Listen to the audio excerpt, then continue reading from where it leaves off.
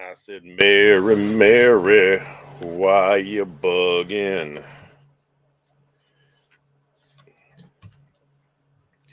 Mary, Mary, I need your loving.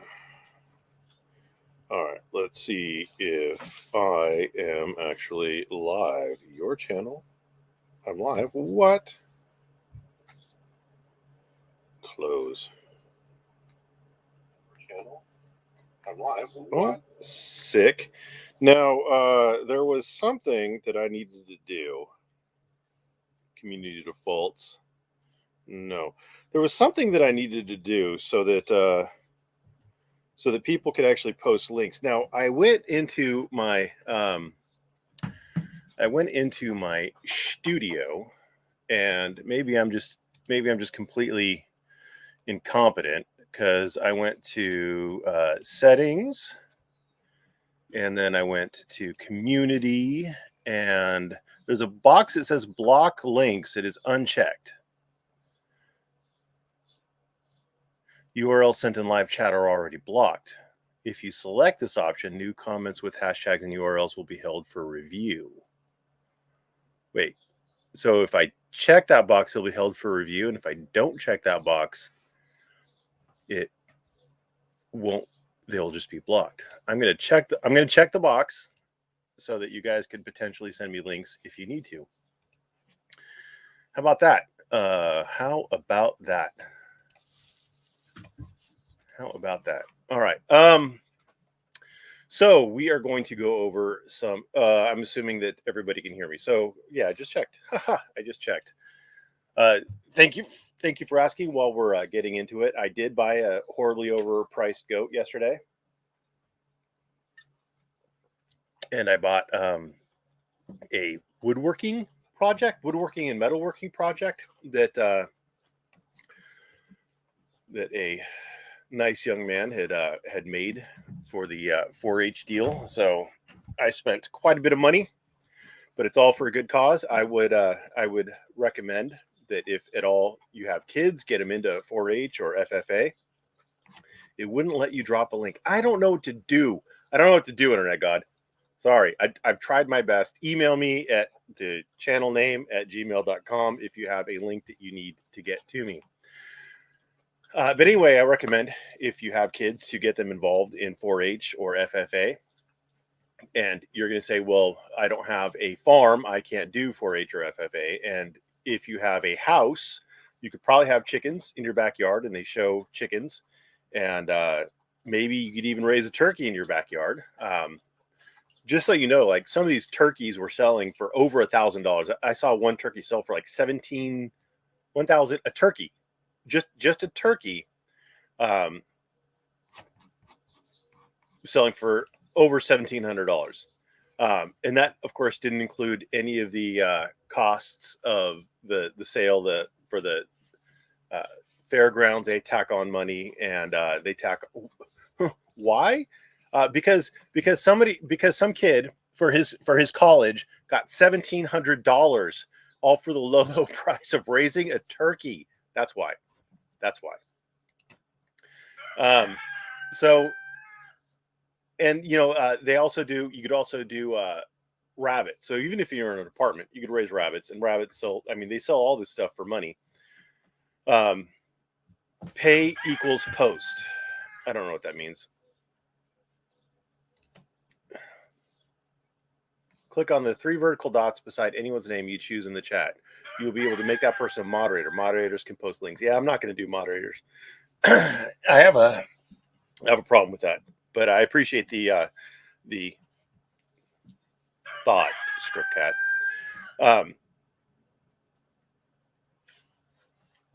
The Rooster ain't cutting it. Well, the Rooster is the best producer I've ever had, and the best cameraman I've ever had too. So there you go.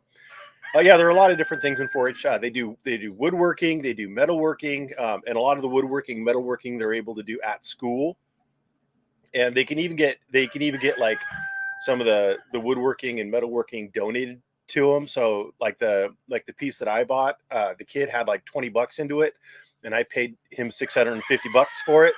So that was $630 of profit to him. I mean, for his time and energy. So it's great for your kids. So if I'm just advocating 4-H and FFA for your kids. Teach them all about uh, animals and whatnot. It's good for them. So anyway, speaking of animals, we're going to go over some filings from Chile Decastro. So he has decided to file a motion. I know I'm late. This was filed on the 16th, which I'm surprised I didn't pick it up on my last live stream, but I didn't. So this was filed in the Las Vegas case. Try 6,000. Oh yeah. Oh no. Well, I know. I'm just saying, like, you can't have a hog if you're living in the city, Donald. So I mean, I know. There was I think it was last year, the grand champion steer sold. It was a college donation thing where they were trying to raise money for this kid's college, specifically for this kid's college, and they sold it once for, it was like $35,000. They sold it, and the guy who the auctioneer was like, do you want to keep it or sell it again? It was, oh, sell it again. And then they sold it again for like $25,000 or $28,000. Keep it or sell it again. Sell it again. They sold it again for like $22,000 or $23,000. So this kid, for the price of one steer, it was a really nice steer, but it was only one steer. He got $70,000, $80,000. So get your kids into 4-H. That's all I'm saying. Get your kids into 4-H. All right, so Decastro offers the following opposition in response to all defendants' motion to dismiss 13 amended complaint by defendants, yada, yada, yada, and Joyder. He submits that. All right, so we start off. Defendants largely ignore and misconstrue the facts contained in the first amended complaint, and instead seek dismissal based on their own version of events in direct contradiction of the standards for ruling on a motion to dismiss. Namely, the court must accept as true the facts alleged in the complaint and must draw inferences in the light most favorable to the plaintiff. That is a correct statement of facts. But you know what I'm going to do? I want to have the complaint open at the same time. So I'm going to is there a first amended complaint? There it is. There's the amended complaint. All right, so I want to have that downloaded. And then we're going to have this open. All right. We're getting there, kids. We're getting there. All right. Instead, seek dismissal based on their version of direct and direct contravention to the standards for ruling on a motion to dismiss. Namely, the court must accept as true, yada, yada. In general, the defendants would have this court believe the plaintiff has pled the facts necessary to give the defendants probable cause that plaintiff committed some unnamed and unpled crime allegedly related to a traffic code. He doesn't have to plead that. There has been a probable cause hearing of some sort, I'm assuming.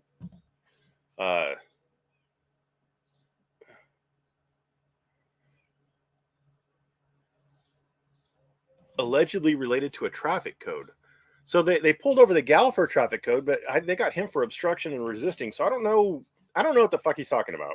Did I get him? No, didn't. Additionally, defendants would have this court believe that plaintiff has pled qualified immunity.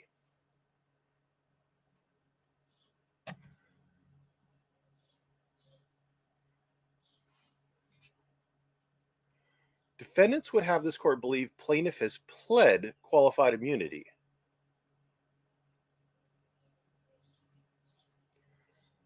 Whatever this cat's on, I want some. So qualified immunity isn't something you plead. You plead facts. Qualified immunity is a legal issue. It's a law issue. So there's the facts and there's the law. Qualified immunity is something that the judge will determine. It's law that is not based on the pleading of the plaintiff. The plaintiff pleads facts. The defense says, even if these facts are true, this legal standard, qualified immunity, applies. I.e., that the things that plaintiff alleges in his complaint have not been found in this particular circuit to be a violation of the Constitution. And so they don't, it's not the plaintiff's pleadings that are at issue. So that's kind of weird. And again, probable cause would also be a legal conclusion. So he's right when he says that plaintiff pled the facts necessary to give the defendant's probable cause. He would have to plead facts sufficient to give the defendant's probable cause, and I think he did, because he was basically saying that he was inserting himself into a traffic stop, which would give them probable cause that he's obstructing. But the qualified immunity, I don't know what he's going on there. I guess we'll have to get to his memorandum of points and authorities. This opposition may seem untimely based on the defendant's false certification on their motion 19, where they allege that all participants in the case are registered CM ECF users. I thought he was. Hold on a second. I thought he was. We're gonna go this way. I thought he did. Maybe I'm wrong.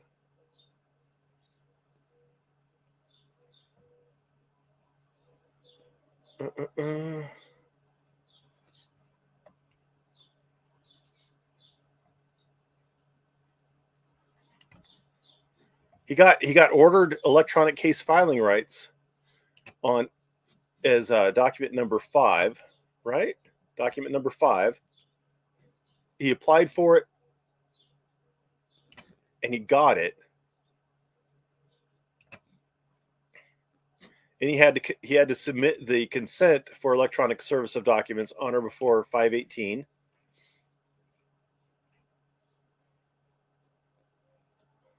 I don't know if that would be filed. It just says submit it to the clerk. He's not authorized to file electronically until the consent form is submitted within the time frame specified. Get out of here. So I'm going to assume that he would have taken care of that. And then 19 is June, which is after May. Hold on. He said 19.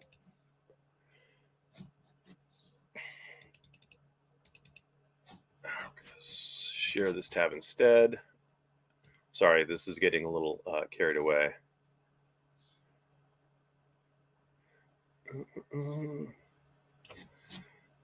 Their motion 19. So motion 19, share this tab instead. 19 is an order denying a motion.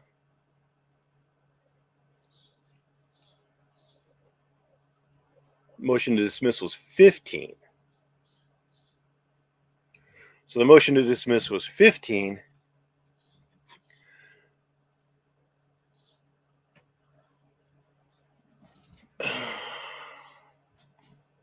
So this is all a giant what the fuck. The false certification on their motion, where they allege that all participants in this case are CM ECF users, and the service will be accomplished by CM ECF. All right, so we're going to look at this one, and we're going to go down to the end. So I don't understand. I don't understand. I don't understand. Again, I don't understand what he's going on about. Plaintiff's on the CM-ECF filer, and plaintiff's status is easily checked. Defendant did not perform their service by mail until approximately 10 days later. They didn't serve by mail. I didn't see a service by mail. Did you see a service by mail? Let's go down and check this again. Show this tab instead. So no, they didn't check that box. They did not serve it by mail. So I'm gonna go with they did not serve it by mail. So I don't know what this cat's on about. This doesn't make any sense. Defendants did not even email their motion to plaintiff until June 6th. It's part of the process where you when you go into file. It's been a hot minute since I've done it myself. But you check the boxes like to do electronic service. So like when you file it, you check the boxes of all the people who need service, and they might even be pre-checked for you. If they might even be pre-checked for you. If I think maybe you have to. I remember having to check boxes, but there's also some attorneys who are over a certain age that they don't have to do electronic filing, I think. And they get to opt out of it even though they're attorneys, because attorneys are supposed to do CMECF. Or maybe I'm confusing it with another court's filing system. I don't remember. But anyway, it's you just check boxes. I mean, it does it through the ECMC or CMECF system. That's how it sends the serves out. You don't have to email it separately. Facts. Why are we pleading facts? Why are we pleading facts? What are we? This is an opposition to a motion to dismiss. The only relevant facts are the facts that are pled in the complaint. So I don't know why we're pleading facts, but I guess we're going to plead facts because why not? Why wouldn't you? I mean, if you don't know what the fuck you're doing, why wouldn't you just plead facts in every single motion in opposition? Why wouldn't you? Plaintiff was illegally arrested. That is not a fact. Plaintiff was arrested. Yes. Was he illegally arrested? Well, that's a good question. That is not a fact. While exercising his civil rights.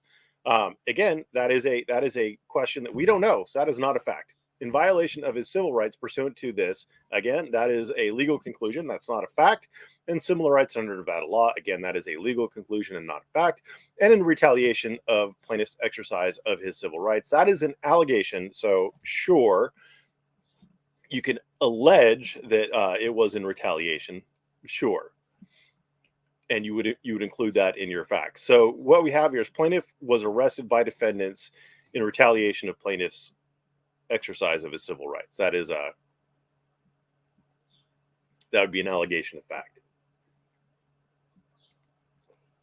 Without reasonable suspicion, while plaintiff was exercising his civil rights, defendants used excessive force to detain plaintiff and deprive plaintiff of his property, including his cell phone. That's an allegation, sure, except that is a threadbare allegation. So a court could and should just completely ignore this because they use excessive force. Well, what does that mean? If you said they punched me in the nuts, well, we know what they did. If you say they used excessive force, we have no idea what they did. You assume that it's excessive force, whatever they did, but we don't know. And the court can't draw any conclusions of law that what they did was excessive force based on what you're pleading. You're just saying it was excessive force. So this is very poor pleading on Chili's behalf. Without good cause, plaintiff was handcuffed while being detained for approximately 35 minutes.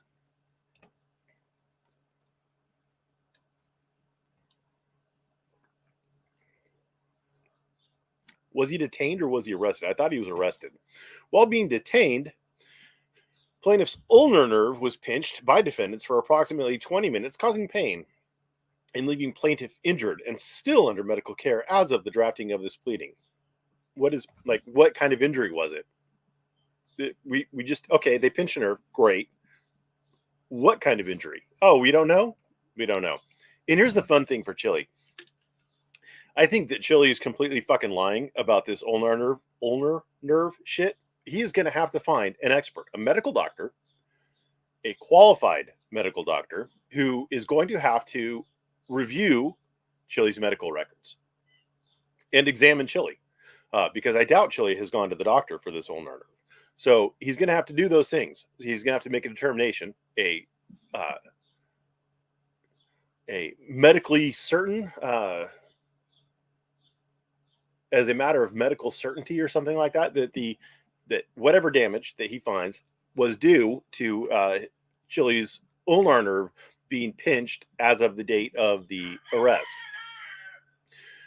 And that's going to cost Chili a lot of money. And by a lot of money, I mean a lot of money. That's going to cost Chili just having a doctor do that review. If he goes through an expert service, he's looking to pay somewhere around $7,000 to $10,000. And that's the tip of the iceberg. if this is going to proceed, that expert is going to have to be deposed. Now, the defendants are going to have to pay for the deposition, and that's great. That's going to be cost to the defendants, but the expert is going to want to review the medical records and the documents and refresh his recollection so that he can give competent testimony at the deposition. And that's going to cost Chili another $5,000 to $10,000 for that expert to review the medical records. So Chili's looking at $15,000-ish to $25,000 so far. And then if it goes to trial, there's another chunk of time that Chili's going to be looking at. There is a reason why most personal injury cases settle, and why most well, I can't say that most medical malpractice cases settle, because a lot of them don't, because they want to fight to prevent people from bringing them. But in any case that involves an expert, the medical expert in my trial got 15 grand, says Internet God. Well, I mean, that's possible. That's low end. When was your trial and where was it? Out here in California, I've had clients pump in 15 grand into experts before they even get to trial. So I mean, they get expensive, and sometimes you'll need like 2 experts if there's 2 different practices involved, 2 different disciplines. I mean, it gets stupid quick, and that's why most personal injury cases settle. So while Chili is alleging that he was injured, he is going to have to actually shit out an expert, not Chili. Chili's assessment that Chili was injured is worth bubkiss. It's not worth the paper it's printed on. And you're going to say, well, John, that's not even printed on paper. I know. And it's not worth the paper it's printed on. It's literally worthless. It can be just completely ignored by the jury, and they'll have to go with what an expert testifies. Without probable cause, he was arrested for alleged misdemeanor violations, which are not even arrestable offenses according to LVMP policies. Well, that's an interesting argument right there. So he's saying that he was arrested without probable cause. That's fine. Now, he's saying that misdemeanor violations aren't arrestable according to LVMP policies, but are they arrestable according to state law? Because these misdemeanors are state law violations, and the state gets to determine whether or not they're arrestable. Plaintiff was searched pursuant to an illegal arrest. Well, if he was arrested in violation of LVMP policies, if it was just a citation offense and not an arrest offense, then the arrest isn't illegal. It's something. If a cop violates a policy, then the cop may be subject to discipline by the LVMPD, but it's not something that makes the arrest somehow not legal. And here's another little sticky wicket. He's suing LVMPD. Specifically, he's suing them for policies that encourage the police officers to make illegal arrests in violation of people's civil liberties. And now he's saying that these aren't arrestable according to LVMPD policies, which undermines his own claim.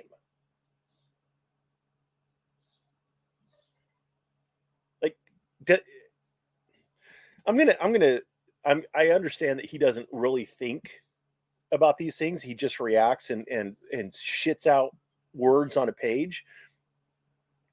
But this admission right here is going to come back and bite him in the ass. And I'm going to assume that LVMPD is just going to get dismissed, just because that's what happens with those kind of claims.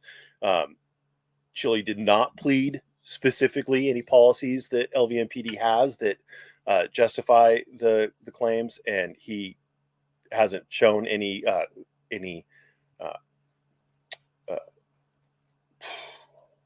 pattern of these things. So he's going to screw himself anyway, but this isn't going to help him. Plaintiff was searched pursuant to an illegal arrest, making the search a violation of plaintiff's rights. Again, that's a conclusion of law, not a fact.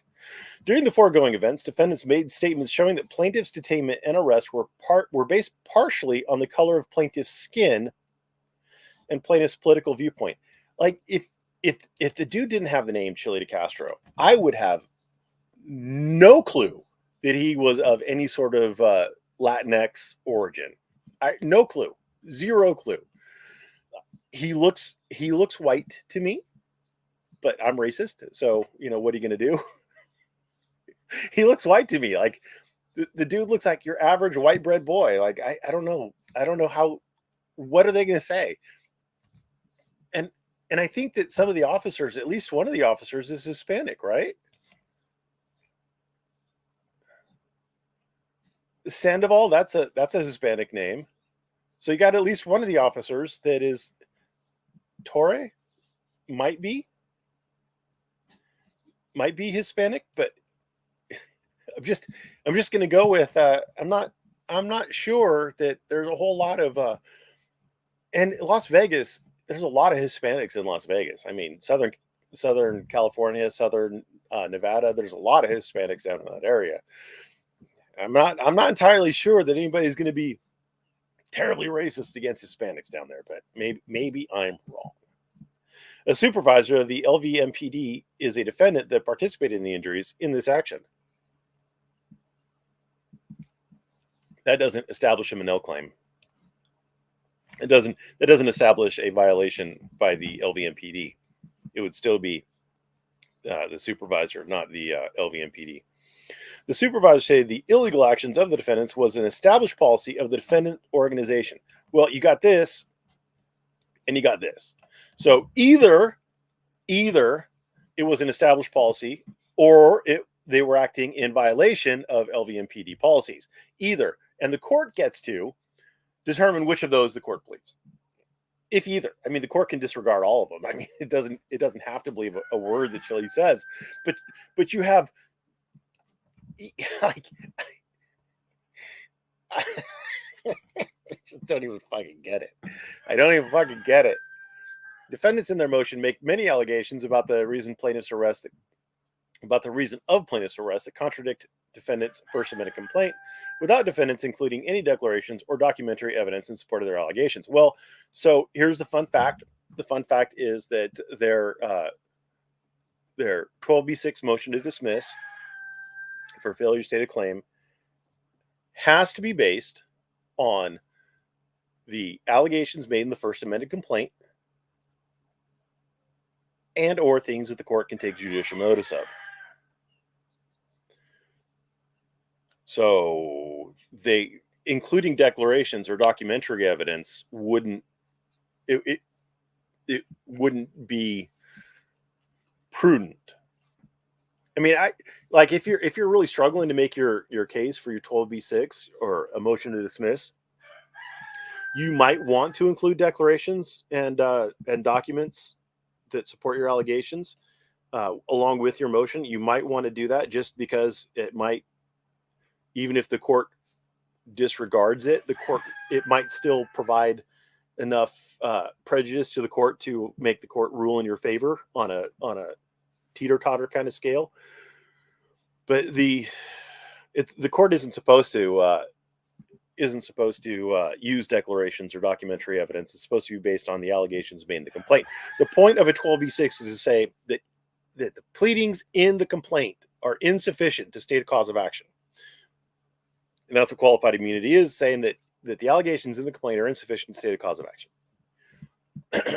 Defendants have continued to participate in the malicious prosecution of plaintiff, and plaintiff expects request for leave to file supplemental claims related to malicious prosecution soon.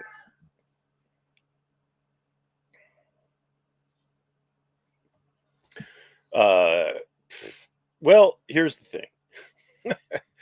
thing. He would have to add a whole new set of people to the complaint because the district attorney is the one who is prosecuting him at this point, not the police. The police are done. They made their arrest. They sent everything over to the district attorney. The district attorney looked at it and decided, you know what?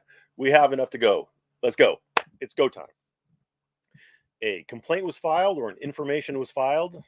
I doubt they went to a grand jury, so I doubt there was an indictment filed, but something was filed, and you're off to the races. Memorandum of points and authorities. Indeed, the subject incident was not a traffic stop. What subject incident? There's two incidents there. There is a traffic stop of the gal who Chili stumbled upon, and then there was what happened with Chili, which was, I'm assuming, the actual subject incident, which was not a traffic stop. It was tangentially related to a traffic stop that Chili was interfering with. In the motion at 2:20-23, defendants claimed the subject incident was a traffic stop citing the First Amended complaint. A subject incident citing the traffic stop. All right, so we're going to go to this one. We're going to go to the motion. And the motion was filed in June, right? Right, here's the motion. All right. At 2:20. Subject incident. So the officer was conducting a traffic stop of a silver Hyundai ECF number 13 at paragraph 20. ECF number 13 at paragraph 20. All right. ECF 13 at paragraph 20.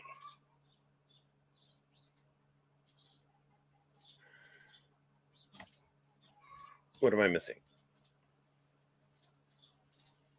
Oh, at paragraph 20. Hold on, where's paragraph 20? That's not page 20, dumbass. Paragraph 20.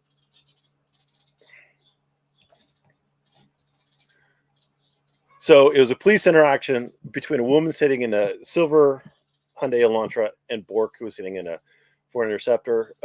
Okay. So, so it wasn't a traffic stop. Now, let's just assume it wasn't a traffic stop. Does that change a goddamn thing about their motion to dismiss? No. No. This is false and it was not alleged in the First Amended complaint. So what was it, Chili? What was it? It wasn't a traffic stop? There was not a traffic stop? Let's see something. So in the subject incident, there was a traffic stop. Chili Decastro, this happened said. Chili Castro approached traffic stop and began recording and talking to the traffic detainee. At the time, Decastro approached the traffic stop. The officer was sitting in his LVMPD vehicle. So the operative part here was that Chili approached the traffic stop and began recording and talking to the traffic detainee. Now, if it was any other, we know there was someone being detained. There was, Chili says that it was a police interaction with a woman sitting in a car and the officer sitting in a car. All right. So we know there was a police interaction. So let's just say that they called it, was Officer Bork was interacting, Officer Bork had detained a woman in a silver Hyundai Elantra. Would that change anything? Would it change anything about their motion to dismiss? No. It would not. So that's a silly thing for, if this was changed, it wouldn't change anything about what was going on. So it wasn't a traffic stop. Congratulations, it wasn't a traffic stop. Let's see. Defendant Brandon Bork, did not use the word obstructing, but a threat to retaliate. But in a threat to retaliate for plaintiff allegedly not respecting a citizen's rights. Did use the word obstructing, but in a threat. He used the word obstructing, but in a threat to retaliate for plaintiff allegedly not respecting a women's citizen's privacy rights. And cites no actual law violation. Well, obstructing is a law violation.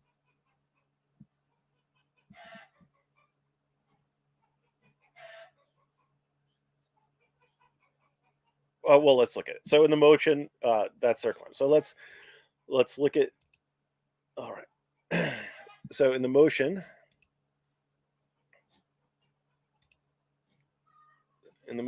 all right. So there's the motion at page 3, 5 to 6.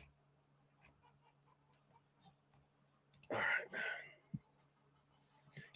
That's what we're citing. They're citing the ECF number 13 at paragraph 23. ECF 13 at paragraph 23.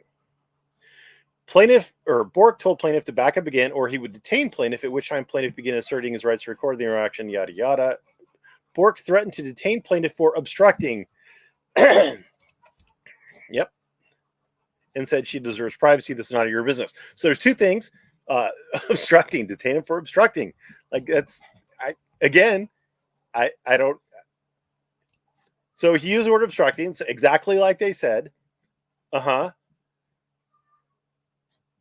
And she deserves privacy. Okay. This is false and it's not alleged in the fact. Bork threatened to detain plaintiff for obstructing if plaintiff did not respect his citizen's right to privacy. See, now he's changing what he said. Bork threatened to detain plaintiff for obstructing and said she deserves privacy. This is not your business. So Chili's changing what Chili said. Chili's changing the First Amendment complaint. Bork's capitalize in quotes wishes. If you are quoting yourself, you don't put it in quotes. If you're saying Bork's wishes are not backed by statute, well, obstructing is backed by statute. So he wasn't arrested for wishes. He was arrested for obstructing. If plaintiff had illegally obstructed anything, which plaintiff denies, plaintiff certainly had no warning of that. Does it say anywhere in the Las Vegas statutes that the officer has to give you warning of obstruction? Or is it if you obstruct? I mean, I don't think there's any requirement that the officer actually in the statute. I don't believe there's any requirement the officer warn you that you're obstructing. If plaintiff, you're not seeing this. There we go. If plaintiff had violated law in Bork's presence, there would have been no reason to threaten plaintiff's immediate freedom with detainment while Bork investigated.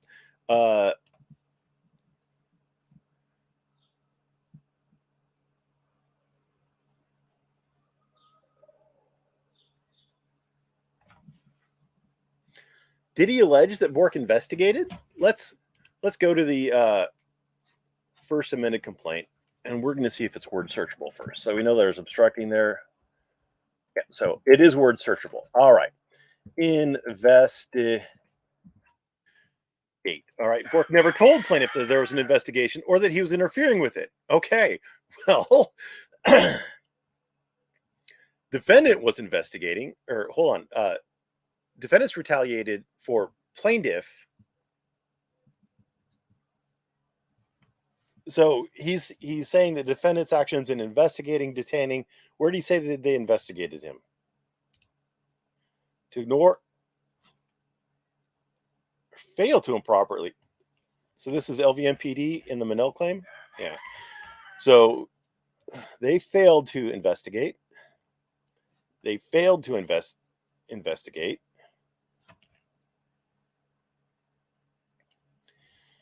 They had a duty to investigate.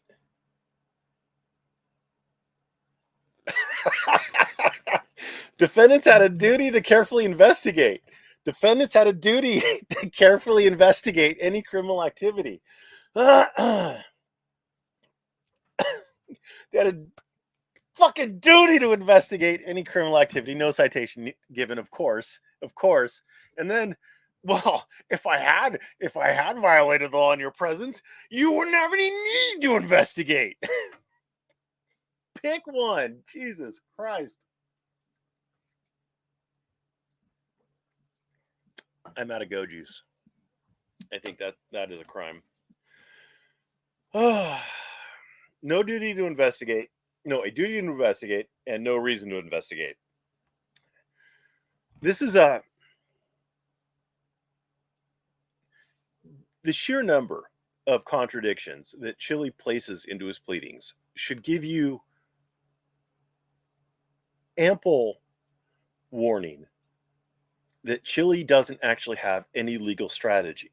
He just reacts, and the reaction that he gives, the argument that he makes to react, is just whatever he thinks will work at the time. He doesn't take into account what he's pled before. He doesn't take into account what he needs to plead to survive. He just reacts.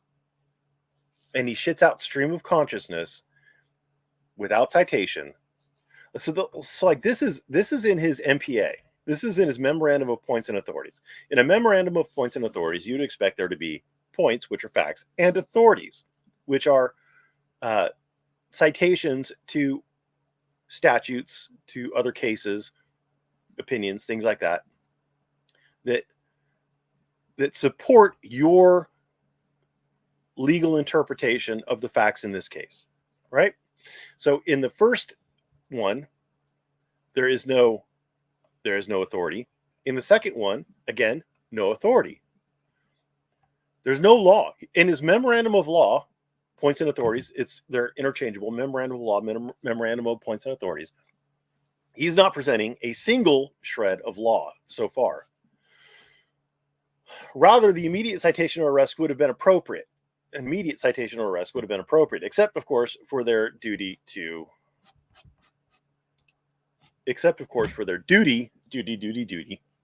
investigate.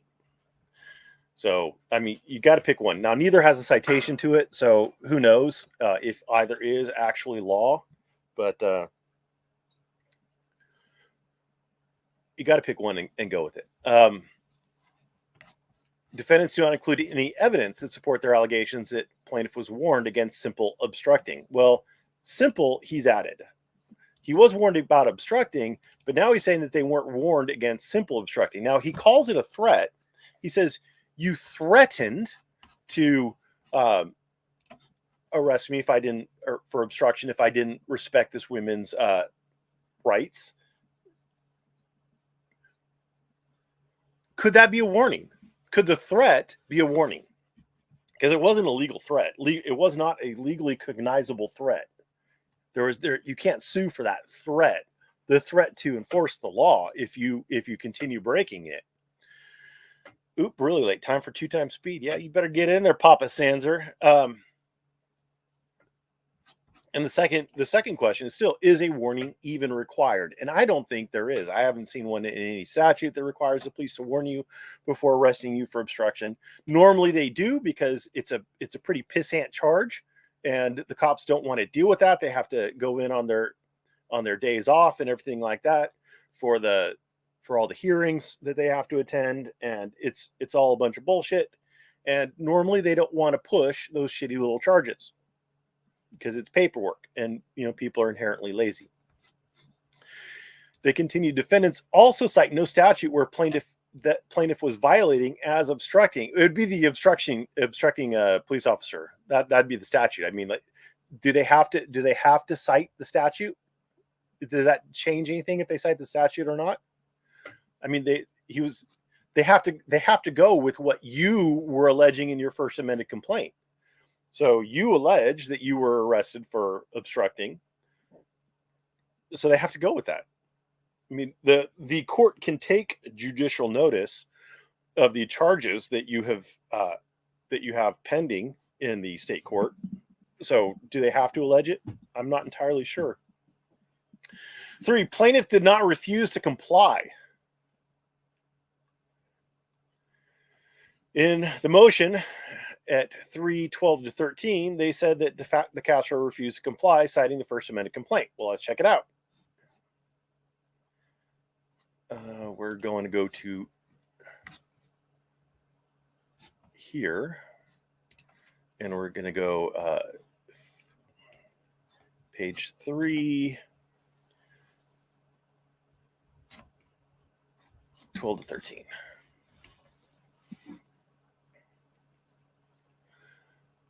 When officer attempted to detain Decastro refused to comply. Now they're citing ECF 13 at 25 to 26, paragraph 25 to paragraph 26. All right, paragraph 25 to 26. Move on up. 25 to 26. Bork told Jane to leave and started walking aggressively towards plaintiff as if to use force, and plaintiff took a step back to prevent any physical confrontation. Plaintiff continued to protest, Bork putting his hands on him unnecessarily, but Bork was patently interested in manhandling plaintiff in some way and said, "Listen, I am going to put my hands on you." Bork did indeed batter plaintiff. While plaintiff was firm in his verbal tone, he never screamed or yelled, he never threatened defendants, he never said anything that would have led a reasonable law enforcement to fear for his safety or to suspect that plaintiff committed or was planning to commit a crime.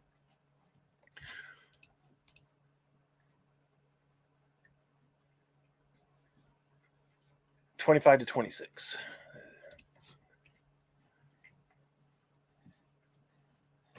Plaintiff took a step back, which to prevent, he was trying to prevent something.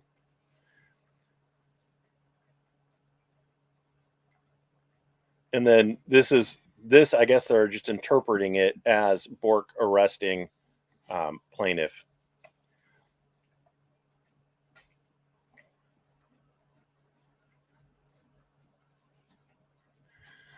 But they could also have just cited the video, because doesn't Chili say that he video recorded?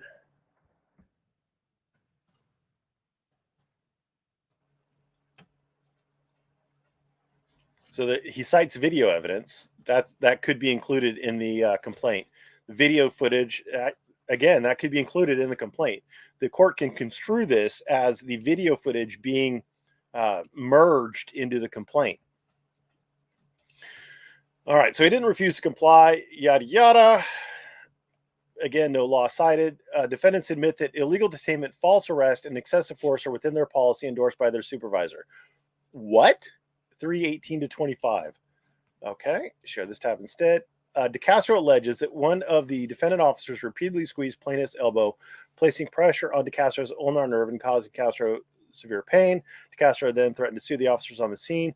Decastro further alleges he was patted down several times. And during the final pat down, an officer struck Decastro in the groin with a closed fist. What am I missing here? What am I missing here?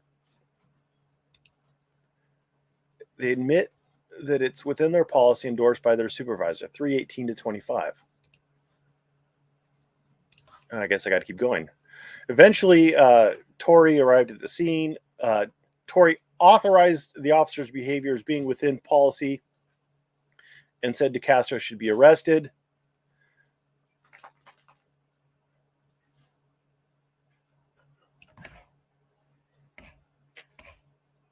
This is just in the statement of facts.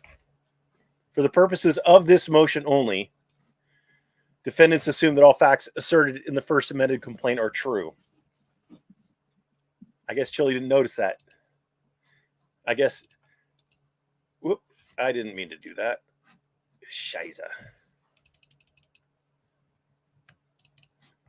That's what happens when you accidentally click. All right, so they did not admit that. They were operating under the, for the purposes of this motion only, defendants assume all facts asserted in the first amended complaint are true. So Chili tries to grab a W out and fails miserably. 5, defendants admit to changing their story in the police report. 325, defendants admit to changing their story and arresting plaintiff for things that are not true and or are not crimes. 25 to 28. 25 to 28. As noted in, share this tab instead. As noted in Officer Bork's report and affirmed by Sergeant Torrey, the reasons why Decastro was arrested for engaging with the detained officer, refusing to give the officer reasonable space to work, and refusing to obey lawful commands after being advised he was being detained. So obstructing and resisting. So they didn't say the law. They actually said what Chili did that violated the law. Like, instead of saying, I arrested him for murder, you say, I arrested him for shooting and killing another person. Oh, well, you didn't say murder. So, is shooting a crime? Is killing a crime? That's not a crime. Murder's a crime. You're like, whatever, dude. Defendants admit to lying on their police report and arresting plaintiff for filming the police. 328 to 41-4. Defendants admit to lying about what plaintiff said prior to arrest, and defendants admitted to arresting plaintiff because of his right to film the police would continue in the area if he was not cited. 328 to 41. Officer Bork's report further stated Decastro had admitted to getting into trouble numerous times in the past for the same reason, and his habitual behavior of obstructing police officers and claiming it was justified because of his right to film the police would continue in the area if he was not cited. So the problems again are that, number one, all of these facts are assumed true for the purposes of this motion only. And number two, what about this? It's his habitual behavior of obstructing that they're arresting him for. And his claim, Chili's claim, it was justified because of Chili's right to film the police. So the obstruction would continue in the area if Chili was not cited. And the reason why his obstruction would continue in the area if he was not cited is because Chili claims his obstruction was justified because of his right to film the police. So I don't think it says what Chili thinks it says, but things never say what Chili thinks that they say. Defendants intentionally or incompetently misstate the majority of plaintiff's claims. You know what's really helpful is to be completely fucking incompetent and then claim that the other side is being incompetent. In the motion at motion 4-5-1, defendants largely assume state law claims where there are also federal claims and skip over state constitution claims in plaintiff's First Amendment complaint. Well, a 12b6 unqualified immunity would necessarily, a 12b6 would be interesting. First claim for relief, 42 U.S.C. 1983. So they list the Nevada state law assault claim, the Nevada state law. They list 6th, 7th, 8th, and 9th, and 10th. They list them. I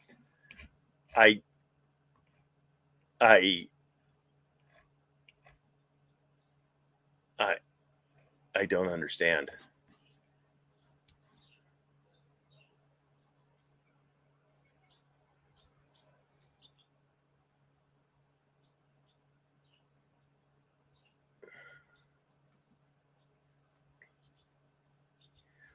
So they're demurring to the invasion of privacy claim, and they're demurring to the negligence claim. So they didn't demur to the other claims. So the false arrest, assault, and battery claims are still in contention or would not be resolved by this particular motion. And also the what's the one for excessive force? The excessive force claim would not be resolved with this 12b6. So I don't see where they skipped them.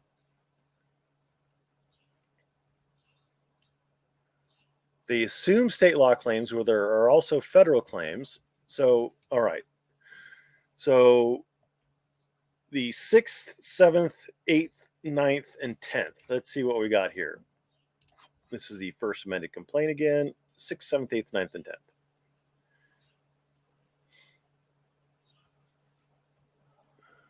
First, 5th, 6th cause of action is assault. This is a state law claim. Battery is a state law claim. False arrest is a state law claim. Invasion of privacy was a state law claim. And negligence, he doesn't add on federal causes of action to the 6th through 10th causes of action. So I don't know what he's saying.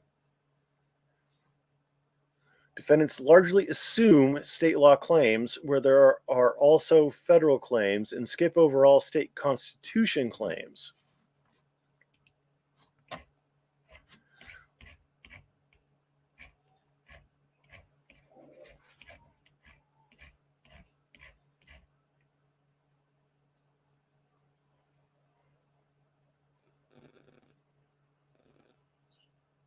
Coyotes out. It's Manel. That's just a 1983. That's just a 1983. That's just, I don't understand. I don't understand what he's saying. I honestly, I'm not trying to be a dick. I don't understand what he's saying. I don't understand what he's saying. Defendant officers have admitted to acting under color of law. Motion 519 to 20. Oops, share this episode. So over right here, 519 to 20. So we're looking at the motion 519 to 20. To make a prima facie case, they must show the defendant acted under color of law and deprive the defendant of a constitutional right. The defendant officers do not dispute they acted under color of law. Perfect.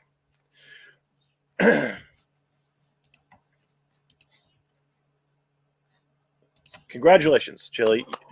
You pointed out something that they stated obviously and clearly in their motion.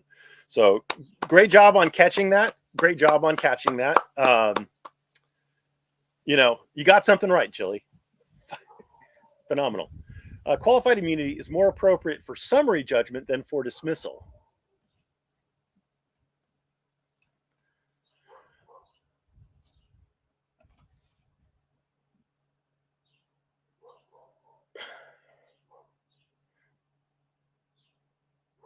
So Hunter was done at summary judgment, but Hunter said it should be done at the earliest possible stage in litigation. Well, let's let fucking read Hunter versus Bryant. What do you say? What do you say, kids?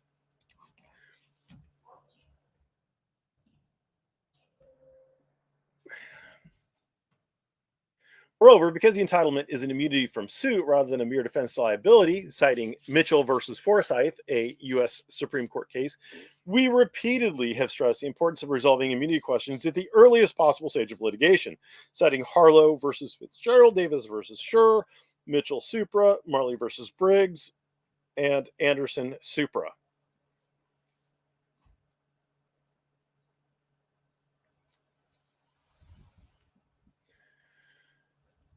So, what's his point? Let's see what Mitchell versus Forsyth. Oops. This one was a summary judgment. Congrats. All right, let's see what Harlow was. They moved for summary judgment. Congrats.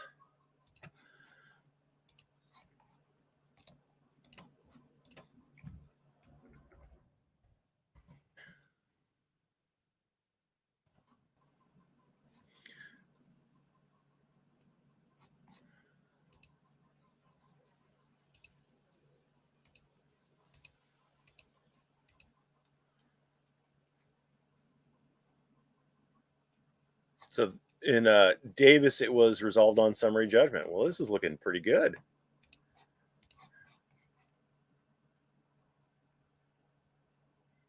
Something happened. We're looking at Malley versus Briggs.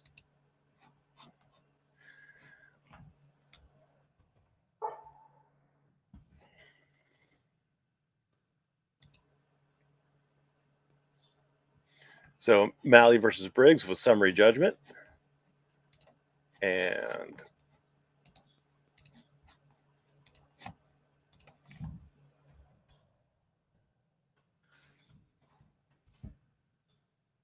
so this one was also summary judgment.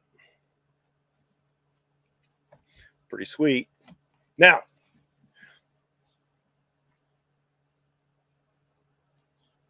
arriving at the middle of the document reading is hard. Well, sucks. That sucks to be you. So the citation that the moving parties used was to a case that said it should be done at the earliest possible stage in the litigation, and yet in that case, it was determined at summary judgment. Now,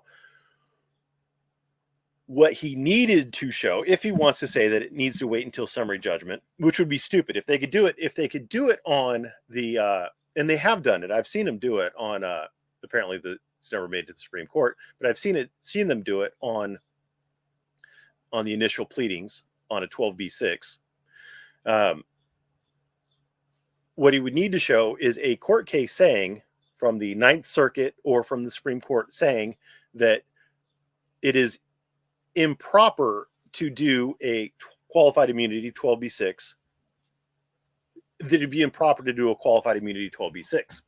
So let me just do a little bit of Scala. We're going to go case law. We're going to go select courts. Theoretically, we're going to go select courts. There we go. We're going to do Ninth Circuit Court of Appeals, and we're going to do Supreme Court. And we're going to just use those. And we're going to do 12b. 6. And we're going to go qualified immunity.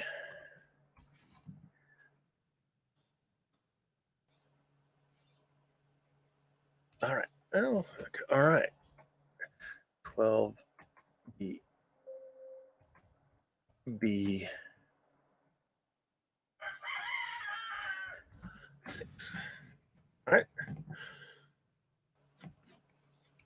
Was this a motion for summary judgment?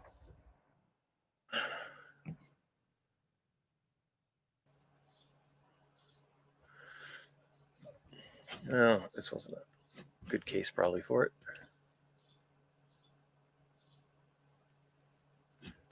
It was a summary judgment. All right.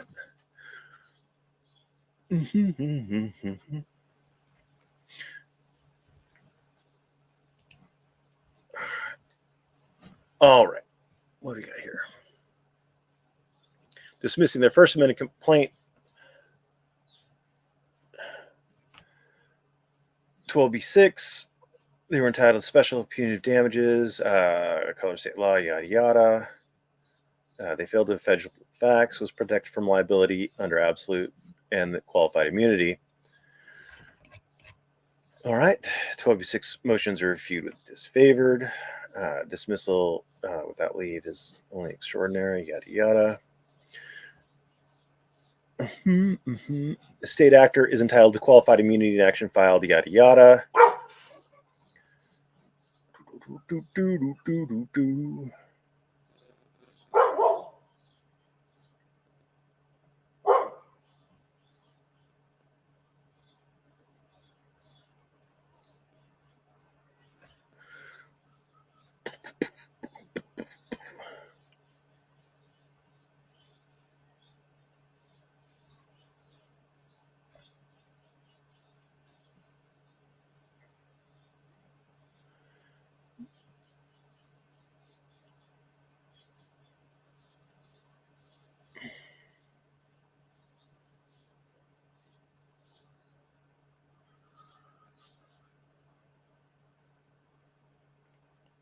So on this one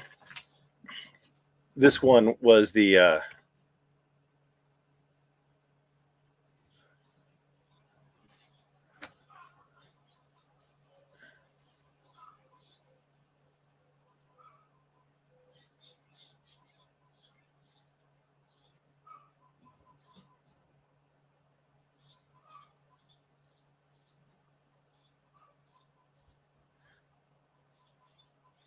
okay, I see what they're saying there.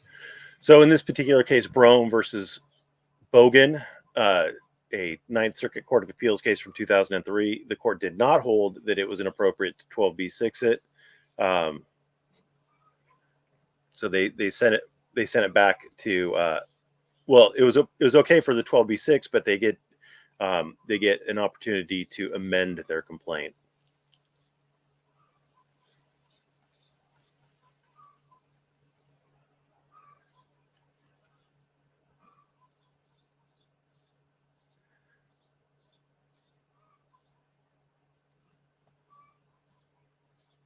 I don't see anything in here about them saying that the 12b6 for qualified immunity was inappropriate.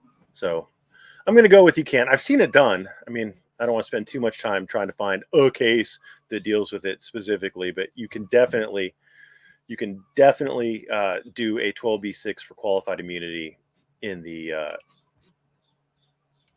early stages. 12b6 failure to state a claim, that would be like a demur. That's before you file your answer, usually.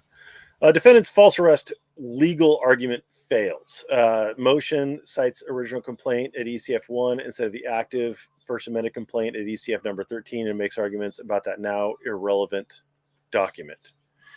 Motion 614 to 6 to 714. 614 to 714. Share this tab instead.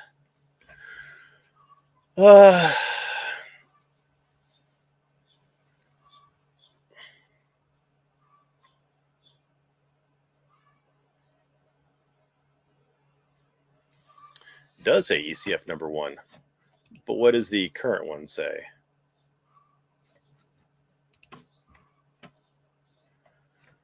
What does this one say?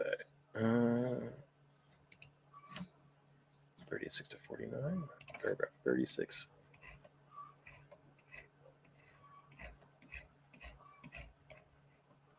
That's weird. Why would they have cited?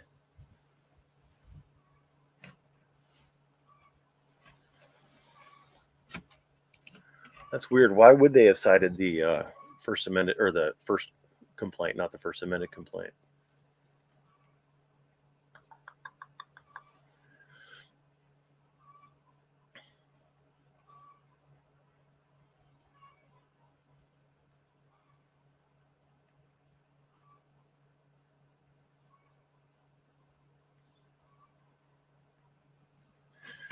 So here they go back to ECF number 13. That's interesting. I wonder how the court's going to deal with that. I'm assuming the court will view the facts alleged in the first amended complaint, and they will disregard any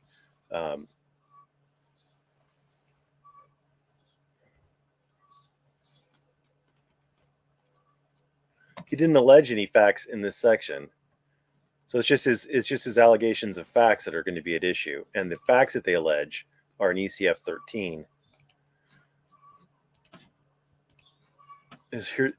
Here's the first cause of action. There's no facts alleged in it. So the question is going to be if the facts that are alleged in the first amended complaint are different than the facts alleged in the original complaint.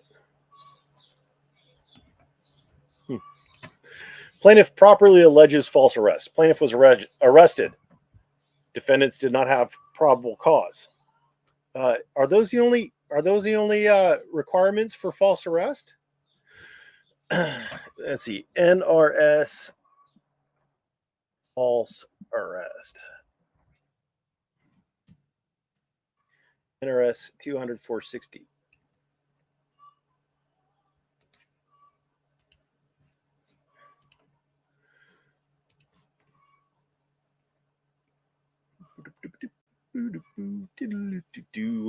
$460.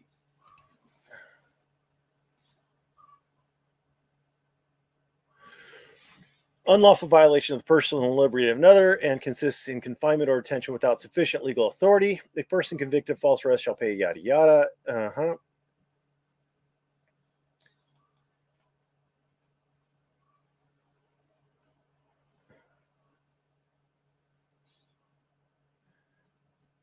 Unlawful violation of the personal liberty of another and consists in confinement or detention without sufficient legal authority. Interesting.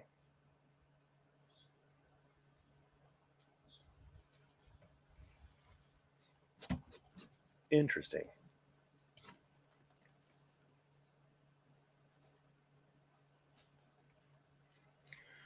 Do-do-do-do-do-do-do.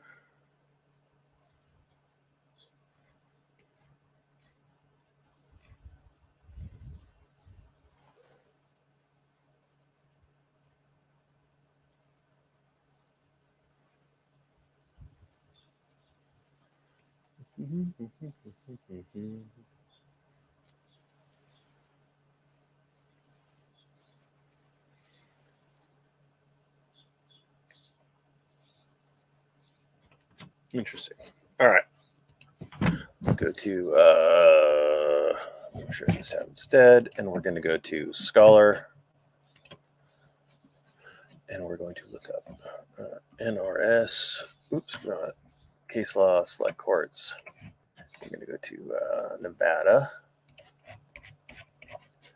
Done. We're going to go to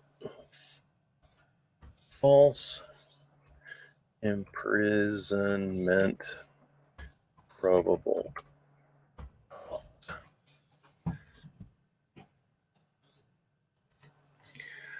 All righty.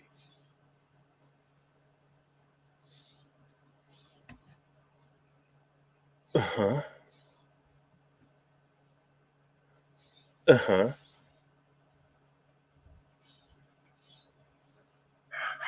Uh-huh.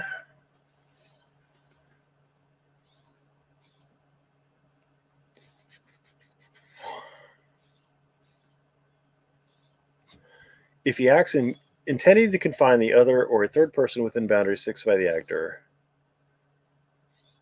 B, his act directly or indirectly results from such confinement of the other, and C, the other's conscious confinement is harmed. Okay?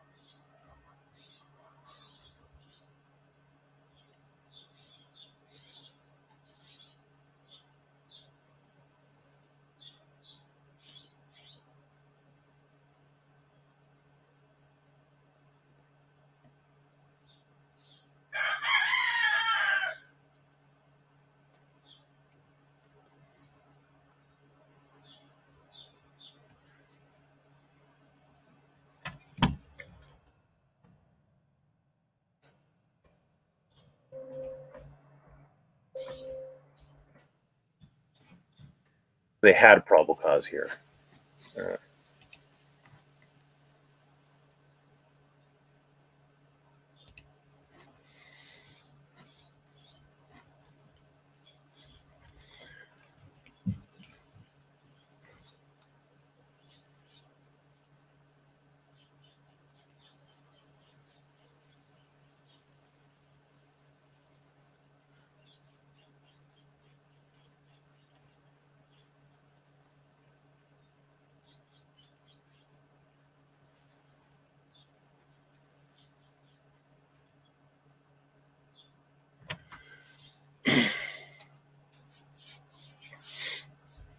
All right. So if it's a valid arrest under NRS 171.124. All right. So to the Googles. Can I just go up from here? Is there a way to go up from here? What do we want? NRS this. Copy. I want this. Paste and search. All right. So we're at 171.124.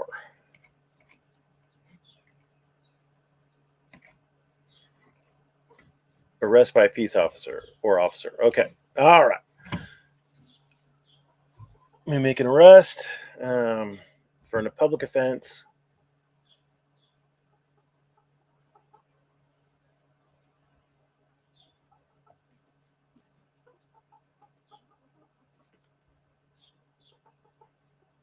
All right. So I guess it's going to turn on whether or not the officer had probable cause. Now, probable cause is going to be a determination by the court. It's not going to be something that Chile alleges. Sorry for taking so long on that. It's a fairly simple solution. Probable cause is a legal conclusion, not a factual allegation. So the court has to take all the facts alleged in the complaint as true, but they don't have to take all the legal conclusions alleged in the complaint as true. The allegation the officer did not have probable cause is a legal conclusion. The court can make that on its own, and so Chili's argument is ill-founded. 12, Bork did not have probable cause to arrest plaintiff for obstruction.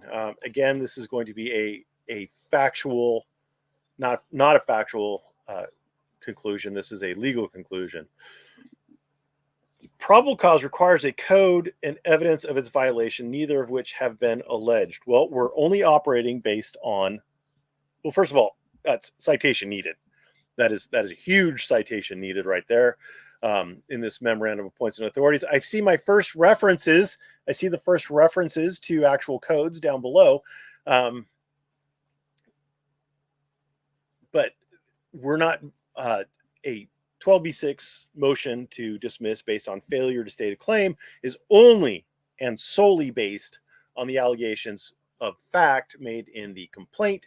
And so how could they make these allegations? Even if they did make these allegations, the court would be required to not use them as part of its determination on the 12b6 motion.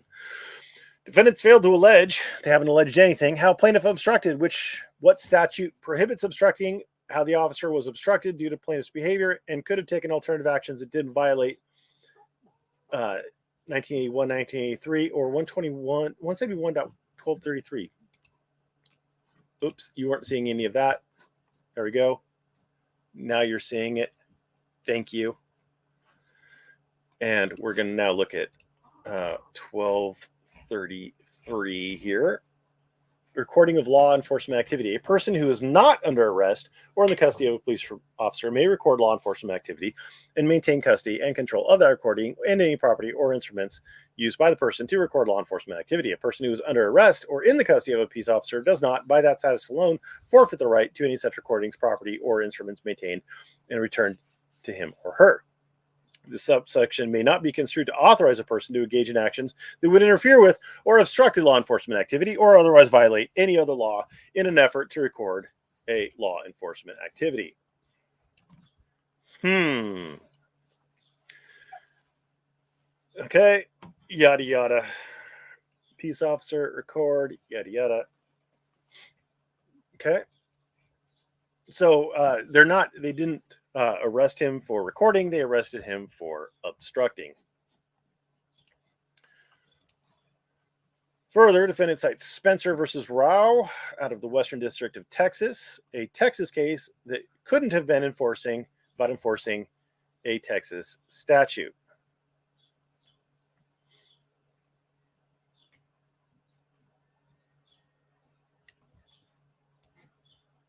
Oh, let's check it out.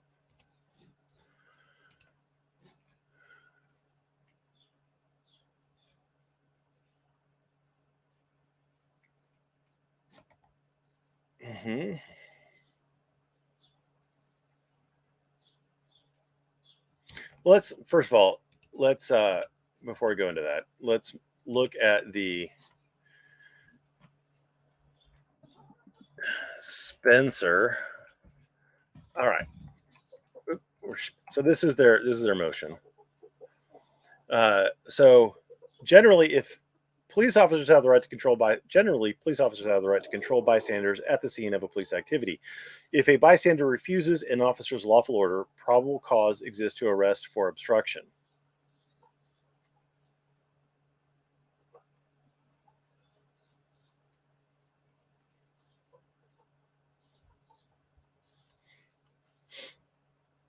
Okay.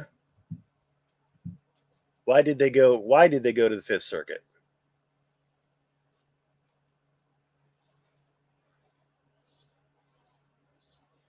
That is interesting. Why did they go to the Fifth Circuit?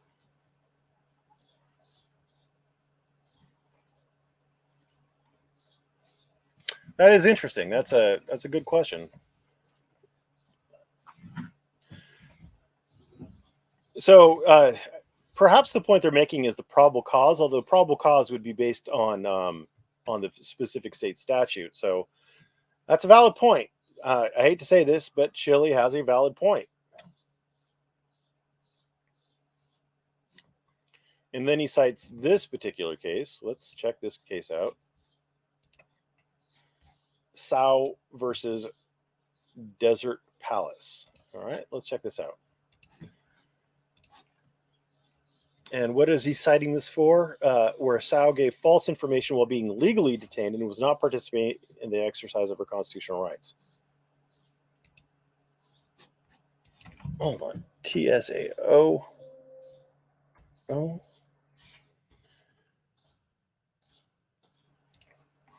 The Ninth Circuit held that under NRS 197.190, it is obstruction to impede and prolong an investigation.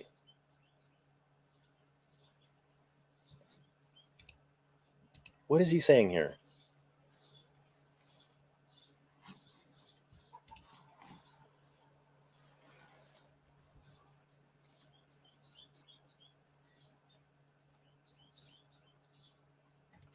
So Kelly versus so this Tsao versus Desert Palace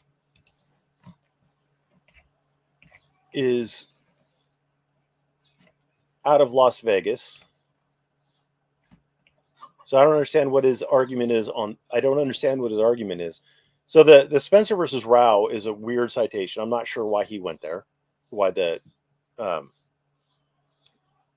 counsel for the defendants went there, but Tsao seems to be appropriately cited. The Ninth Circuit has held that under NRS 197.190, it is obstruction to impede and prolong an investigation.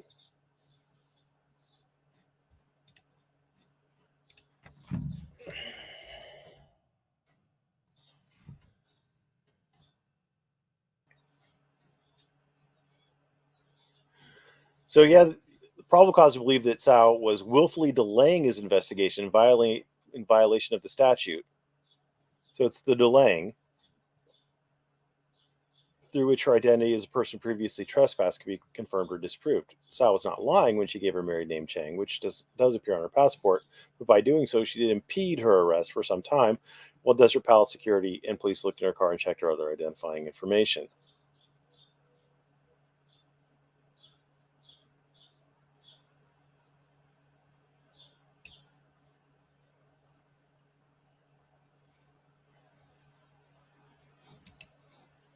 So was the argument that because the factual circumstances weren't identical, that Tsao wasn't sticking herself into a traffic stop, that this case doesn't apply? It's the willfully delaying, I believe, is the issue.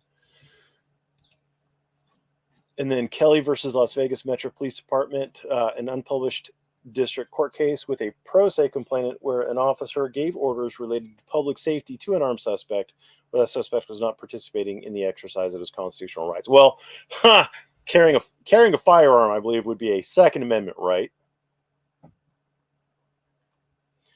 I guess let's look at it if we can.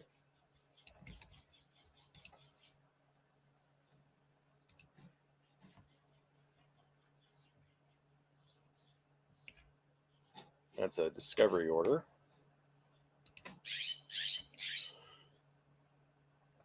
This is 2013. Are we looking at 2014? I'm still digging. Still digging. That's what she said.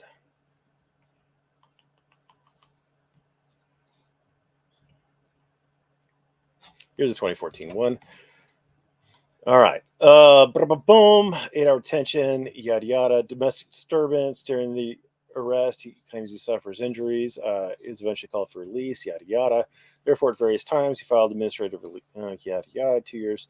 Filed a complaint alleging false arrest. Legal standard. Blah blah blah.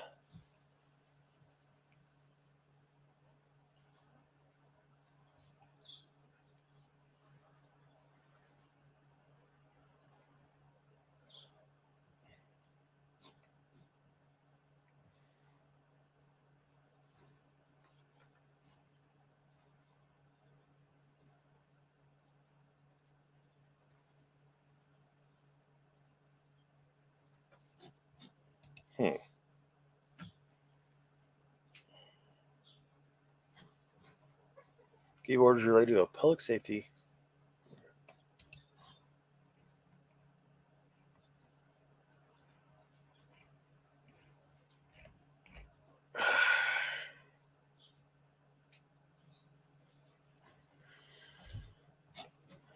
Do I care enough? Do I care enough?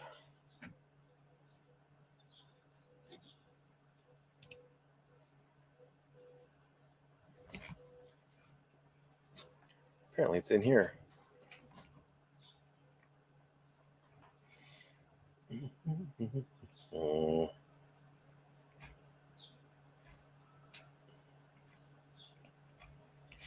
Monel.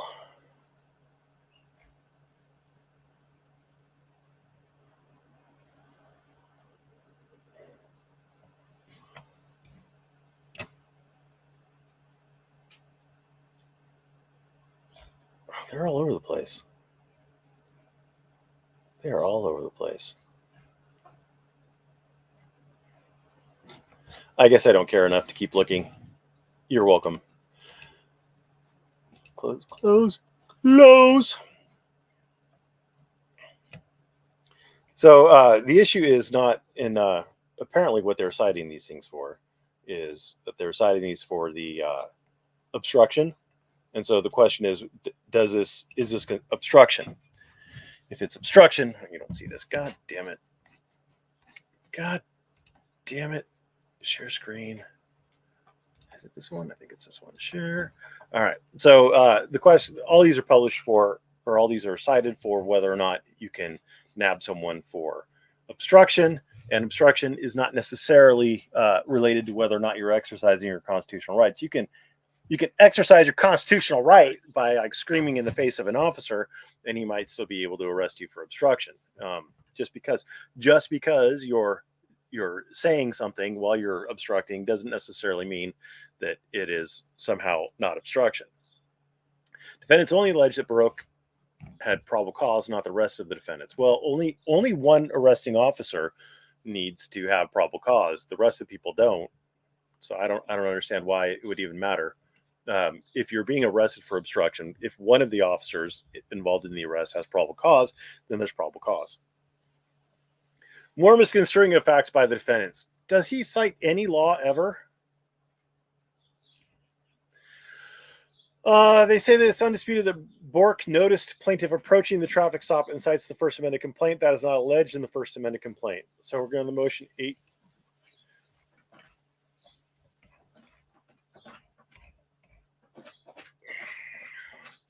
Nothing is more awesome than watching your dog eat chicken shit and then want to come and lick you later. 8-3-12. Here, Officer Bork was the only officer on the scene, the person most familiar with the dangers of individuals inserting themselves in traffic stops. The following facts are undisputed. Officer Bork noticed Decastro approaching the traffic stop and interacting with the subject of the traffic stop. That's ECF 2122. Let's see, is that what he's talking about? Hold on a second. You get to see that while I'm looking at this. And that is ECF 2122. Yep. All right. So we're going to look at ECF 2122. ECF 21 to 22. Plaintiff started recording police interaction on one of his phones. Moved to a position approximately 10 feet away from Jane. Oh boy. Oh boy. So he was interacting. So he's 10 feet away from Jane. 10 feet away from Jane. And making sure not to become between Baruch and Jane. He asked her what if she was good. Are you okay? All right. So their allegation was that Bork noticed Decastro approaching the traffic stop, interacting with the subject of the traffic stop. And then Bork told him to distance himself at 22. Bork told him to distance himself at 22. Within 6 seconds, Bork left his vehicle, got plaintiff's attention, and told him to back up, which plaintiff immediately did, giving Bork an additional 5 feet. So Bork got plaintiff's attention. That must mean Bork noticed plaintiff and told him to back up. So it is inferred, at least from what the complaint states. This is not alleged in the complaint. Plaintiff does not say he witnessed happening inside of Bork's vehicle. Not say what he witnessed happening inside of Bork's vehicle. Defendants say that plaintiff alleged staying close enough to Bork to interfere, but this is false and not alleged in the first amended complaint.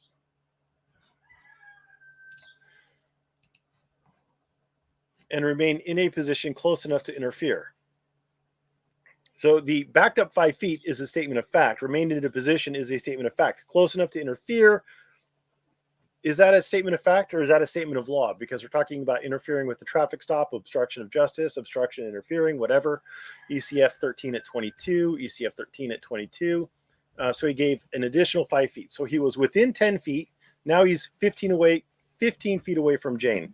Is that, as a matter of law, close enough to interfere? I don't know. The video recording of the event does not lie, nor does the video have any bias. Well, videos can and do lie, and videos can and do have bias. They don't see everything. They only see the things that they're pointed at. And sometimes even those are, it's hard to determine like depth, like how far away things actually are. Plaintiffs say that, or defendants say the plaintiff further admits in the first amended complaint that he refused to move a safe distance away. Did they say safe distance away? And refused to. So Bork warned him that he would detain Castro if he did not back up further. Decastro claimed he would stand next to the traffic stop and film and refused to comply with Officer Bork's order to move a safe distance away. So Officer Bork told him to move back, is what they're saying. And he refused to comply with Bork's order to move back. But let's see. ECF 13 at 23. Oops, you didn't see any of that. Now you could look at that while I'm looking at ECF 23. And Bork told plaintiff to back up again, or he would detain plaintiff, at which time plaintiff began asserting his rights for interaction, saying, I'm more than 10 feet away. I'm a member of the press. I have a right to be here. Bork threatened to detain plaintiff for obstructing, and she deserves privacy. This is not your business. So the logical inference from this is that Bork did not think that the 15 feet away that Chile was, allegedly, was safe and told him to back up further. Okay. This is false and is not alleged in the first amended complaint. Well, like, you're really trying to pick the fly shit from the pepper here. I'm not sure that this is worth anybody's time. Defendants allege, speaking of which, damn it, we're only on page 7 out of 13, and we've been doing this for how long? An hour and a half? Fuck me. Defendants allege the plaintiff admitted he intended to interfere with the traffic stop based on his flawed understanding of the First Amendment, but this is false and is not alleged in the First Amendment complaint. Motion 8-17 to 20. 8. It, as admitted to in the First Amendment complaint, Decastro ignored Officer Bork's multiple reasonable requests and through both action and word made it clear that he intended to interfere with the traffic stop based on his flawed understanding of the First Amendment complaint, or the First Amendment and the public's right to record police interactions. Well, yeah, so they're summarizing. This is a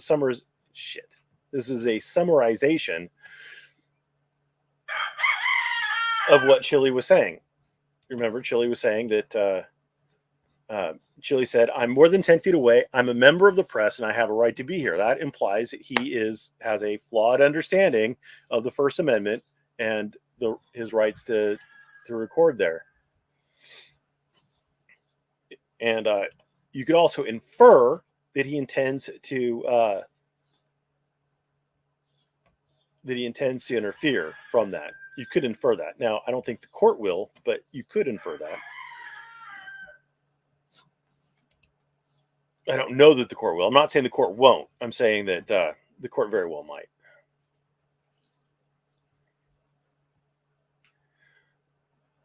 Further, NRS 171.1223 makes it unlawful for Bork to interfere with plaintiff's recording of a police.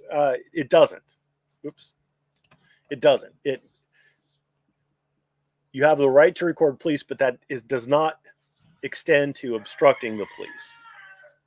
Finally, Bork has had training on the rights of citizens to record interactions with the police, and he did not follow what he was taught. Well, citation needed. 14. Plaintiff's counsel attempts to enter testimony without declaration. Motion 8-13 to 17.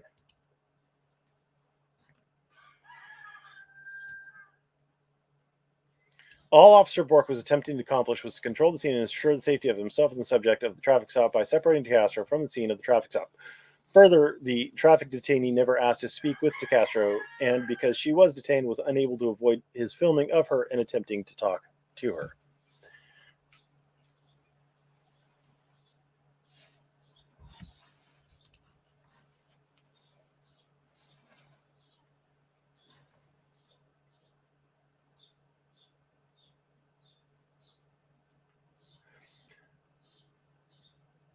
Officer Bork was attempting to control the scene. He was telling Chili to back up. Officer Bork was attempting to ensure the safety of himself and the subject of the traffic stop by separating Decastro from the scene of the traffic stop. He was trying to separate Decastro from the scene of the traffic stop. And there's no allegations that the traffic detainee asked to speak with Decastro. And because she was detained, she was unable to avoid his filming of her and his attempting to talk to her. So I don't know why Chili thinks that this is, what did he say? Attempting to enter testimony without declaration. That's not testimony. That's an interpretation of the facts as alleged in the First Amendment complaint. Bork is not protected by qualified immunity under federal civil rights claims, nor are the other officers. Okay, so we do have actual citations to law. Finally, defendants only allege Bork is protected for his violation of plaintiff's Fourth Amendment claims for false arrest. Bork does not allege protection for qualified immunity for his violation of plaintiff's other Fourth Amendment complaints or his claims for First or 14th Amendment. So motion 9-4 to 10-13.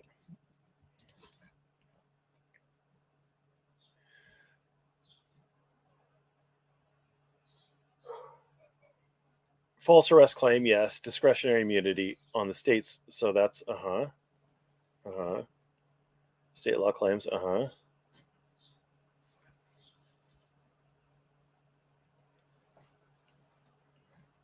14th Amendment claims, relevant First Amendment law claim, needs to be Bartlett,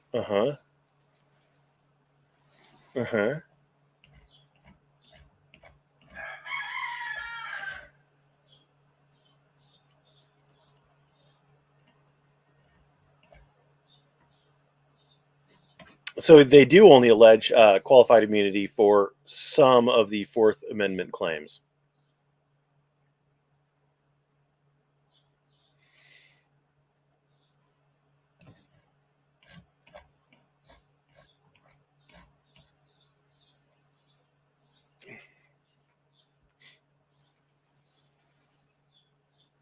So, okay.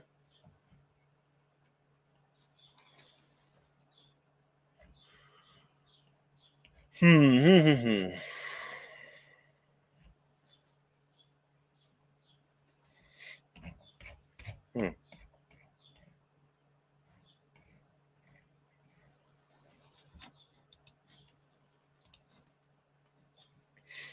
Bork does not allege qualified immunity for his violation of plaintiff's other Fourth Amendment complaints or his claims under First or 14th Amendment.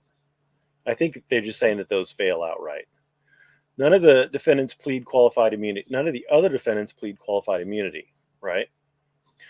Defendants cite Matos versus Aragano, which they say requires the analysis of analogous case law to see if the officer should have known they were breaking the law. Yes. However, officers can still be on notice that their conduct violates established law, even in novel factual circumstances. Yes. This circumstance isn't novel, though. This circumstance is the opposite of novel. See also Giebel versus Sylvester. Even if there's no closely analogous case law, a right can be clearly established on the basis of common sense.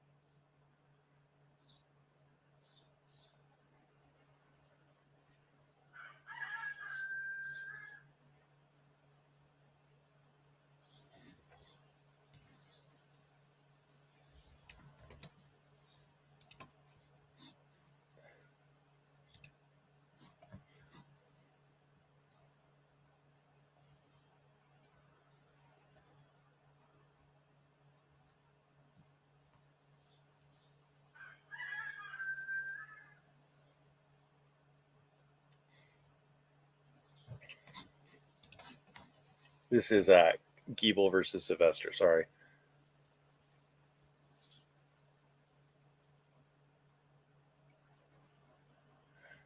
of speech. Okay, qualified immunity.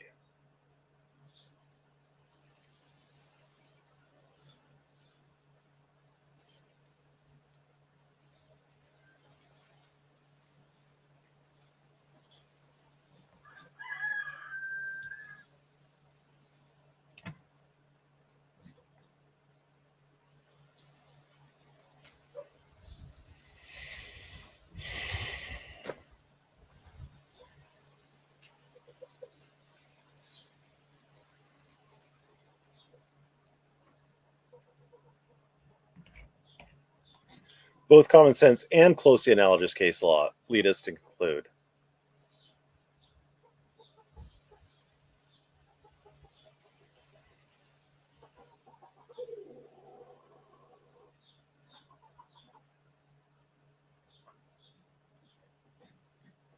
That's interesting.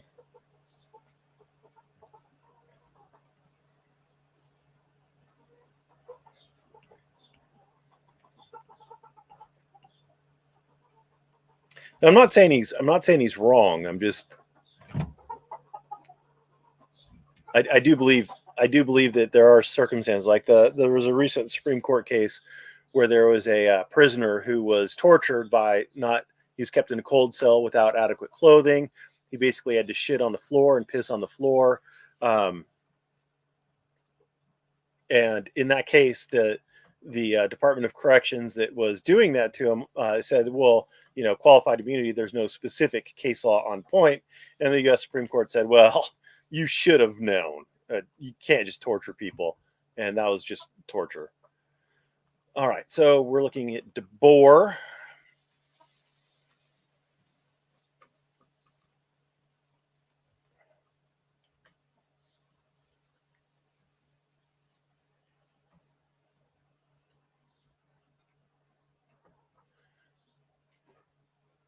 Sufficiently clear, yada yada. This is not to say that an action is, unless the very action in law has been previously held unlawful, but to say, in the light of the pre-existing law, the unlawfulness must be apparent. However, when defendant's conduct is so patently violative of a constitutional right that reasonable officials would know without guidance from the courts that the action was unconstitutional, closely analogous pre-existing law is not required to show the law is clearly established. That's essentially what the Supreme Court went with in that recent case on the torture in prison. There may be many cases of conduct so egregious the constitutional violation would be readily apparent to any reasonable person. Okay. Now the issue is going to be, was it so clearly violative of Chile's constitutional rights, his right to interfere with traffic stops, which that was a clearly cited First Amendment case. Oh, you have to cut the grass? Oh, I'll miss you, Frog. I'll miss you dearly. Anyway,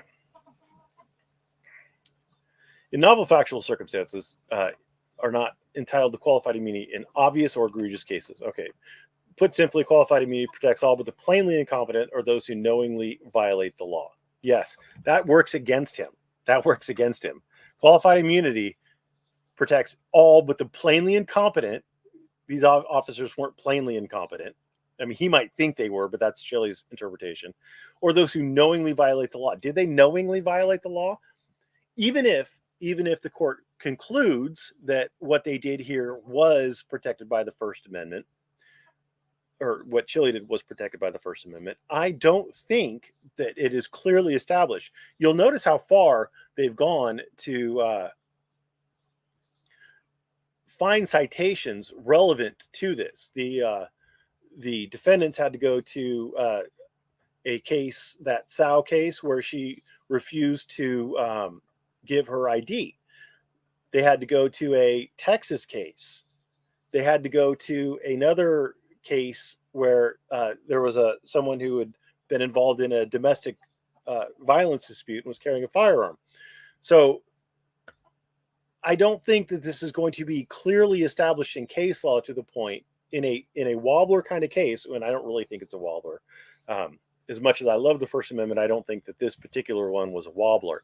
If Chili had just filmed, if he hadn't said a word, if he had just filmed, he might have something. But there was out of California, there was News Now versus Gore, San Diego, right?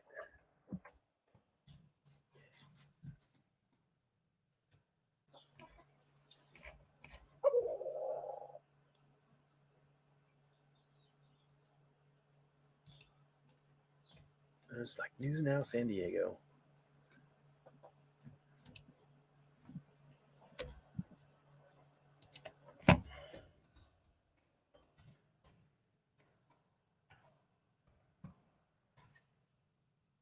American News and Information Services versus Gore. This is the most recent one.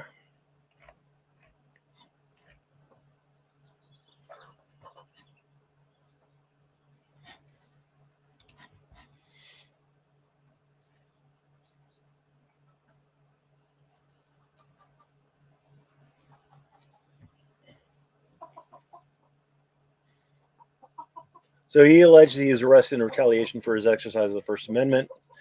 He was videotaping a detective interviewing two individuals. Damn mosquitoes. The scene was not closed. Another deputy observed he was no closer than 10 to 15 feet away from Seaver. Plaintiff was not arrested at the scene, although plaintiff filed a complaint. After filing an internal affairs complaint, he was charged with obstructing or delaying. He then pled guilty to disturbing the peace.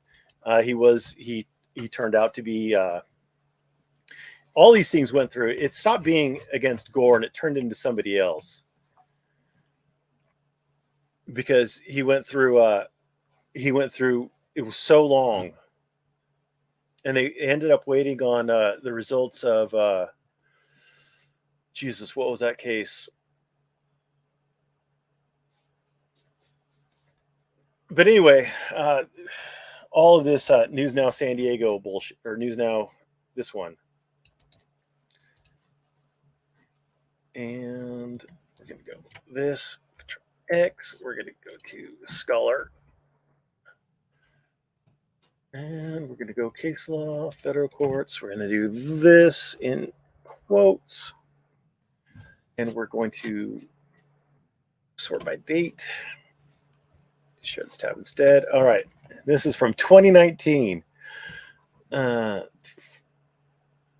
So yeah, the court correctly dismissed his First Amendment retaliatory arrest, search, and seizure claims against the arresting officers, though it did so based on qualified immunity. Yeah, Nees versus Bartlett was what they were waiting for. He concedes the officers had probable cause for their first arrest, and the allegations in the complaint about his fourth arrest for violation, yada yada, established the existence of probable cause for that arrest. So anyway, all the LVMPD has to show is that they had probable cause for the arrest, which I think they will. And it's going to go poorly for Chile. All right.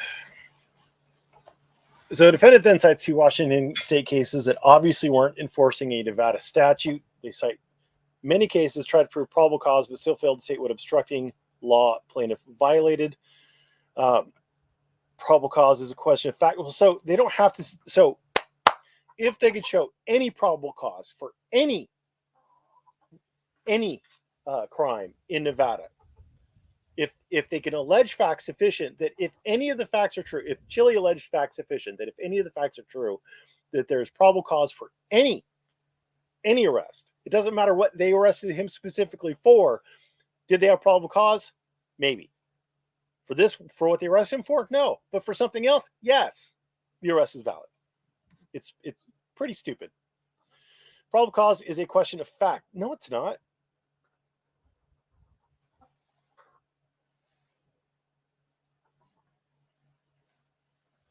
We're not at the jury stage. We're not at the jury stage. We are in the initial pleading stage. And it's not.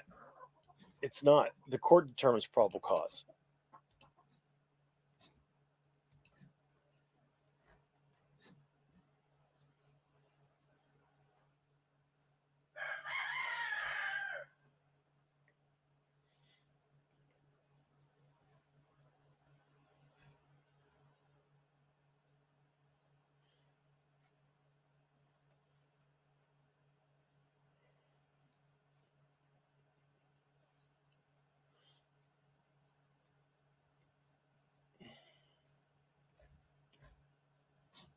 Where is he? Where is he?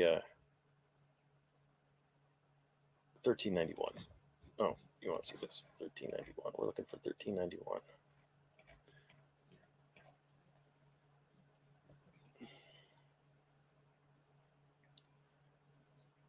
We review the evidence in light most favorable to non-moving party. Directed verdict is proper when the evidence permits only one reasonable conclusion to the verdict. A directed verdict is improper, whereas conflicting testimony raising question of a witness's credibility, since it's the exclusive function of a jury to weigh the credibility of the witnesses.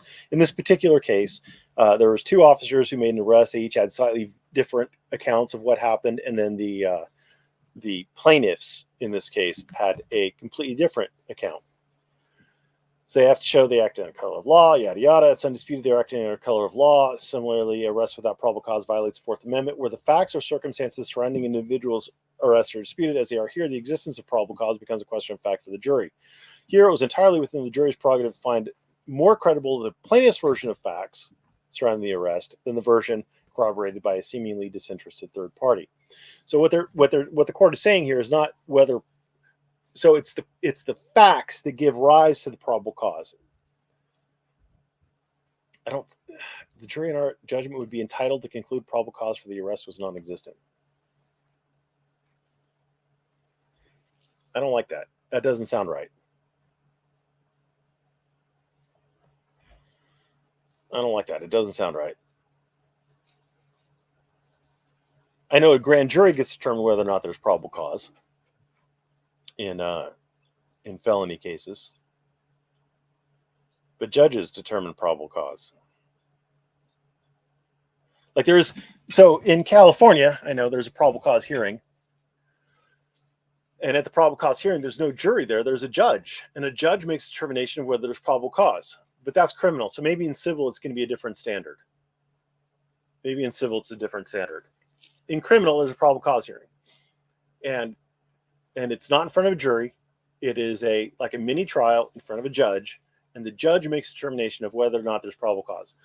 But maybe it's a different standard in civil, where there's differing versions of facts. Unfortunately for Chile, in this case, there aren't different versions of facts. There's only Chile's facts. And Chile's facts are going to be the ones where the judge, in this case, since there is no jury yet, on a motion is going to make a determination based on those facts whether or not there is probable cause. It's not, Chile doesn't get to say there is probable cause and the judge just rules with it, because that is going to be what the judge gets to determine.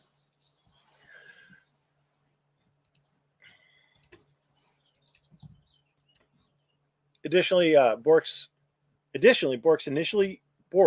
initially threatened to arrest plaintiff for obstruction if he didn't mind Jane's privacy. Then in his report, Bork complained about not having enough space of what he doesn't say.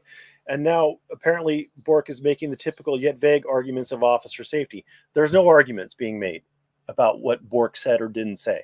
They're using your First Amendment complaint and inferences reasonably drawn from it. The facts are certainly in question, and Bork's changing testimony. What testimony? He hasn't given any testimony yet. Bork has not given testimony. Should certainly go against his credibility. He hasn't given testimony. Once it is established that Bork didn't have probable cause, which is certainly alleged in the First Amendment complaint and noted above, the relevant case law for defeating qualified immunity would be about violating plaintiff's rights, regardless of what crime the officer was allegedly enforcing at the time. So, assuming arguendo that Chile's interpretation of how probable cause gets determined for the purpose of a motion to dismiss, assuming that is correct, then how could any complaint ever get dismissed for lack of probable cause, or for the officers having probable cause, when all the plaintiff would have to do is allege they didn't have probable cause? Case closed, problem solved, done, right? But it's not. That's not the way it works. You have to conform your understanding of reality to what you can actually observe in reality. And in reality, 12B6 motions dismissing these complaints happen all the time. It's because you can't just say the officers didn't have probable cause. You actually have to show the officers didn't have probable cause. You have to allege facts sufficient that, if taken as true, the court can and should come to the conclusion that the officers didn't have probable cause. And when you are literally, when you've been charged with a crime, when the district attorney has actually filed charges against you, apparently it's the magical clucking hour. When charges have been filed and the case is underway, it is much more likely that there has been a finding by at least one court of record of probable cause. Currently, there are plenty of cases that have ruled on one of Nevada's obstruction laws when used to chill someone's constitutional rights.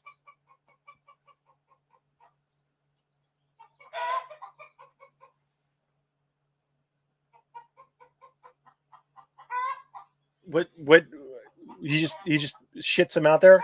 Additionally, qualified immunity does not extend to a public official who enforces a statute that is patently violative of fundamental constitutional principles. Which statute is patently violative of fundamental constitutional principles? Which one is it? Which statute is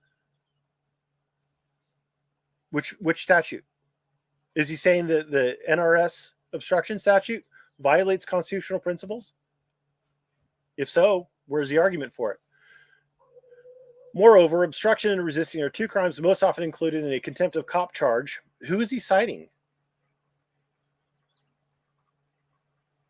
Where a citizen hurts a police officer's feelings while that citizen is exercising his freedom.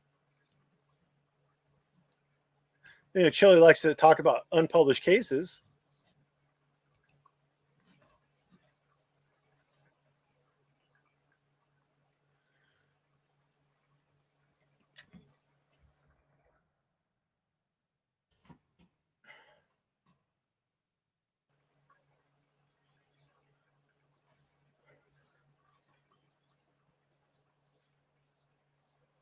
Okay.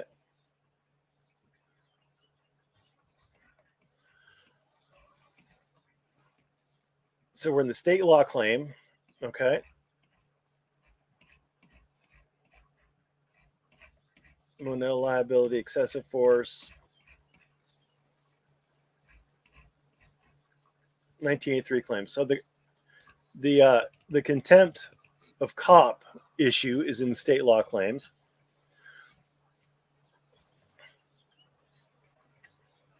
Discretionary immunity. What is discretionary immunity? So they're talking about discretionary immunity, not qualified immunity. And you can receive discretionary immunity under the NRS, under the Nevada statutes, which is different from qualified immunity. In order to receive that discretionary immunity, the public employee's decision must involve an element of individual. So this contempt of cop stuff he's citing is not relevant to qualified immunity.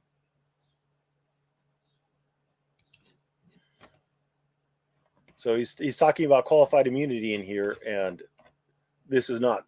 To the best of my knowledge, I'd have to go back through and read, but I'm not going to. I don't believe that they, in their motion for 12b-6, I don't believe they asserted the NRS, the Nevada discretionary immunity.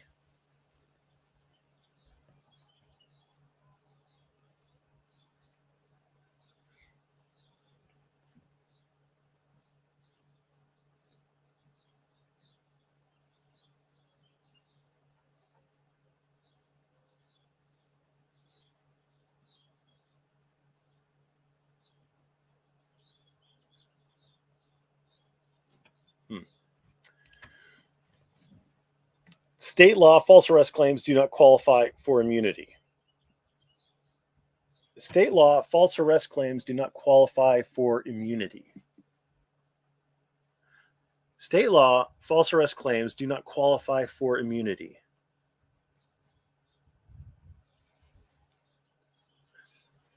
Motion 1014 to 11.4. All right.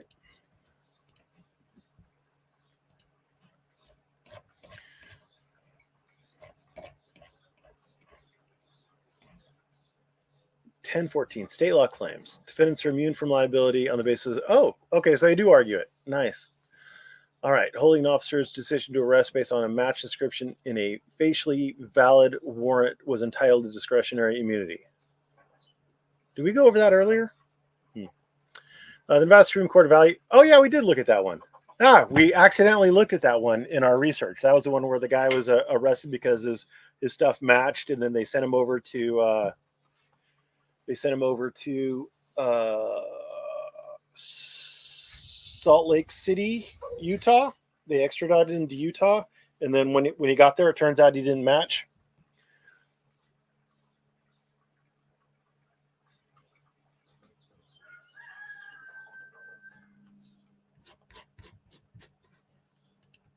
Well, I don't really take it seriously. I don't fancy Chile has any chance of winning, but it's kind of interesting that I don't know. I don't know. All right. In Gonzalez, court found that LVMPD's decision to arrest or detain Gonzalez based on the warrant was part of a policy consideration that required analysis of multiple social, economic, efficiency, and planning concerns, including public safety. The officer's decisions regarding the investigation and when to seek warrants for arrests are based on considerations of public policy. The court also observed that imposition of liability against LVMPD may jeopardize the quality of the governmental process. As a result, defendants are not subject to liability for Decastro's claims of negligence and false imprisonment. But I thought in this one they had a warrant. Yeah, an officer. Yeah, this was the warrant one. That was a warrant. I just double checked and I didn't show it to you, but it was in fact a warrant one.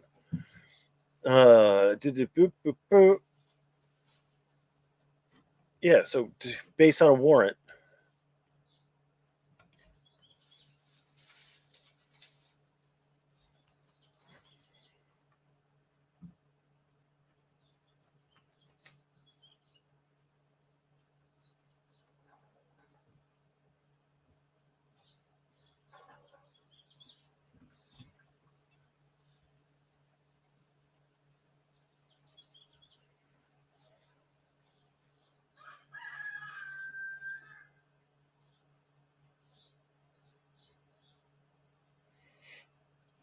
It's not a particularly great argument now that I'm reading it.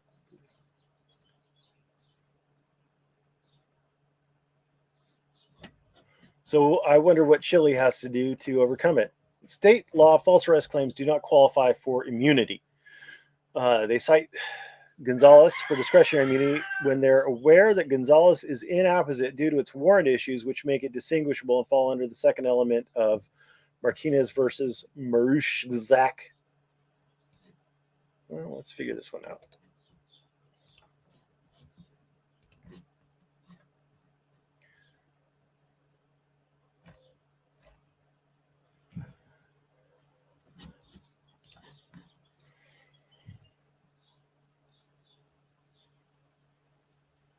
This is sovereign immunity. Sovereign immunity, which is not discretionary immunity.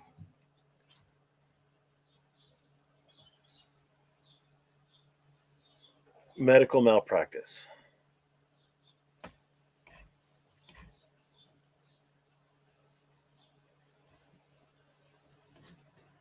(123) Nevada 433. 123 Nevada 433.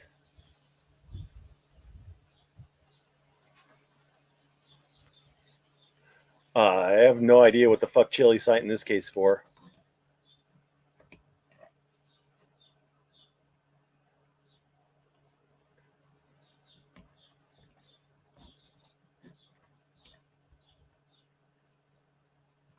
It's talking about sovereign immunity, not discretionary immunity.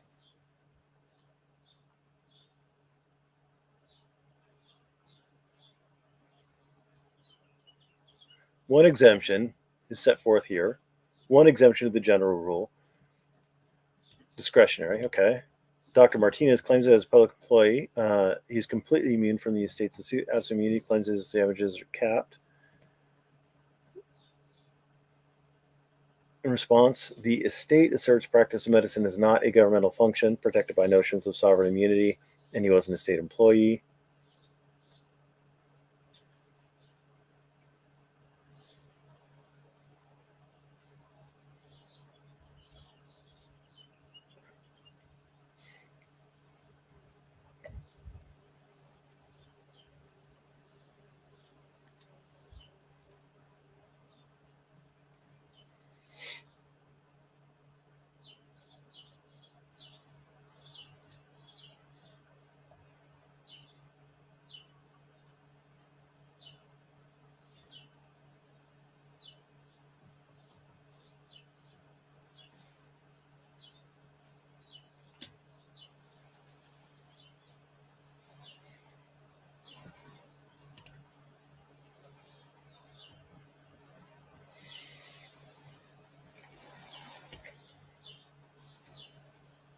I guess they are discussing the discretion. Okay. While we agree diagnostic and treatment decisions are discretionary in that they involve judgment and choice, we disagree with their assertion that these types of discretionary decisions are entitled to immunity. Complete immunity from claims based on their exercise or performance of a discretionary duty or function.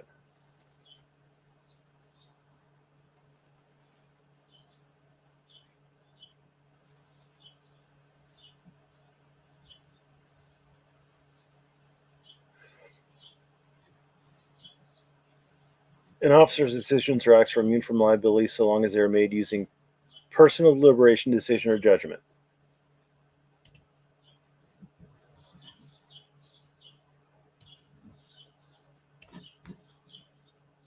Personal deliberation, decision, or judgment. So I don't know that this helps him. So there is discussion. This would be dicta. Dicta? He said dicta. But basically, this is saying that if they're just following orders, if they say I'm just following orders, then they're not entitled to the discretionary immunity. But if they are making decisions using personal deliberation, decision, or judgment, then they are immune.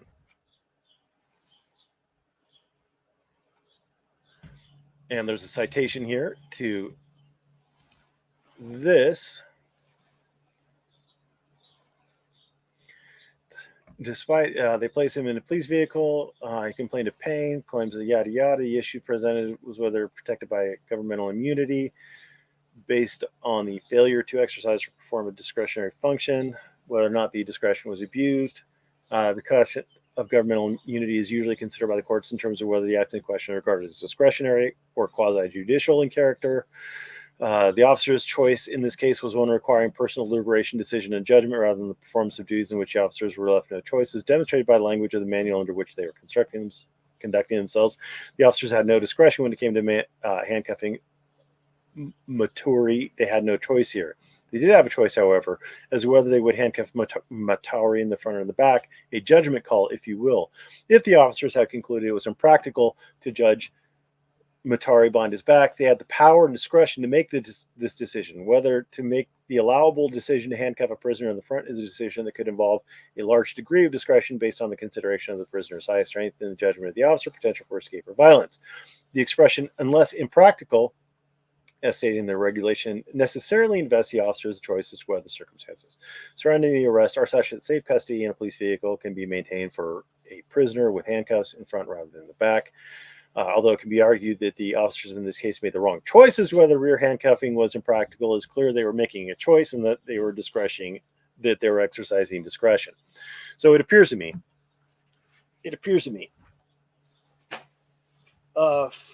Fabio has been getting his ass kicked by Inigo, and I don't know where they are right now. They're probably in the front yard somewhere. So if they're making a choice, like a choice to arrest or not arrest, I'm going to guess that they have some discretion at that point. The discussion of Santiago at 10:27 has the same issue. Discussion of Santiago at 10:27. See also Santiago versus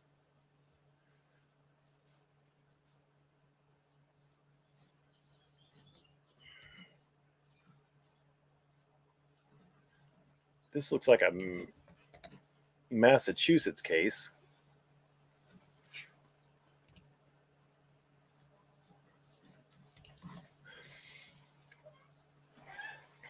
This is a Massachusetts case.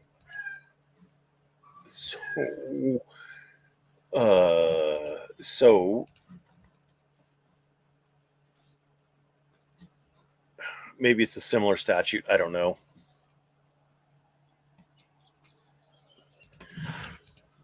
I'm not sure that this is a good argument that was put forth by Marquis Arbach.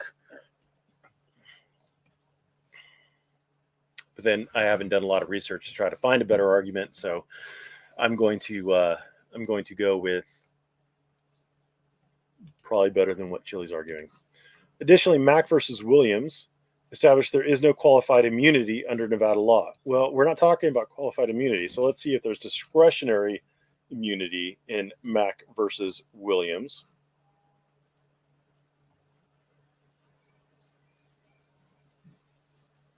Mack versus Williams.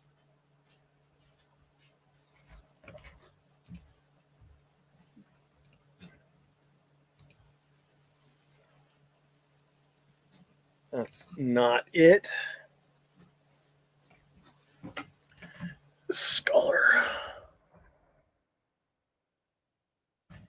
Scholar.google.com. Case law, select courts, Nevada. And we're looking at this. Oops.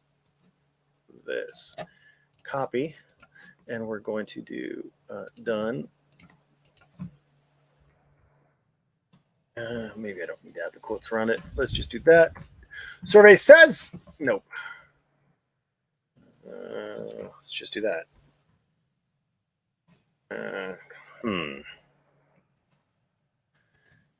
Mack versus Williams.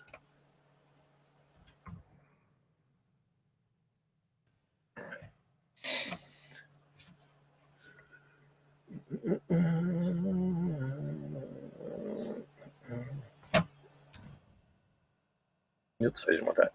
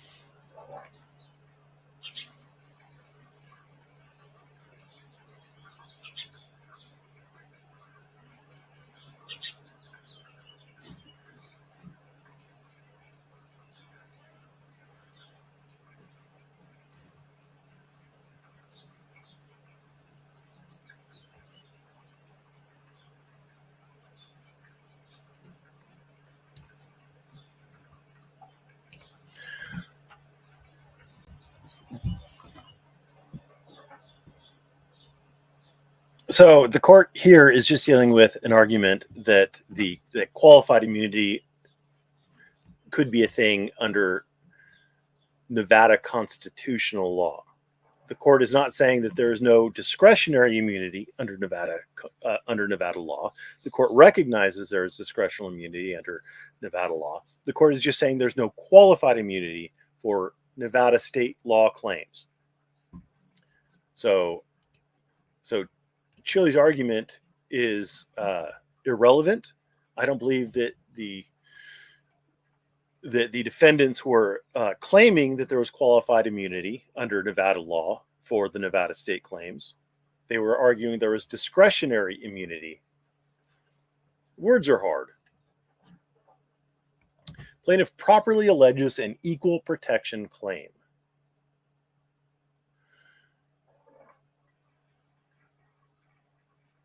Defendants try to cite pleading requirements of Lee versus City of Los Angeles where they know the Ninth Circuit has held this heightened pleading standard no longer applies.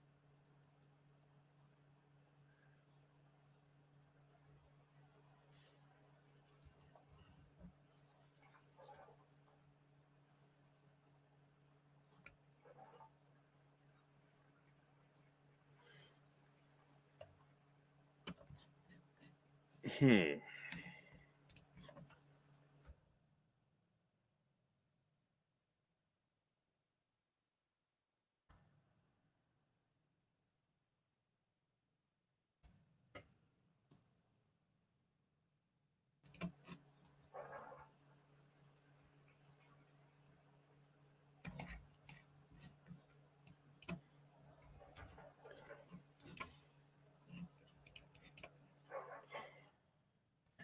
Go to Scholar again. Case law. Federal courts.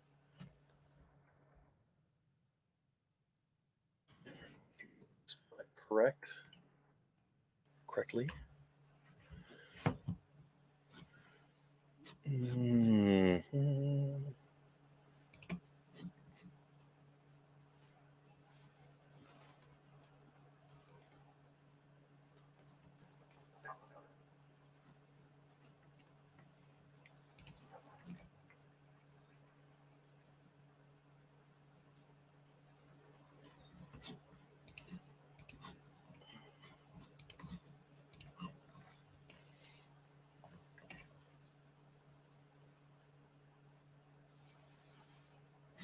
Selective enforcement.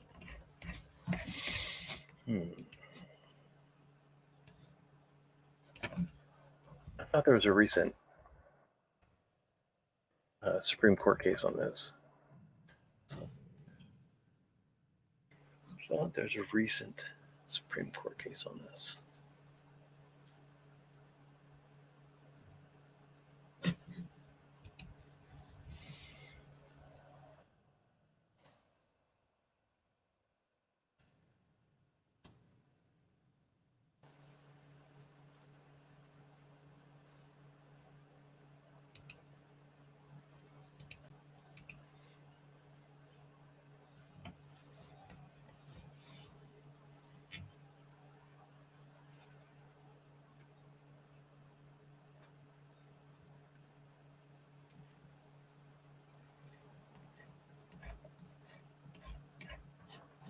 You see Bartlett touched on it.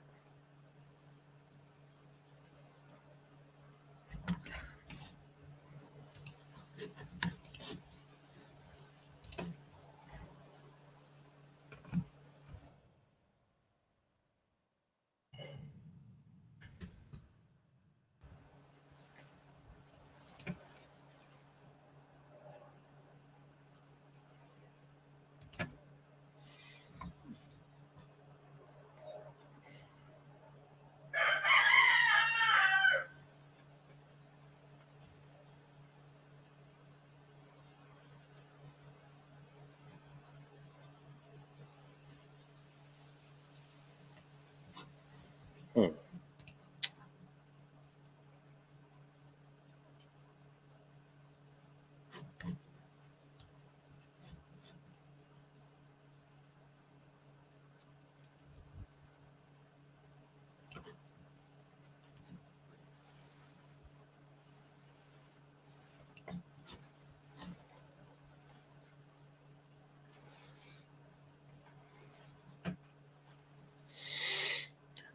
To state a 1983 claim for violation of the Equal Protection Clause of the 14th Amendment, a plaintiff must allege a violation was committed with an intent or purpose to discriminate based on a plaintiff's membership in a protected class.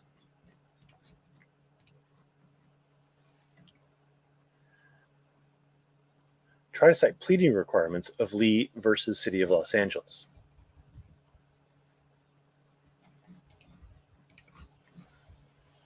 Must allege that the violation was committed with the intent or purpose to discriminate.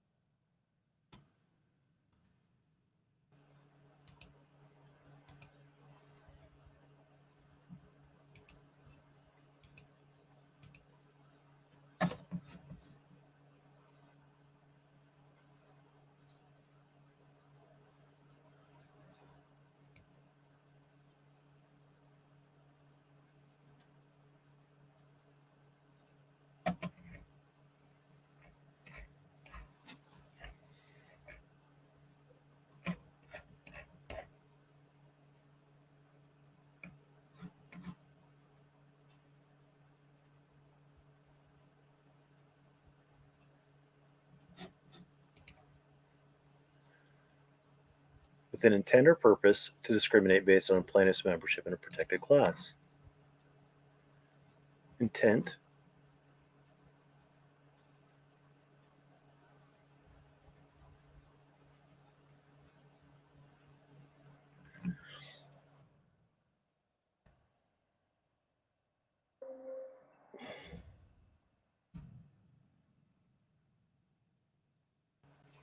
So this is a 2012. This is the Lacey versus Maricopa County. Oh, this is I'm supposed to be looking for 2020 version. I'm supposed to be looking for a 2020 version.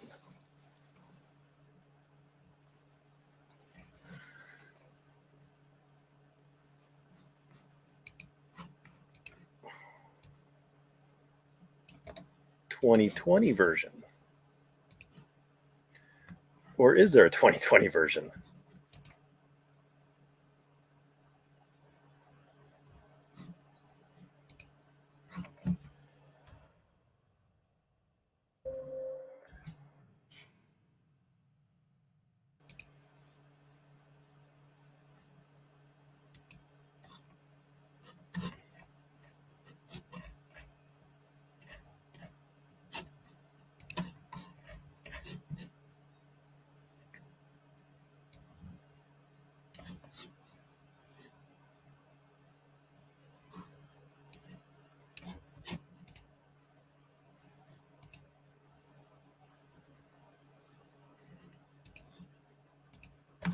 He fucked up his citation.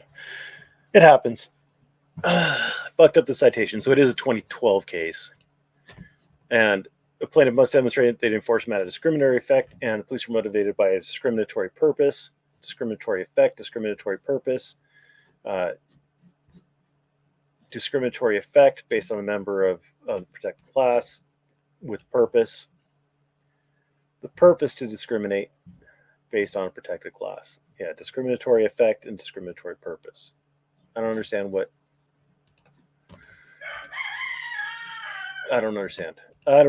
Chili's argument is here. So he cites Galbraith, which is a 2002 case. Let's see if that changes. Fuck all. The appeal involves a claim that the county coroner falsified an autopsy report.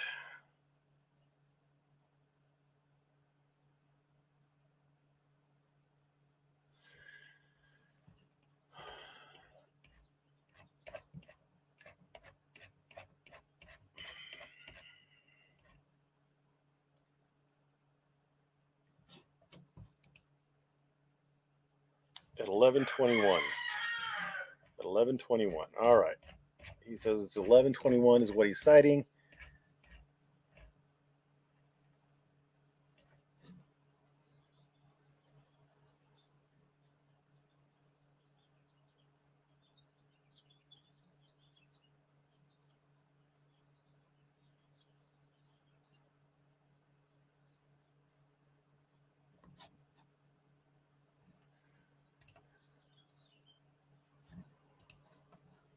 Citing Crawford L. versus Britton at 11:21. This is 11:21. In light of intervening Supreme Court cases, we hold the branch heightened pleading standard no longer applies.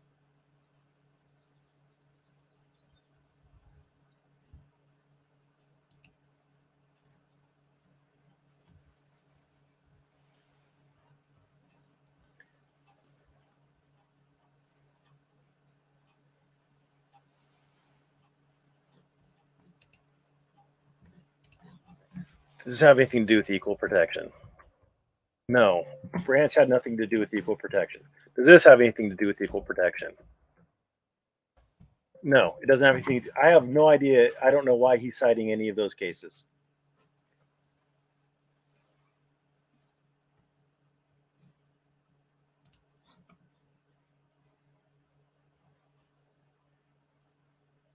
The standard for proving a discriminatory effect is a demanding one.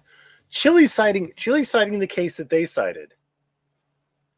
Yet to state a claim, a plaintiff only needs to allege some facts either anecdotal or statistical, demonstrating that similarly situated defendants could have been prosecuted but were not. For proving discriminatory effect, he needs to allege some facts, right? He alleges those facts at FAC 53. FAC 53.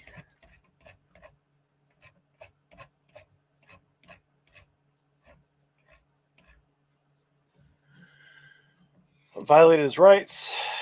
Defendants intentionally discriminated against plaintiffs based on color, skin, blah blah, due to his position, would not have harassed and use. In addition, according to the defendant's own incident reports, one of the facts which they relied in detaining and/or arresting plaintiff was their previous incidents involving members of the press dropping their cameras and pulling out guns. Choosing to detain plaintiff, a member of the press, based on alleged interactions of other members of the press and due to the color of his skin is illegal profiling. If the defendant's been told a man of their skin color trying to get... All right. I don't think Chile understands what he needs to allege. He needs to allege that white people are 30% less likely to be arrested for filming the police and talking to detained people at traffic stops than ever so slightly less white people with girly middle names are, or something like that. He would have to actually allege those facts. He is making conclusory statements. He's not alleging facts. It's very hard to express the difference between a conclusory statement and a fact. Saying that the police, the Las Vegas Police Department, arrested 30% more white people for the same actions that Chile took than they arrested black people for the same actions. That's a fact statement. Saying that the LVMPD is racially biased against insert color of skin here is not a statement of fact. It's a conclusion. Jewish black? Oh. Can you, I thought Jews were white. I guess I'm wrong. Aren't Jews white?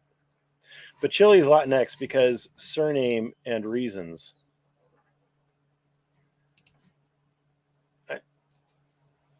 I think he's Latinx because of his genetics. Decastro, isn't that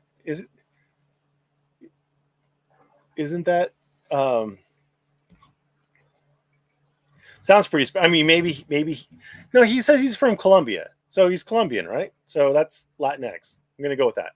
Defendant subjected plaintiff to their wrongful no, we're back up over here.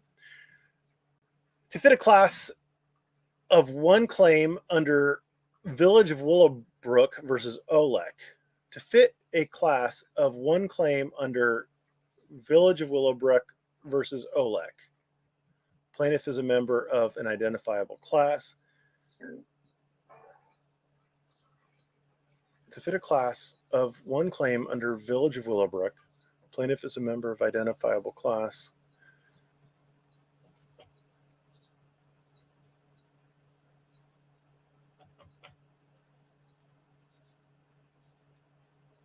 I don't understand what that sentence means. Let's look at Village of Willowbrook versus Olek.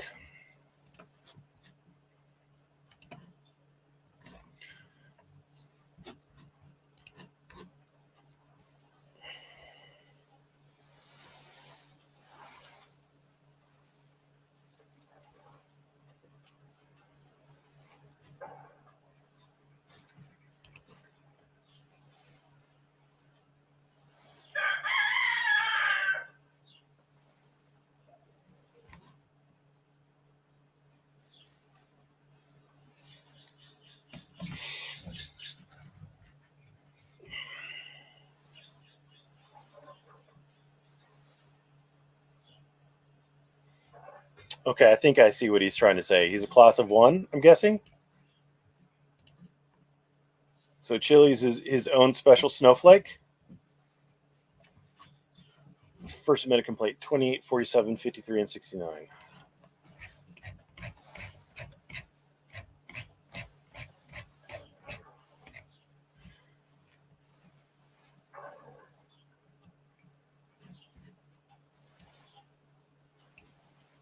Well, he says he's so, again,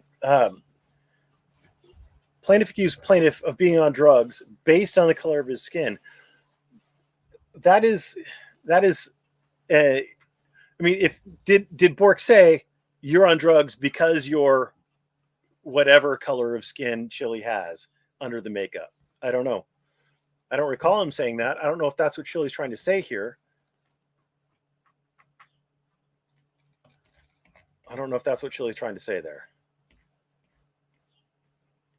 And what was it 40? Oops, shoot, you're not the right thing. And then at 47, for belongings, member of the press.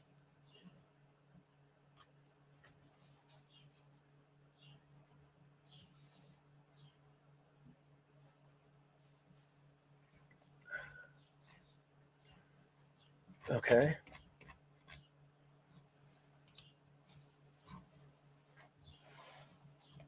I don't really care anymore. There's no rational relationship to a legitimate state objective. Not interfering with traffic stops is a legitimate state objective. Plaintiff must point out defendant's contradictory statement. Decastro never asserts he was discriminated based on his unknown race, only that he believes he was arrested for the color of his skin.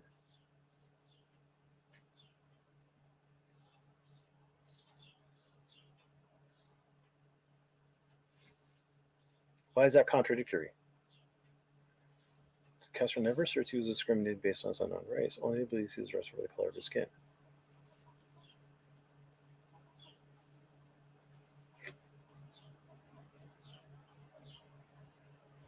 Race and skin color are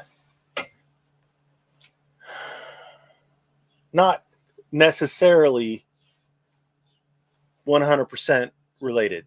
You could have very pale, well, an albino black person, an albino black person, white skin, but still black. So it is not. So an albino black person could be theoretically treated differently based on the color of the skin, albino, and not for the race, black, African American, whatever. So they correlate, but they're not 100% correlation between skin color and race. There are overlaps. There are very tanned white people. A very tanned white person might get treated differently based on the color of their skin. If someone is really racist against brown people, or a brown person, like I don't know, whatever insert race is normally brown, who doesn't go outside much, might have a lighter skin tone that it might be accused of not being brown. Like in my comment section here, people are like, oh, Chili isn't really Latino Latinx because of his last name and his whatever, but they're saying that based on the color of his skin, and so like you can see how the skin color and race aren't necessary, or skin color and race aren't necessarily 100% correlated. So what the defendants are saying there is true, that he never asserts he was discriminated based on his unknown race, only that he believes he was arrested for the color of his skin. That is true. Defense go on to say that conclusory statements about similarly situated individuals are not valid after they cite Lacey, which says otherwise, as noted 2 paragraphs up. Otherwise, as noted 2 paragraphs up. The only need to allege facts, either anecdotal or statistical, but not conclusory. Conclusory facts are different.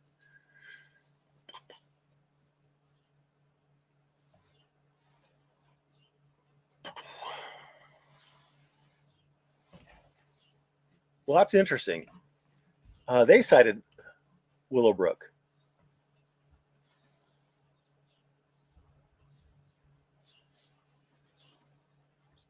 Uh-huh.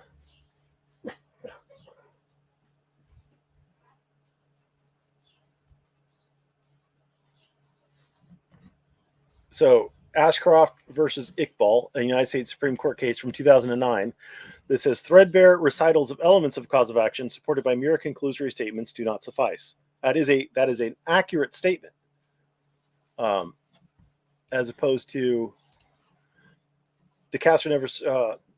Defendants then go on to say the conclusory statements about similarly situated individuals are not valid after they cite Lacey, a Court of Appeals decision which says otherwise.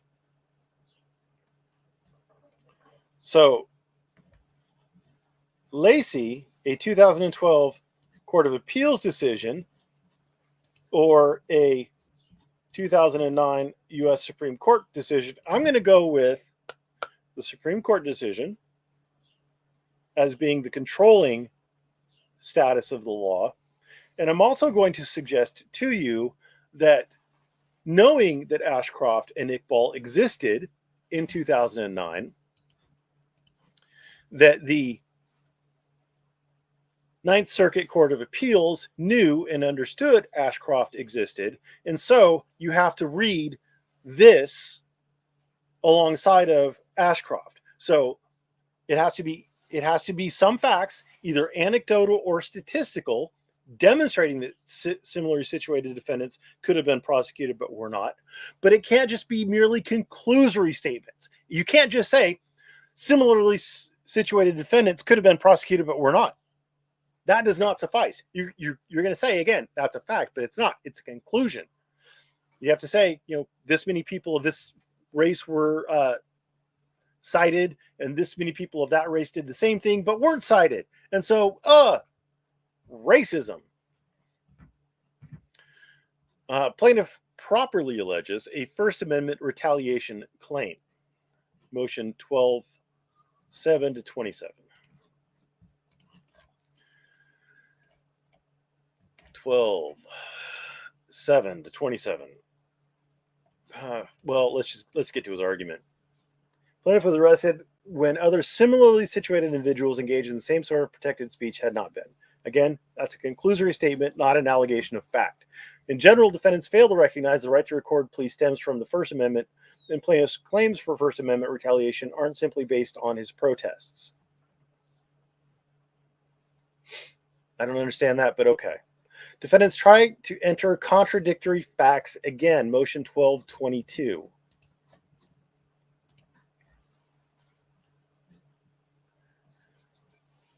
As discussed supra, probable cause existed for the rest. Well, let's look for probable cause. How did they establish probable cause?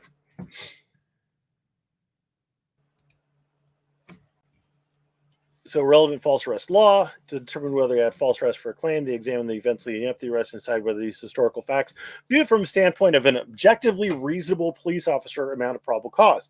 It only requires a probability or a substantial chance of criminal activity, not an actual showing of such activity. Probable cause is not a high bar. All is required is a fair probability the crime occurred. If the facts known to the arresting officer are sufficient to create probable cause, the arrest is lawful regardless of the officer's subjective reasons for it. The mere existence of some evidence that would suggest a defense or non-involvement in the crime will not negate probable cause. The probable cause analysis is the same whether under federal law or Nevada state law. When the underlying facts claimed to support probable cause are not in dispute, whether those facts constitute probable cause is an issue of law. I knew it! Fucking knew it! It's an issue of law. The judge decides it. Officer Bork had probable cause. Generally, police officers have a right to control bystanders at the scene of a crime, at the scene of police activity. If a bystander refuses. Okay, so if the court buys this argument that the police officers have a right to control bystanders at the scene of police activity, then yes. If they don't, no.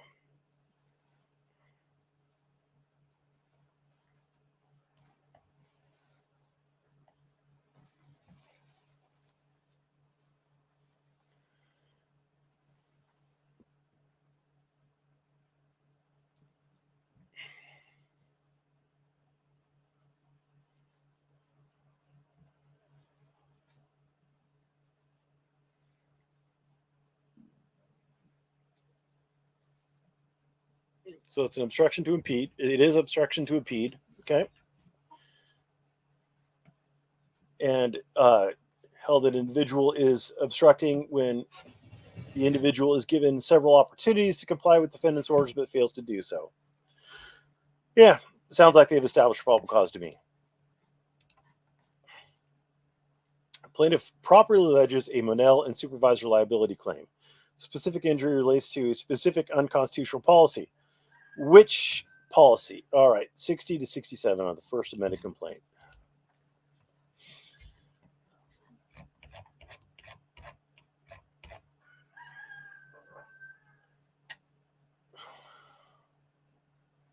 Following customs of practice.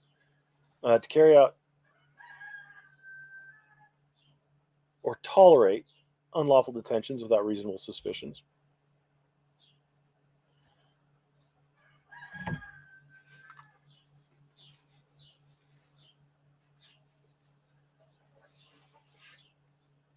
Oh.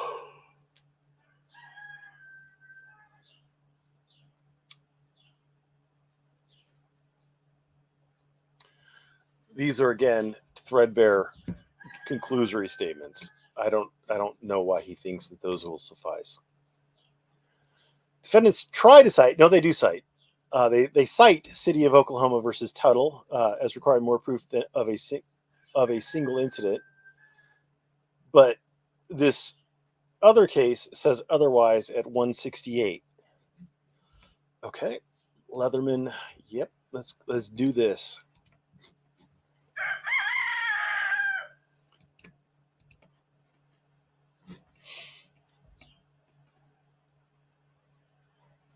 Okay. The federal court may not apply a heightened pleading standard more stringent than the usual pleading requirements of Federal Rule of Civil Procedure 8A in civil rights cases alleging municipal liability under 1983. First, heightened standard cannot be justified on the ground of a more relaxed pleading standard would eviscerate municipalities' immunity from suit by subjecting them to expensive and time-consuming, yada yada.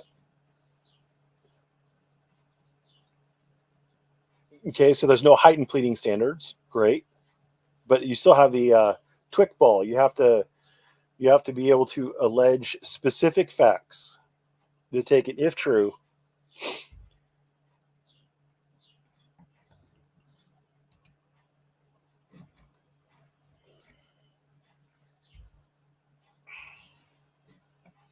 inserted on the basis that it was failure to adequately train.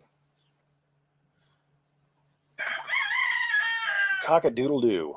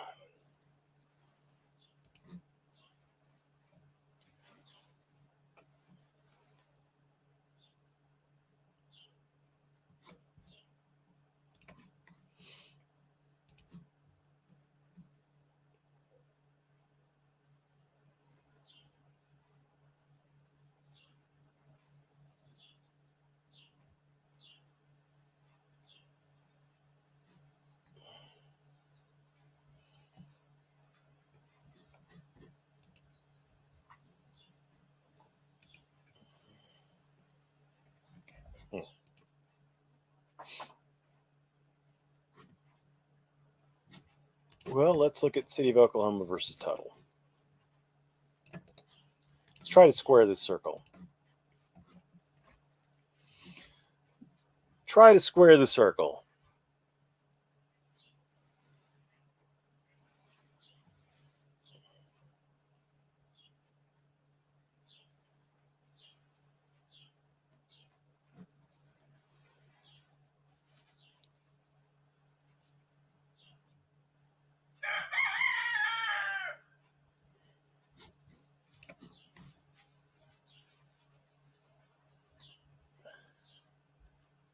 My lips are white and crusty.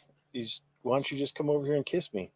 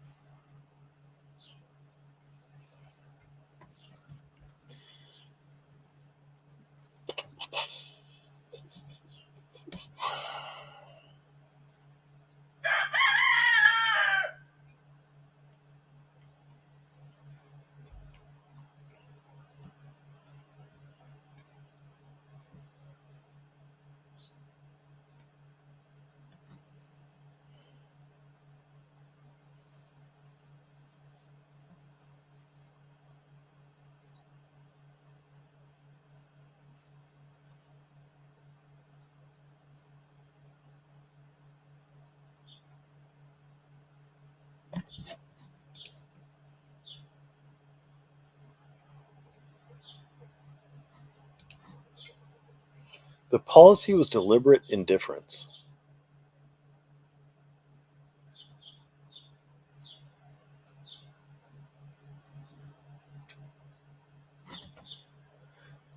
Plaintiff statements aren't conclusory. Yes, they are.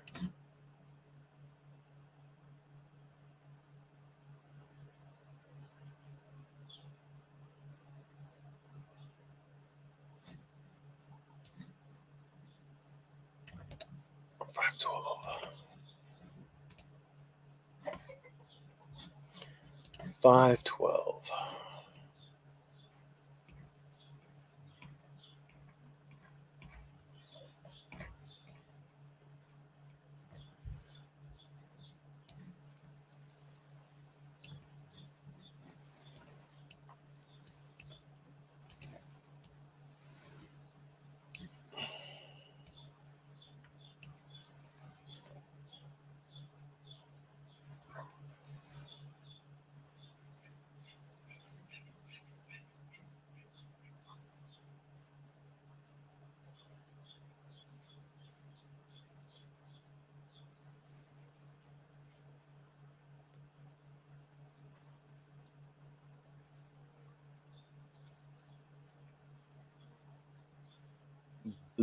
B.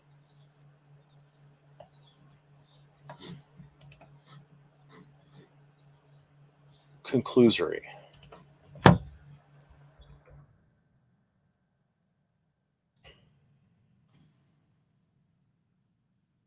Says I mentioned conclusory. He said at 512.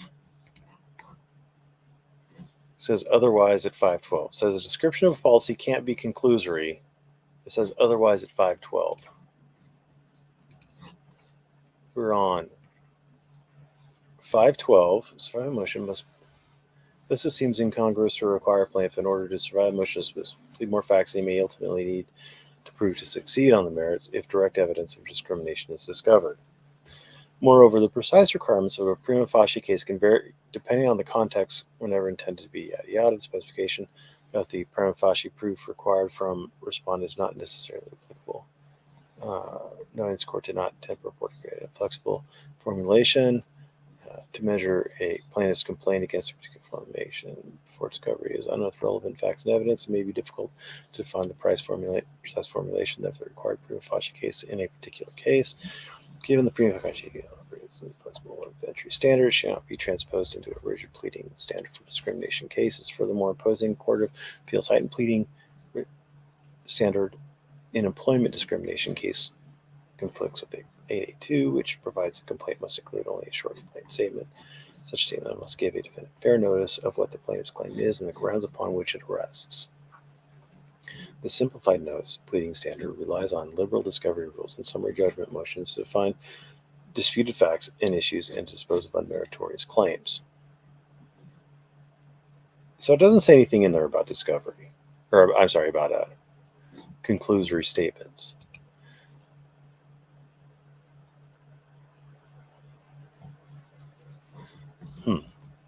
I guess it's going to depend on what he is alleging and how he alleges it. I think that his statements are conclusory, but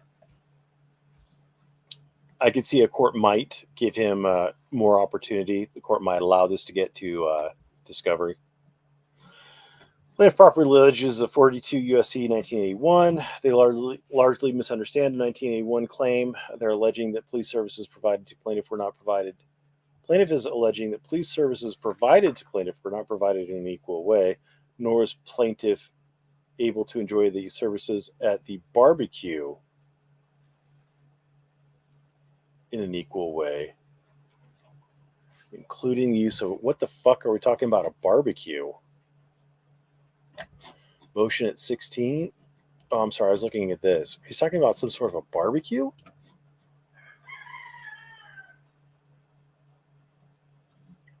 Motion at 16.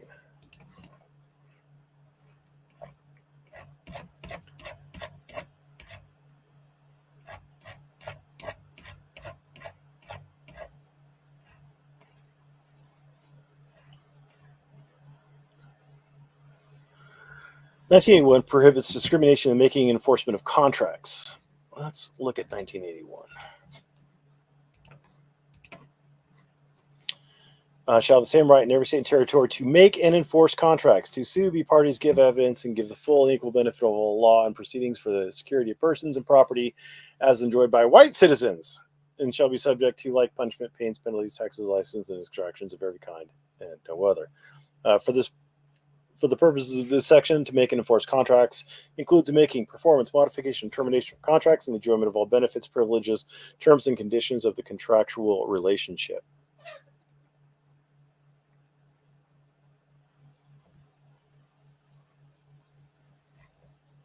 Okay.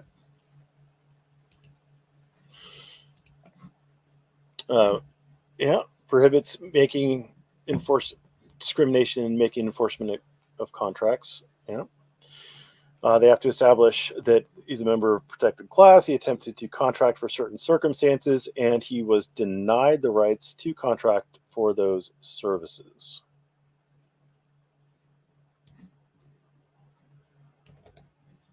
Okay.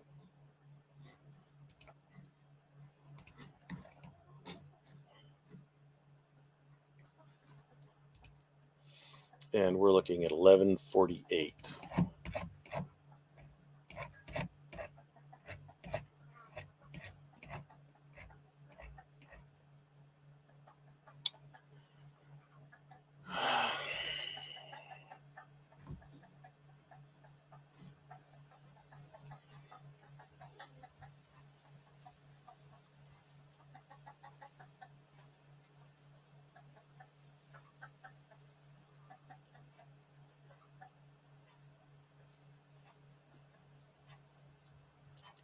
The first three elements to require the petitioner to show that 1 is a member of a protected class, 2 it attempted to contract for certain circumstances, and 3 was denied the right to contract for those circumstances. Contract.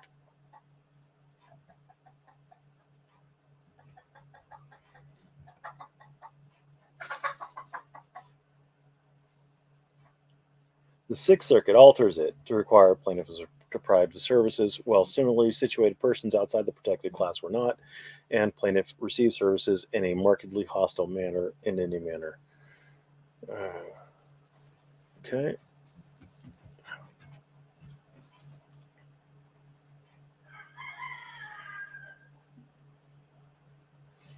So protected class, you have to be a member of a protected class. You have to be denied the right to contract for services.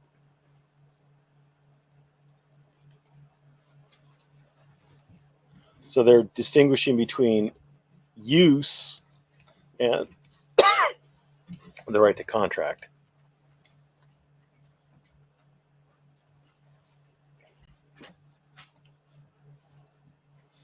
So it has to be a right to contract.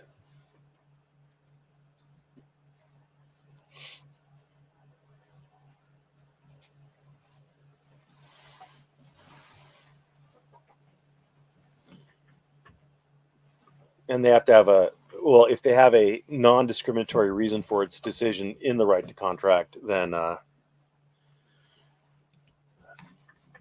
don't know where he's going on that. I don't know where he's going on any of these things. God damn it. So now we're going to try to figure out what he's talking about with the barbecue, including the use of a parking lot. He failed to allege. And we're going all the way down through page 16, I guess. All of page 16. And what barbecue? I don't see a barbecue. I don't see a barbecue. Let's go to the complaint. No, that's not the complaint. Where is the complaint? This is the complaint. Whoops. BBQ. He's outside of the Roll and Smoke barbecue. So he was denied his right to he was not able to enjoy the services. He was not able to use the barbecue. That's a stretch and a half. I mean, the police are preventing him from contracting with the Roll and Smoke barbecue? I don't think so. I don't think he's got a good argument there. Plaintiff properly alleges an invasion of privacy claim. Defendants argue that there was probable cause to arrest plaintiff, then the search incident to arrest is legal. However, the fact says there's no probable cause. We've addressed that. Plaintiff properly alleges a state negligence claim. Defendants overlook plaintiff's claims related to vicarious liability. I mean, since the law has changed. The law changed. We've looked at this one before.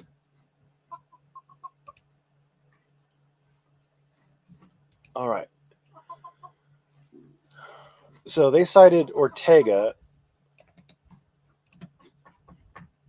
versus Reyna. So let's look at this one first. And let's see where they cited Ortega versus Reyna. That's not invasion of privacy. We're looking at the negligence. And so the defendants argued the defendants are statutorily immune from this claim because determining whether to arrest a individual is discretionary based on NRS 41032, Ortega versus Reyna. Okay? Ortega versus Reyna. And they were looking at 23.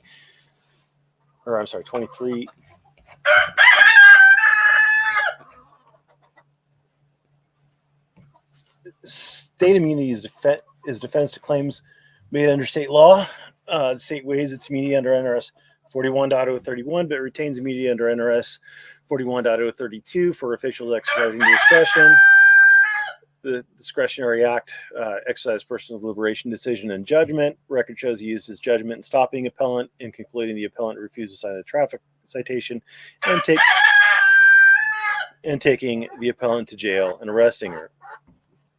All right. So then he says it changed in Marzizak, just somewhere in it. He doesn't cite where in Marzizak. So, all right. And this was the physician one. You're an asshole. Go get. Yeah, you get.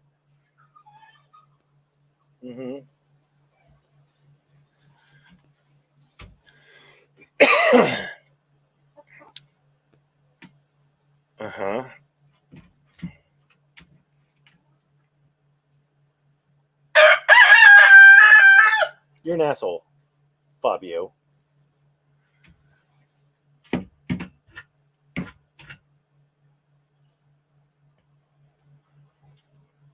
All right, so we're going to look for Ortega. Just see if they...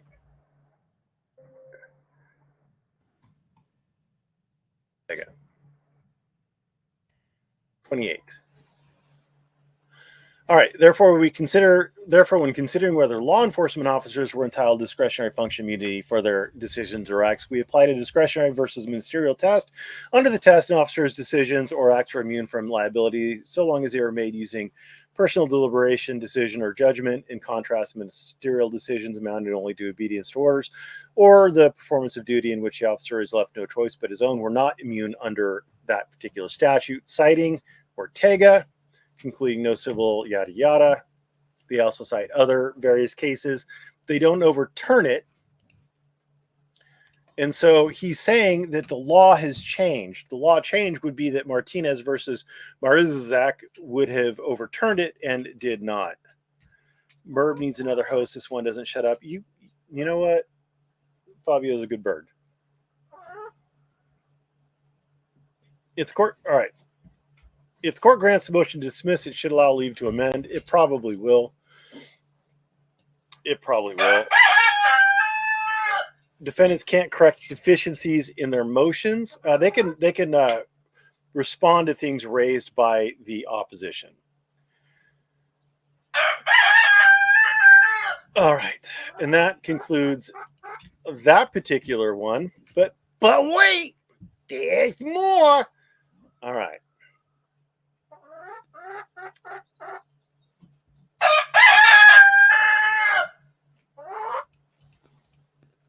It's my favorite time of the day. All right, so we're going to go to the response to the motion for reconsideration.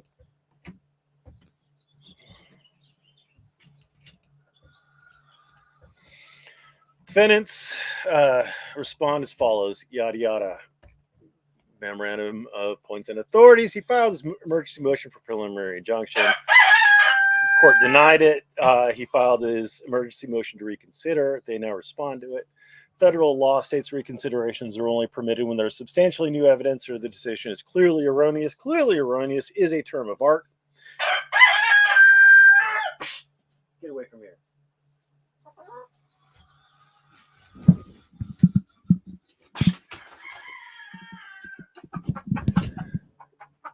All right. It is well established that a motion for reconsideration may not be used to raise arguments or present evidence for the first time when they could have been raised earlier in the litigation. You're also probably, well, let's verify it. Nevada District Court local rules. Local rules of practice. Share this tab instead. Reconsideration. Motions for I swear to Christ. Motions for reconsideration, local rule. Here we go. Governed by Federal Rules Procedure 5960 as applicable. Seeking reconsideration of this rule must state with particularity the points of law or fact the court has overlooked or misunderstood. Changes in legal or factual circumstances may entitle the movement to relief must also be stated with particularity. The court possesses the inherent power to reconsider an interlocutory. That means like not final, like not something that disposes of a claim with particularity. I'm sorry. They may reconsider an interlocutory order for cause so long as the court retains jurisdiction. Reconsideration may also be appropriate if, one, there's newly discovered evidence that was not available when the original motion or response was filed. Two, the court committed clear error or the initial decision was manifestly unjust. Manifest injustice is also a term of art like clear error. Or three, there is an intervening change in controlling law. They're disfavored. A movement must not repeat arguments already presented unless and only to the extent necessary to explain controlling intervening law or to argue new facts. If you do repeat arguments, you may be subject to appropriate sanctions, and they must be brought within a reasonable time. So they're disfavored. You're not likely to win them, just like in the Massachusetts case. Just presenting motions for reconsideration over and over again because you don't like the court's decision isn't going to get you very far. You probably shouldn't do it.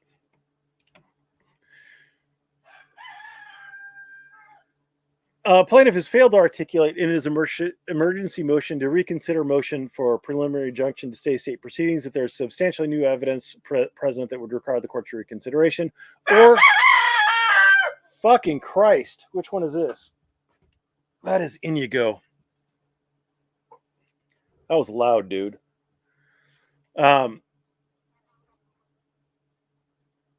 Instead, he merely reiterates the same arguments that have already been raised before the court and improperly mischaracterizes the law to fit such arguments. Accordingly, the state should deny plaintiff's motion for reconsideration. Statement of relevant facts. There is a lawsuit which he alleges he was forcibly arrested while attempting to videotape a traffic stop.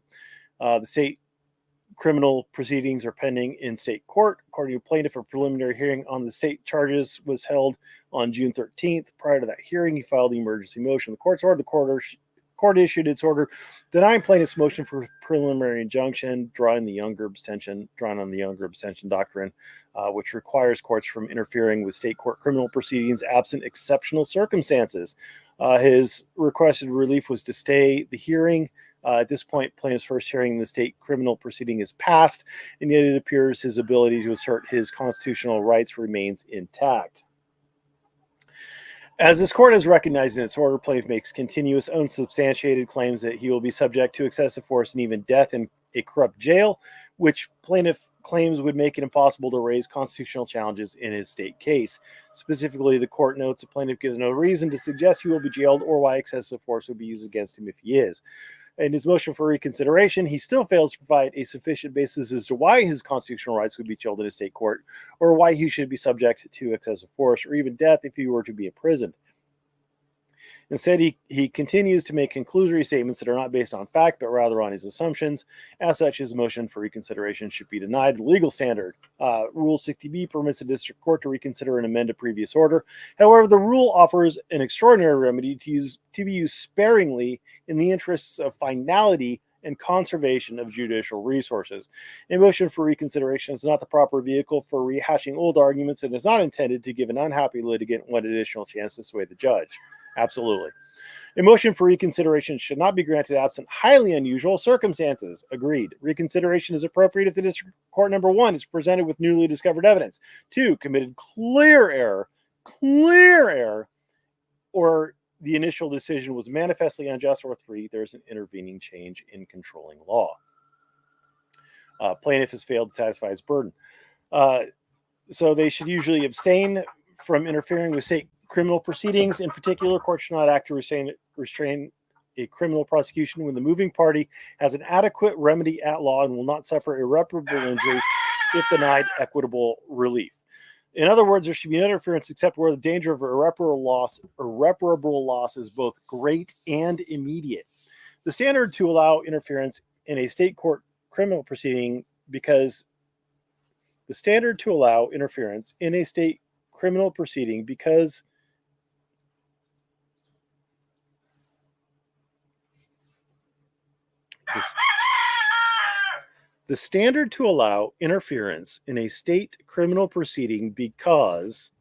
is stringent. No individual is immune from the good faith prosecution of his or her alleged criminal acts. I have no idea. Is stringent because?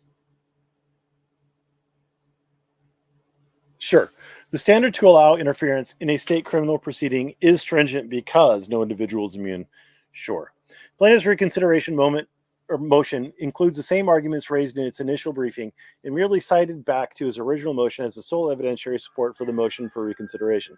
It does not contain some valid reason why the court should reconsider its prior decision or set forth facts or law of a strongly convincing nature to persuade the court to reverse its prior decision.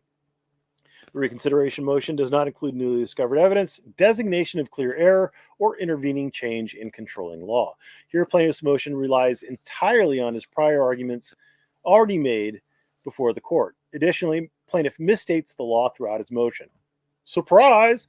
Specifically in response to the court's reasoning that plaintiff failed to provide a reason to suggest that he would be jailed, he responded by incorrectly stating that misdemeanors carry a maximum jail time of 6 months, as if that were the only consequence available to him. So it could be a fine as well, or both. Thus, based on plain reading of the statute, persons convicted of misdemeanor shall be punished by imprisonment or by a fine of no more than $1,000, or a combination of both. Jail time for misdemeanors is not mandated by statute, as plaintiff implies in his motion. The state court could simply require plaintiff to pay a fine and not impose any jail time. Therefore, defendants agree with the court's initial determination when it concluded plaintiff has given no reason to suggest he will be jailed, because plaintiff has once again failed to adequately explain why he believes he will be required to serve jail time. I believe the issue is not whether or not he could be convicted at the end of the road. He was asking to stay the criminal proceeding entirely. And the argument is that he could be put in jail pending the resolution of the criminal case. Until that trial, he is not going to be in prison for it. He's out on bond. He obviously has his freedom right now. So it doesn't make sense. The Chili's argument doesn't make sense, and their response to his argument doesn't make sense when they could just say he's literally out on bail or bond or whatever they call it in Nevada. So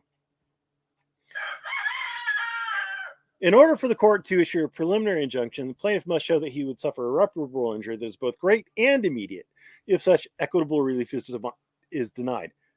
Irreparable injury that is great and immediate. Plaintiff has failed to articulate sufficient reasons why he would be unable to raise his constitutional claims in state court. Yes, exactly. Just like in Younger, where the court concluded the defendant was not entitled to equitable relief because the injury the defendant faced was solely incidental to criminal proceedings brought lawfully in good faith. The same argument could be made here. Plaintiff's criminal proceedings in state court were not brought in bad faith or as a result of a series of repeated prosecutions against him. Furthermore, plaintiff hangs his entire argument on the fact that First Amendment rights would be chilled if the state court proceedings was not stayed. However, the Younger court itself stated that even a chilling effect does not by itself justify federal intervention. If I remember Younger correctly, one of the issues that Younger raised was that his First Amendment would be chilled. In fact, I'm going to double check on that. Younger, Shelton Younger, or something like that. Wasn't it like Shelton Younger?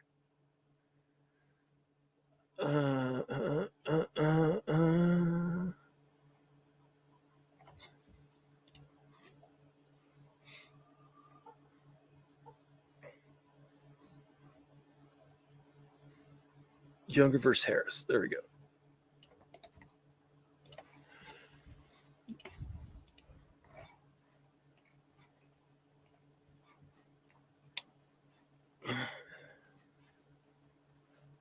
Yeah, so he was contending that the act is unconstitutional on its face and inhibits him from exercising his free speech rights. There's no basis for equitable jurisdiction based on the allegations of other appellees who have not been threatened. Federal courts will not enjoin pending state criminal prosecutions except under extraordinary circumstances. Yada, yada, yada.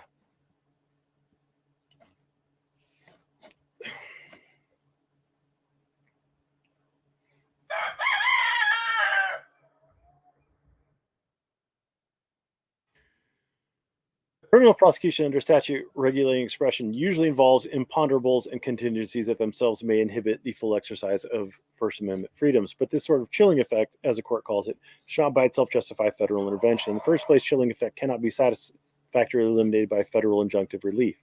Yada, yada. So, yeah.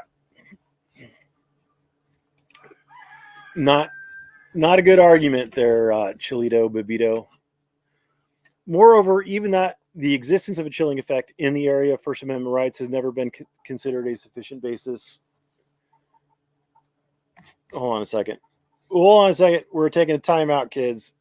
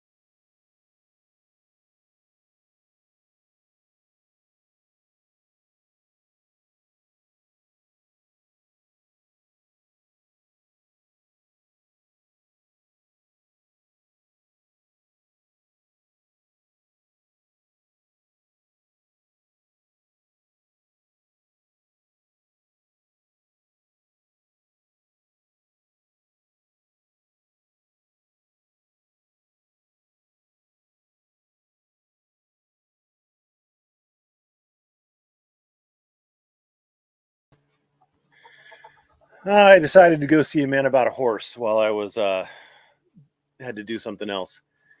All right, we were talking about the younger abstention. So, okay. In addition, plaintiff relies on a few cases to argue a preliminary injunction is not held to the younger standard if charges have not yet been filed.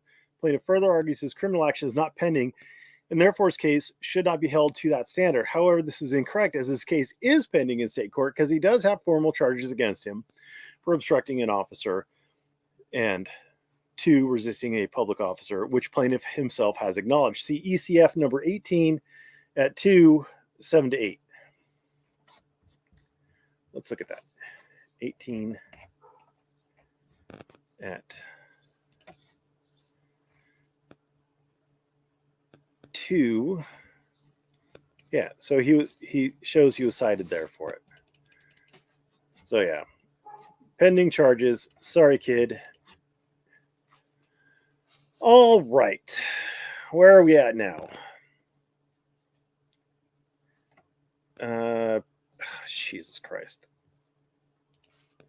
Chile responds again. I'm sure this will be amazing.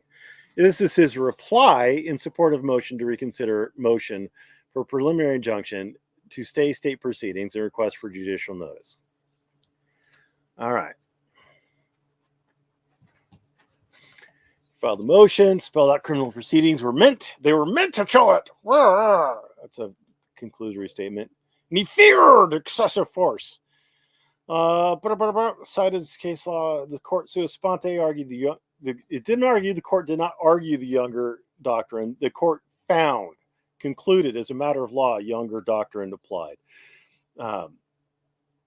Relying on the incorrect status of criminal proceedings, you had charges pending. You had a fucking hearing coming up. You're literally asking to stay an upcoming hearing. An upcoming hearing means charges are pending.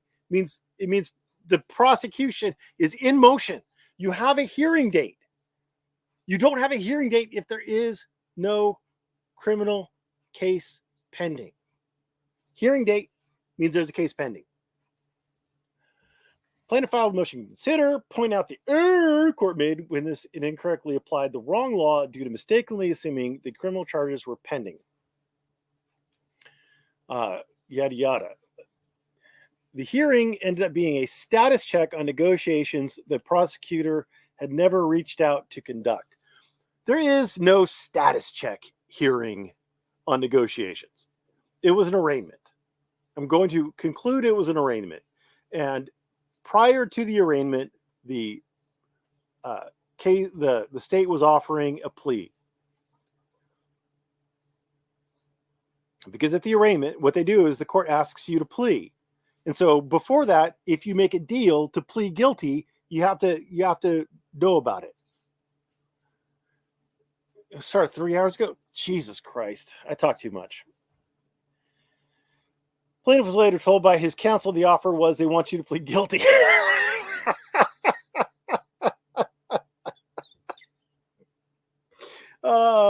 Chile has a way of hearing all the stuff he wants to hear, none of the stuff he doesn't want to hear. The judge continued the negotiation status hearing. It's a fucking arraignment. 14 days so plaintiff could consider the offer. Plaintiff has not been arraigned, nor does plaintiff know if an arraignment will occur at the next status check. Well, yeah. So in 14 days, the court's going to be like, well, did you accept their offer? And you're going to say yes or no. And if it's no, the next question the court's going to ask, well, all right, are you ready to plead? What's your plea? So, yeah, it's an arraignment. They continue the arraignment. So because you weren't there, because you weren't able to go over the prosecution's offer, then the court continued the arraignment. MPA. Defendants continue sanctionable mischaracterizations of plaintiff's filings. So he's saying that there was new evidence. Reconsideration 2.2 specifies the motion is made for clear error. The clear error is described at 2:15:19, where the court applies the wrong law due to its error in determining the status of criminal proceedings, even contrary to plaintiff's evidence at motion 3:18-19.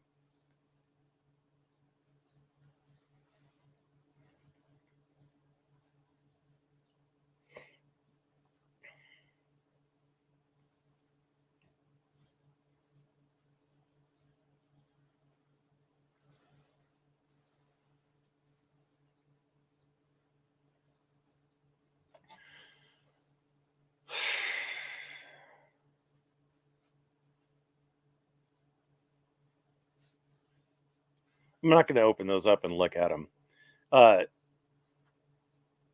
Chile doesn't know what pending criminal proceedings are. Defendants allege that plaintiff stated in a preliminary that a preliminary hearing was held on June 13th, 2023, and criminal charges are currently pending. That is false and is not reflected in plaintiff's filings. It doesn't fucking have to be. The court is going to take judicial notice of the state court proceeding. Arguendo, charges pending is not the same as a pending action, because if the charges haven't occurred, the action isn't pending. If the charges haven't occurred, then the action isn't pending.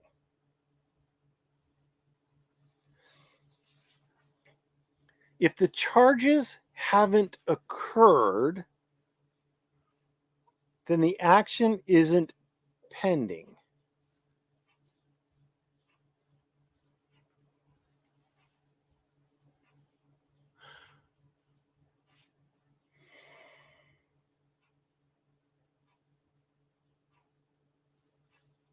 I don't know what that means. However, plaintiff didn't say charges pending. In fact, plaintiff said in his motion at 3:7, in part, especially as charges have not been brought.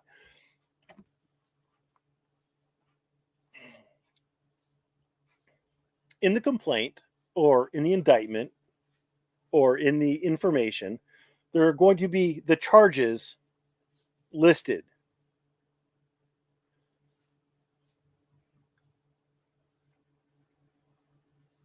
I'm going to assume that the city, or that Las Vegas, the DA, whatever, filed a criminal complaint. I'm going to assume that. And that's what got the ball rolling. It might have been an information that is the start document for the legal action.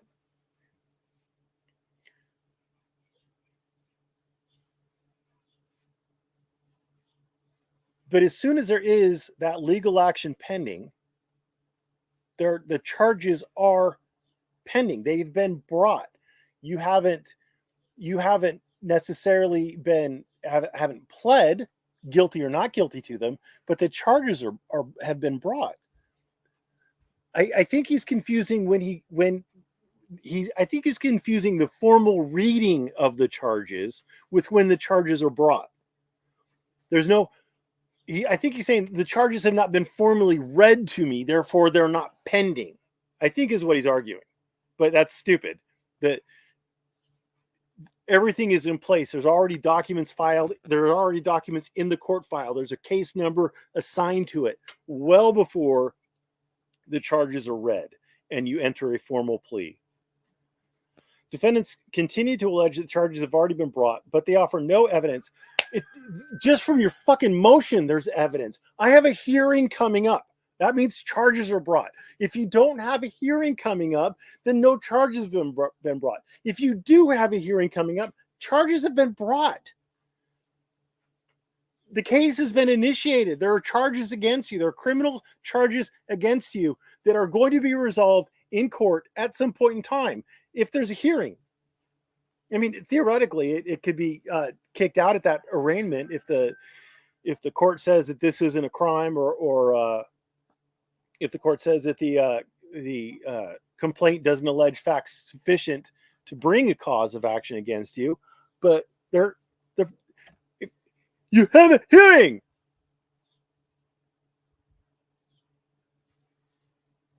I don't know how hard this is to understand. You have a hearing. You don't have a hearing. Like, it's like saying that there's no lawsuit filed against me, but I have a case management conference coming up on the 13th. Oh, well, if you have a case management conference coming up, then there's a fucking lawsuit. Well, no, it's not. I haven't actually appeared at it. I haven't actually said that, blah, blah, blah. No, you have a hearing. You have a hearing date.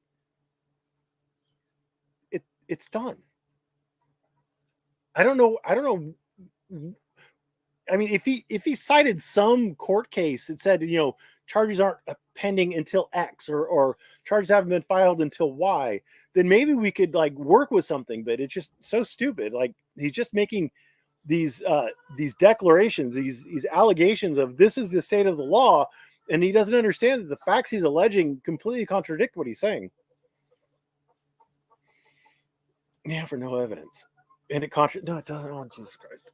Plaintiff also does hereby declare that he has not been arraigned or indicted or had any reading of any charges. So arraigned is when you go and you have the charges read to you, the formal reading of the charges. You can waive that, and you enter a plea. That's the arraignment. But that first hearing was an arraignment. It's just been continued. It has been continued. It was an arraignment. It's been continued. I guarantee you, it was an arraignment, and it's been continued because Chile wasn't there to figure out whether or not he wanted to accept the plaintiff's deal. But that was an arraignment. He hasn't been indicted. An indictment is usually something that is for felony. If you send something to a grand jury and they return back a true bill, it says that's an indictment. That is usually misdemeanors are either going to be informations or complaints. They're not going to be indictments. Indictments are felony kinds of things, or had any reading of any charges. Well, all of these things come after. Well, this comes after charges have been brought, and these come after charges have been brought. And this would be like if he says, I haven't been indicted, great. I don't have any felonies coming at me. I haven't been indicted. Maybe. I mean, there are other ways to get felonies in front of a court. But that's the only thing in the list of 3 things that is prior to charges. Indictments come first. Once you've been indicted, then you have charges pending. Defendants argue that plaintiff only makes conclusory statements in his motion, but the motion refers to the complaint and summarizes the tyranny inside, which clearly supports a preliminary injunction. It doesn't. Plaintiff raises both new evidence and clear error. No, he doesn't. And just stating that he did doesn't mean it. And why would you even do that? Why rehash what's in the fucking motion? If you make a motion and they say you didn't raise any new evidence in the motion, well, did you? The court's gonna have read the fucking motion. Like, why do you have to? First hearing is passed, and plaintiff's ability to assert his rights remain intact. Raised in an inappropriate manner. Why is that? How is that raised in an inappropriate manner?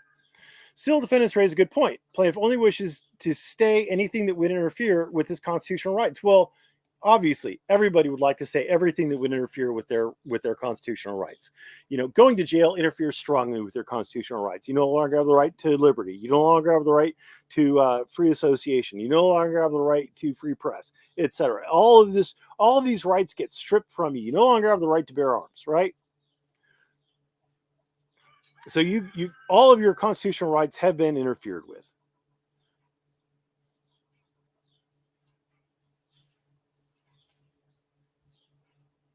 And of course he wishes to stay it. But the question becomes, can the court stay it within the Younger abstention doctrine? If this court were to make an order only staying any jail time, including before trial, then we can let the criminal proceedings continue and stay this action instead under Younger. Younger, there were criminal charges pending. There were criminal charges pending.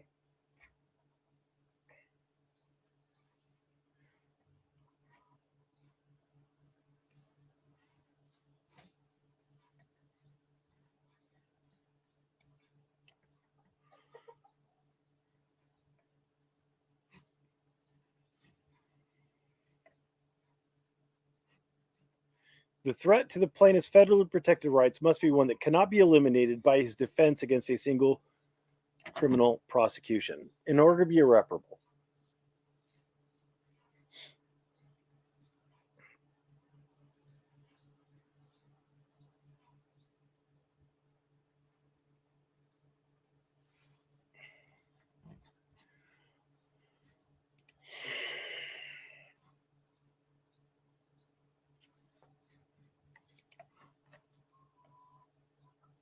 I mean, I get you can make an argument, but Younger is clear. You're gonna have to say why Younger. Essentially, you have to make a good faith argument as to why Younger should no longer be the law. And if he's found guilty in the state court, he could always bring a habeas motion, petition, I guess, technically, petition for writ of habeas corpus. The federal courts have jurisdiction over those.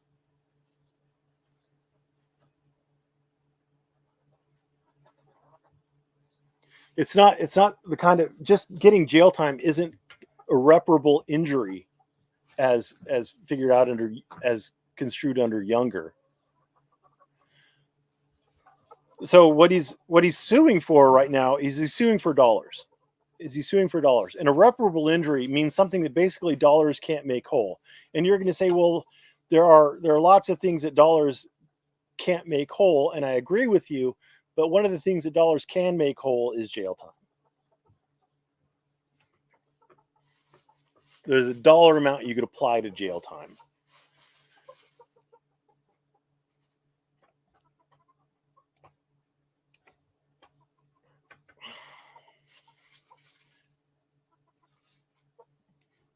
However, as defendants have made clear, the hearing is passed, and they still have not moved to stay this proceeding under Younger.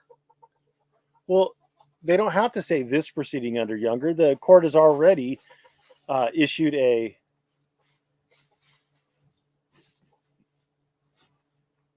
denial of the request for temporary restraining order. Oh, Buzzy B. So why would they have to say this proceeding under Younger? Why would they have to do it? Why would they have to do it? They can move to stay the proceeding under Younger and the Rooker-Feldman doctrine and probably a few others. But why do they have to? You'll notice that the Wagner case, Chile versus the Ironton, they have not moved to stay that case either. And you're going to ask why? Well, because they're trying to get rid of it. Why stay it instead of just getting rid of it? So in the Wagner case, they're moving 12B6 and summary judgment. Some of them are 12B6, some of them are summary judgment. And they haven't stayed it. They haven't had it stayed. They haven't moved to have it stayed. Because again, they're trying to get rid of it. Here, they're trying to get rid of it. They haven't even filed their answer yet. Like, why would they have to stay it? I have a feeling that the criminal action is going to get done relatively quickly. It's a misdemeanor. So why are we talking about my pee break? Yes, I did go pee recently. Thank you. Luckily, plaintiff was not arraigned and held without bail, or his rights would have clearly been chilled. But again, that's not the metric. Yet the case law he cited both discussed that just the fear of prosecution has a chilling effect on one's rights. Sure, but that's not what Younger dealt with. Younger said it has to be irreparable injury. Defendants say in their opposition that another remedy at law exists and the plaintiff will not suffer irreparable injury if the preliminary injunction is not granted. Defendants do not say what other remedies at law exist, so that argument is conclusory and should be disregarded. You can raise at your criminal procedure violations of your Fourth Amendment rights. You can raise at your criminal hearings violations of your First Amendment rights. You could raise retaliatory arrest at your criminal proceedings. So it's all the things that he's alleging here, most of the things he's alleging here, he could raise at the criminal case. The First and Fourth Amendment violations he can raise at his criminal case. His allegations that NRS statute, what was it, 200.1223, whatever, the right to record the police, he could raise that at the criminal trial. Plaintiff has not only alleged irreparable injury in the chilling of their rights, but the chilling of rights is recognized by courts as irreparable harm. It is well established that deprivation of constitutional rights unquestionably constitutes irreparable injury. And yet you have Younger versus Harris, that the traditional prerequisite, certain types of injury, in particular the cost, anxiety, and inconvenience of having to defend against a single criminal prosecution, could not by themselves be considered irreparable in the special legal sense of that term. Instead, the threat to the plaintiff's federally protected rights must be one that cannot be eliminated by his defense against a single criminal prosecution. So, can Chili's the threat to Chili's federally protected rights be eliminated by his defense against a single prosecution? If he raises his Fourth Amendment right and First Amendment right and prevails in the criminal prosecution, then all of a sudden, all of his rights have been not chilled. Duh. Additionally, defendants believe that being jailed can be undone. Yeah, you could be unjailed. Being jailed can be undone. There's also motions for petitions for writ of habeas. Then this court should jail them for a period as any harm can be repaired. Well, Chili, are you saying that? You're saying that you'll pay their salaries while they attend. What about their other costs? What about their general damages, like their emotional harm, loss of consortium, etc.? You gonna pay that too? You know what? I think defendants should say, like, you know what, Chili. Oh, put the lawsuit back up. Sorry. They should say, you know what, Chili. We'll take you up on your offer, and here's our actual salaries, and here are our extra costs, and we'll go ahead and take your deal. Because Chili wouldn't be able to afford it. Like cops around where I live make like $80,000 to $120,000 a year or something like that. The traditional standards test for a preliminary injunction does include irreparable injury, but not alternative remedies. This is a specific type of preliminary injunction. This is one where you're saying a state court criminal case and arguing the general state court, or arguing the general preliminary injunctions, isn't applicable when there is a specific standard that you have to apply that's set forth in the Younger case. A preliminary injunction is a clear remedy, and it is the court that decides whether irreparable harm will occur, not defendants. True, and the court apparently didn't seem very persuaded that irreparable harm would occur. So there you go. If Melendaris isn't convincing, Melendaris. All right, let's look at Melendaris. Melendaris versus Arpaio. This looks familiar. 695 F 3rd 990. 695. All right. If this isn't convincing, let's see. He doesn't cite a case number. All right.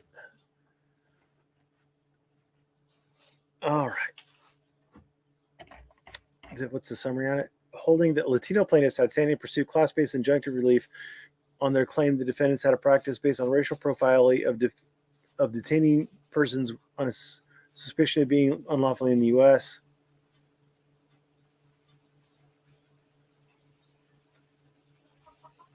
So is there a pending court proceeding? Let's find a pending court proceeding. It prevents them from being detained. Detained. Stopped. I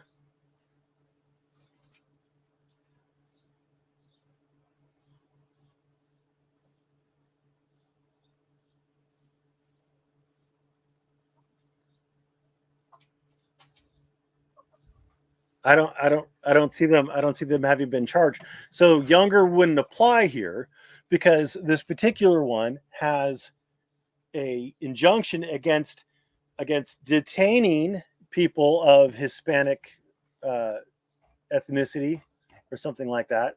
That's what they're talking about. So it's the wrong standard. You're using a general preliminary injunction standard as opposed to the specific standard for staying a state law criminal cause of action. So if Melendrez isn't convincing, the fact that COVID is running rampant in jails, along with plaintiffs' susceptible age,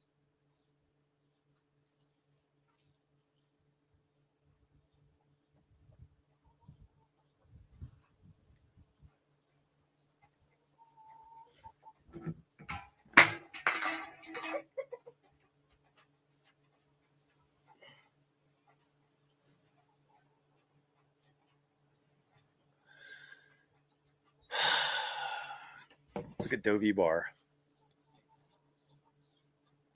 And this is a 2020 case. April of 2020 case. April of 2020. Order granting petitioner's motion for a temporary restraining order. Petitioner is in removal proceedings based on his conviction for second-degree robbery. He finished his 8 sentence, and he's been in custody of U.S. Immigration and Customs Enforcement. He's not had a bond hearing. He has medical issues. And given the COVID-19 pandemic and the conditions of his confinement, he petitions under 28 U.S.C. 2241 for his release or alternative for a bond hearing within 7 days. I believe 28 U.S.C. 2241 is going to be a habeas. That is a habeas. God, haven't I been talking about habeas all the time? Oh, my God.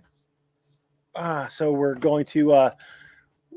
we got a habeas case. He cited a habeas case.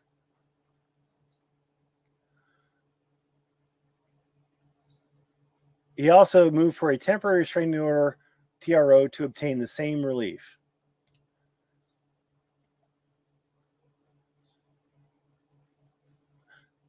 So the court granted his TRO in order to his release. So this is back during the height of COVID. The height of the COVID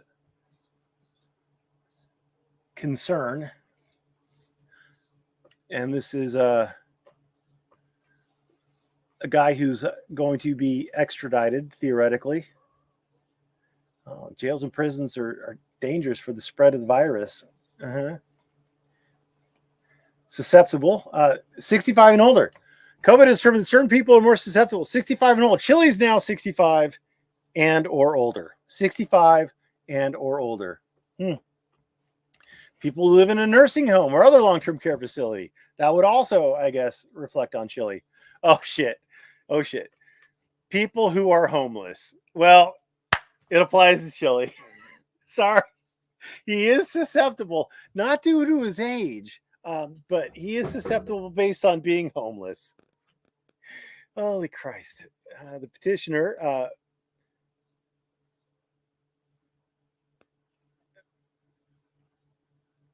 8 years, yada, yada.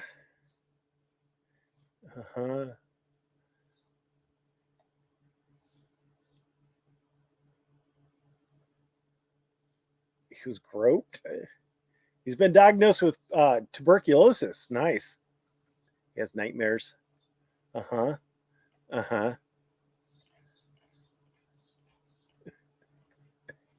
The immigration proceedings, he's removable. Not a criminal proceeding.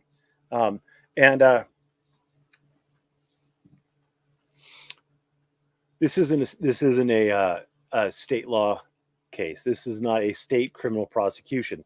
The Younger abstention doctrine would not apply to this case. Why? Because this is a immigration case under federal law where he was being held in a federal facility facing federal extradition, not state law claims.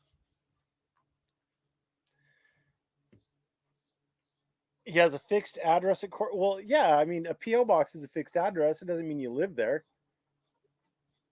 All right. So back to this bullshit. Oh, Christ. Defendants don't argue against irreparable harm, only it hasn't occurred. Defendants don't deny that irreparable harm will occur if plaintiff is jailed. Not according to Younger. Younger, if he can address the constitutional issues in the state law, in the state criminal case, no irreparable harm. Not yet, anyway. If there is, then habeas, baby. Habeas corpus.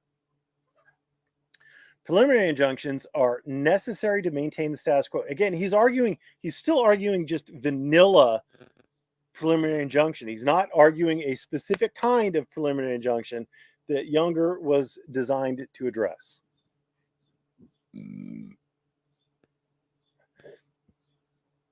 So it's garbage. He's likely to win on the merits. I don't think he is likely to win on the merits. But let's read this. Plaintiff requests court take judicial notice of the facts in the next 3 paragraphs under Federal Rule of Civil Procedure, Rule 201. Well, let's look at FRCP 201.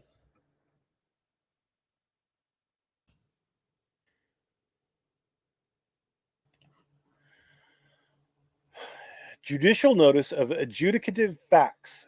This rule governs judicial notice of an adjudicative fact only, not legislative fact. The court may judicially notice a fact that is not subject to reasonable dispute because, number one, it is generally known within the trial court's territorial jurisdiction, or 2, can be accurately and readily determined from sources whose accuracy cannot reasonably be questioned. Taking notice. The court may take judicial notice on its own or must take judicial notice if a party requests it and the court is supplied with the necessary information. Timing. The court may take judicial notice at any stage of the proceeding. Opportunity to be heard. On a timely request, a party is entitled to be heard on the propriety of taking judicial notice and the nature of the fact to be noticed. If the court takes judicial notice before notifying a party, the party on request is still entitled to be heard.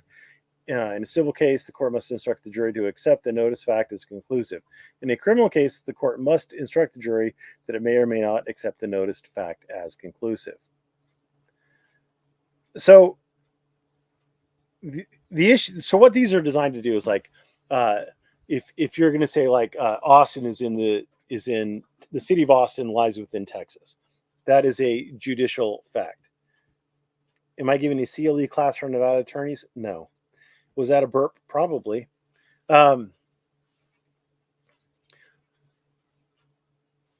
Things generally known within the court's territorial jurisdiction and can be accurately and readily determined from sources whose accuracy cannot reasonably be questioned. Like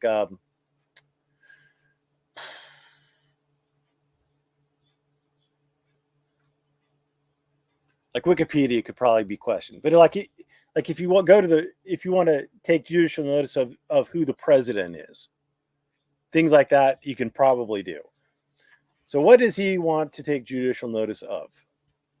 The Las Vegas Police Protective Association, which represents police officers in court for actions when sued officially, has training videos on the right of citizens to record the police.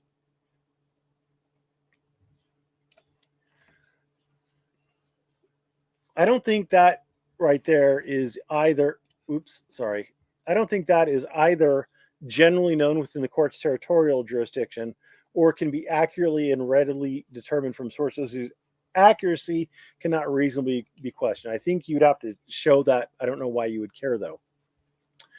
The videos are conducted by David Roger, who was the district attorney of Clark County from 2002 to 2014, and he leads the legal team at LVPPA. Again, I don't know if you would want to take judicial notice of that. One video entitled Videotaping Officers.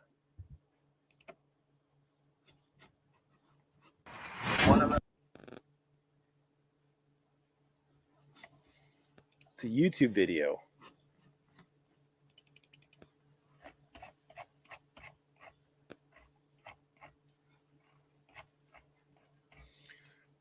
Says at 107, don't take the bait. Be legally careful. If they aren't obstructing your investigation, if they're not on top of you, if they're not putting you in danger, but they're merely videotaping you, you have no basis to arrest them. If they aren't obstructing your investigation, then try to ignore them. I understand it's difficult. I understand it's sometimes a concern, but throughout the country, these people are traveling from city to city and town to town, baiting officers by showing up on crime scenes or vehicle stops and videotaping officers.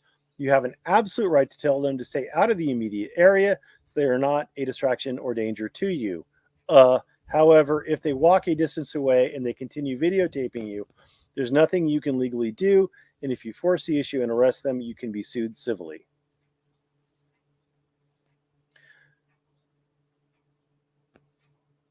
The question becomes, who the fuck cares what this guy says? You might as well cite to one of my videos and say, John said this. Who the ever-loving fuck cares? The court doesn't have to take legal advice from David Roger. So who the fuck cares? This is exactly what happened. See the complaint in plaintiff's own video of the incident at here, where plaintiff walked a distance away and continued videotaping. The officers forced the issue and got sued civilly. Okay? Hold on a second. Let me look through this again.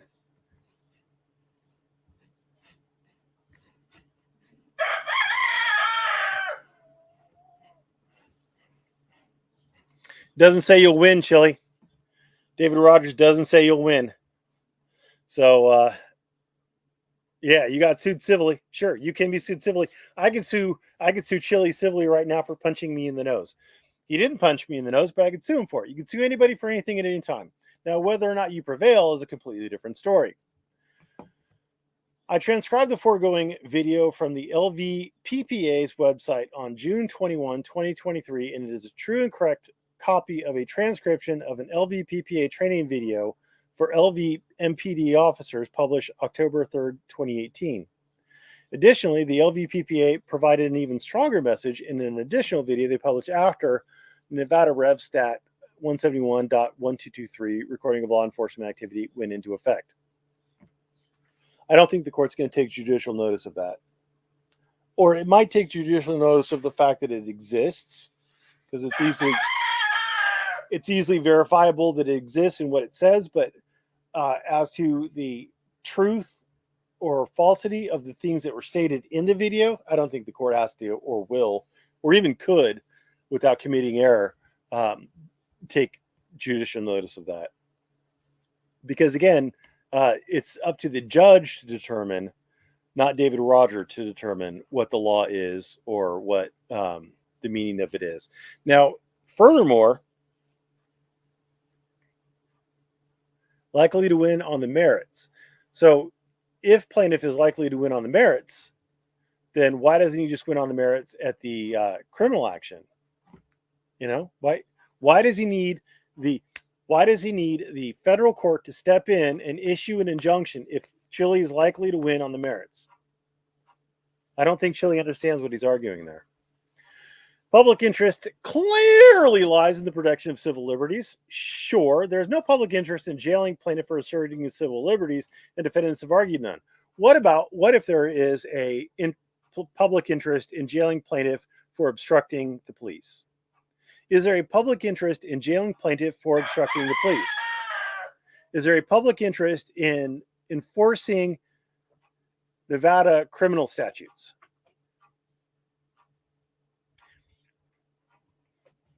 The public interest clearly lies in the protection of civil liberties for plaintiffs. So let's see if this case, Padilla versus Immigration and Customs Enforcement, a federal agency, let's see if this involves anything relating to the Younger abstention doctrine. We consider if they abuse their discretion granting a preliminary injunction in ordering the United States to provide bond hearings to a class of non-citizens who were detained after entering the United States and were found by an asylum officer to have a credible fear of prosecution.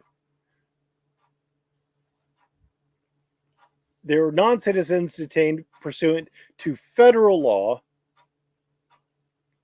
I don't understand. This has nothing to do. Oops, sorry. Share this tab instead. This has nothing to do with the Younger abstention doctrine. Nothing to do with it. So I don't know why he's arguing it. He doesn't understand what he's arguing. And so he's getting cases that are clearly an opposite. Plaintiff clearly wins. What is this? What is this? Why is he doing clearly? Clearly wins on a sliding scale test. Due to the foregoing, plaintiff would clearly win on either of the two sliding scale tests. Likely, again, he's arguing just general preliminary injunction stuff, which is not what you argue on a Younger abstention doctrine. Where a pro se plaintiff fails to allege elements or makes factual allegations, it should be overlooked where those conclusions can be drawn from the facts alleged. Okay. All right. So anyway, Younger is still going to prevent that from going forward.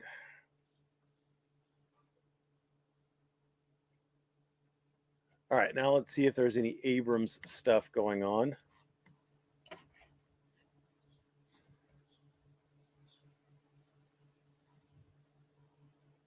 So Chile filed a motion for leave to file a surreply, and it was granted. So I don't know that I've read his surreply, so let's take a look at that.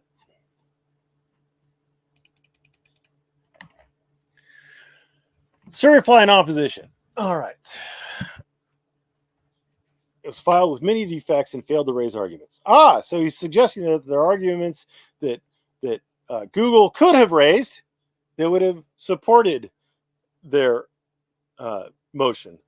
So, failed to raise arguments. That is the dumbest thing anybody could ever say.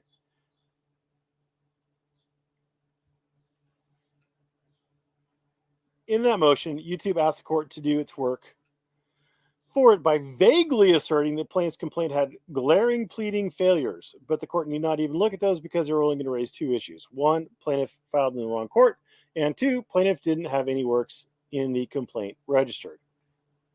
Okay. Plaintiff's or defendant's wrong court argument. Even if plaintiff's registered work was published by YouTube, which plaintiff denies, YouTube does not dispute that their TOS only. Okay, so this is the motion to dismiss is a 12b6 motion to dismiss. It is based solely on the allegations made in the current operative complaint in this case. So in that complaint, it's not what is true or not true. It's in that complaint. In that complaint. What are the allegations made in that complaint? I did not see any allegations of any registered work being published, period. I did see allegations that his works were published on YouTube, and he cited a whole list of YouTube videos that were published.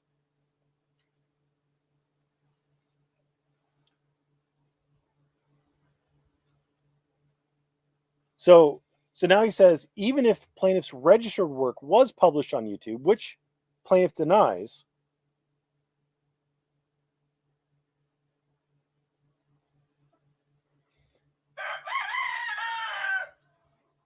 even if plaintiff's registered work was published on YouTube, which plaintiff denies,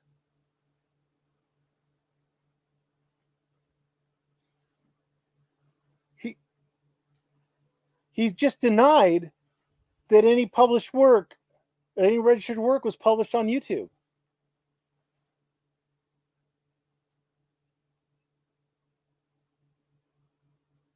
He just denied that any registered work was published on YouTube.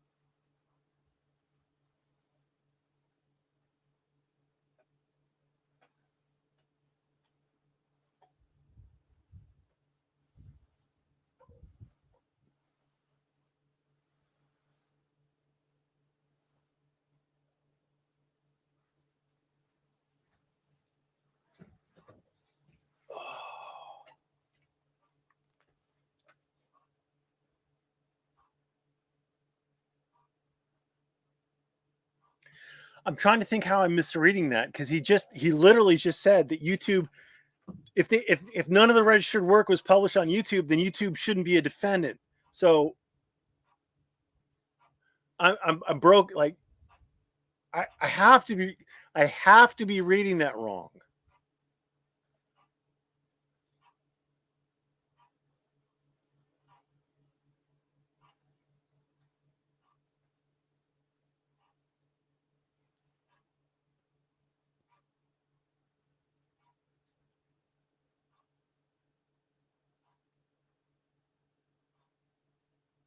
Fucking hell.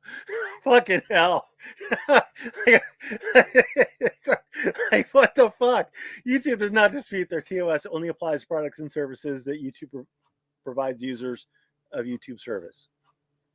YouTube would have this court believe that allowing third-party users of YouTube to copy plaintiff's creative works as a product and service that YouTube provides plaintiff, which is unconscionable.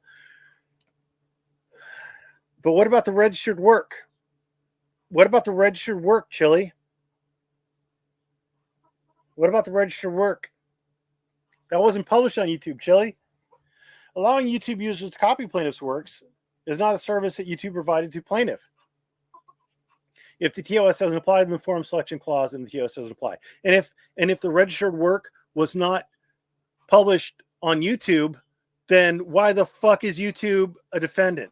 Even with your retarded third-party liability for not enforcing the DMCA, if it wasn't published on YouTube, then how the fuck is YouTube going to be a defendant?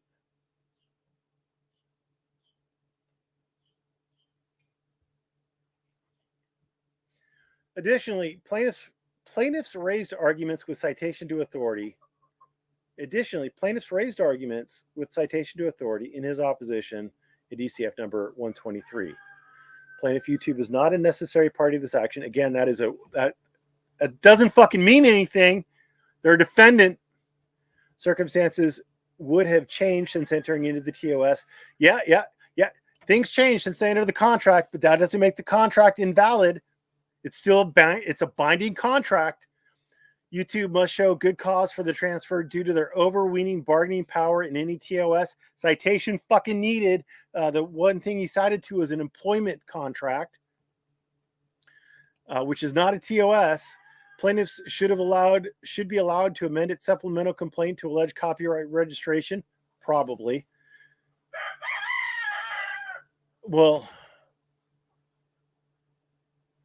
it should be dismissed without prejudice, allowing plaintiff to refile is really what I think should happen. The TOS does not license a user's video to YouTube for copying by others.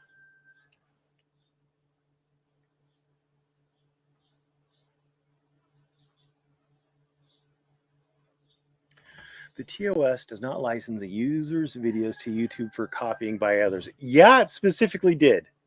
There are specific allegations in it where you give them a license to copy some, all, whatever, play portions of it, etc.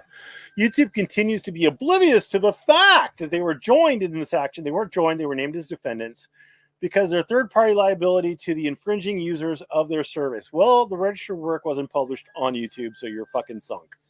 YouTube is trying to abandon this action so that those users must take on YouTube's portion of the damages. YouTube's portion of the damages.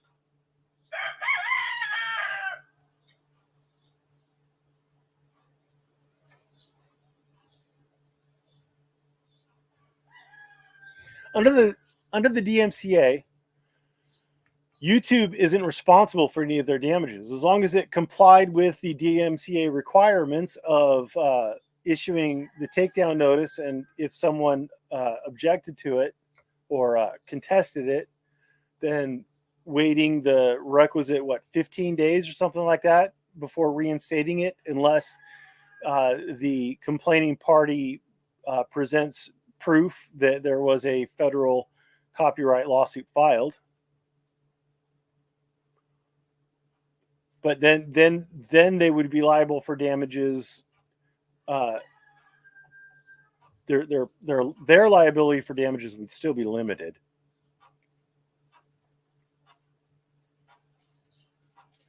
It is possible that YouTube user defendants in this action may need to make their third-party claims against YouTube under a forum selection clause between YouTube and those defendants.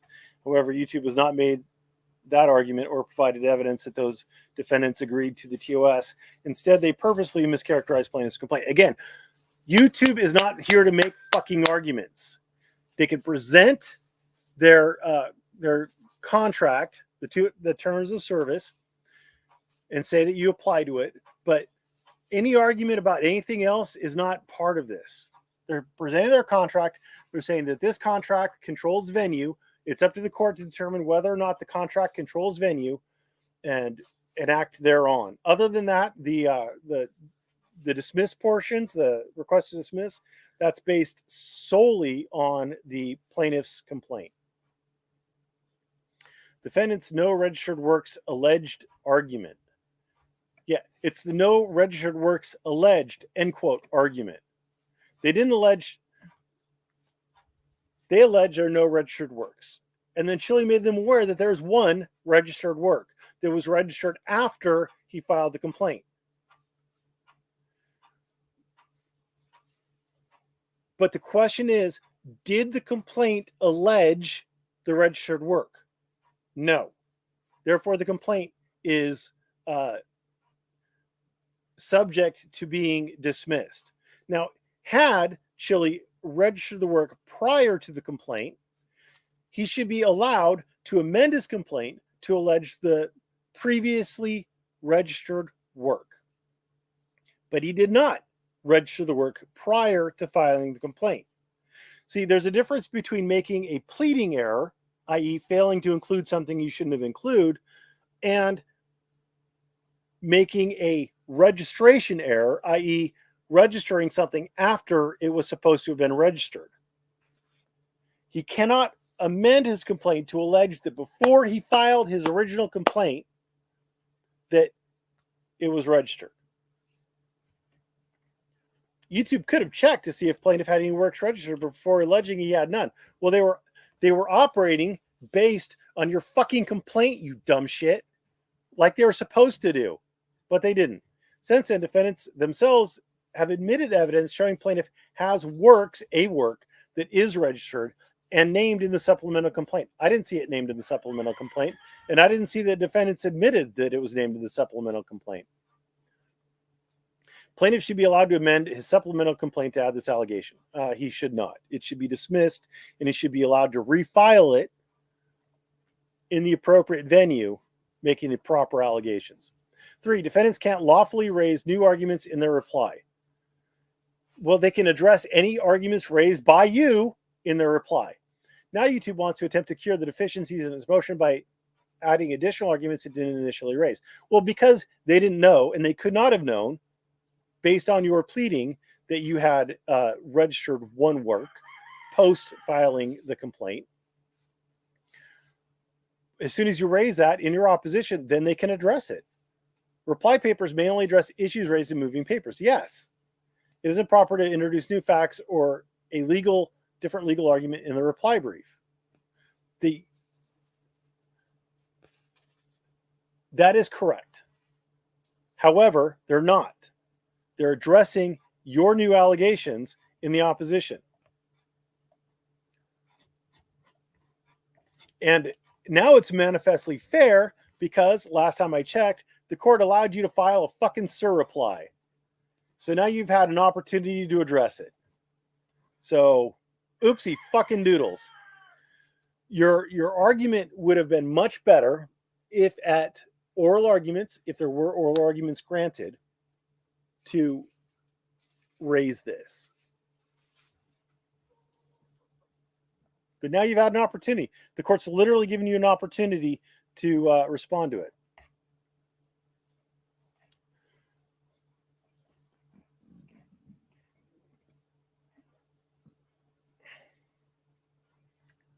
Defendants' unlawful reply arguments about a late registration. Where YouTube's argument is allowed, it is easily defeated.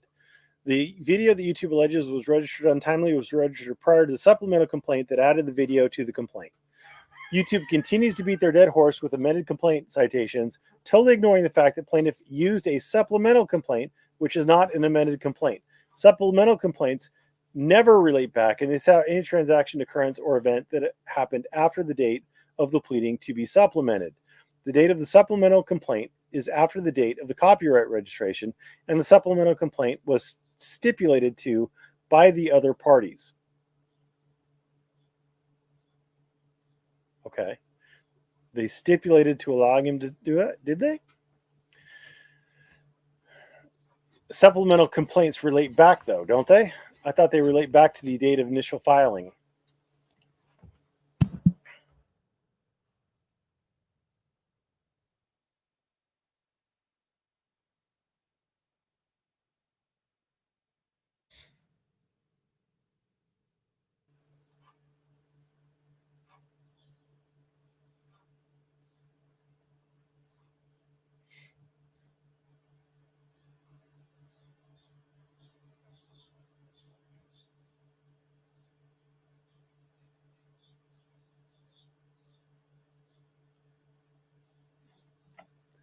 Interesting.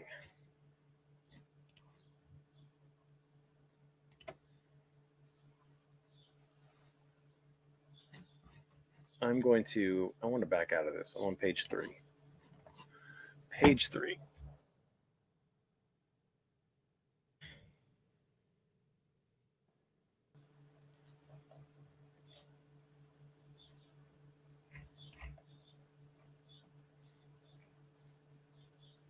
So this is the supplemental complaint adds to the first amended complaint. So the way it works is your amended complaint is you're like if you just do a complaint and then a supplemental complaint, the supplemental adds to the complaint. So in this case, the first amended complaint was filed on November 16th of 2022 before Chile had any registered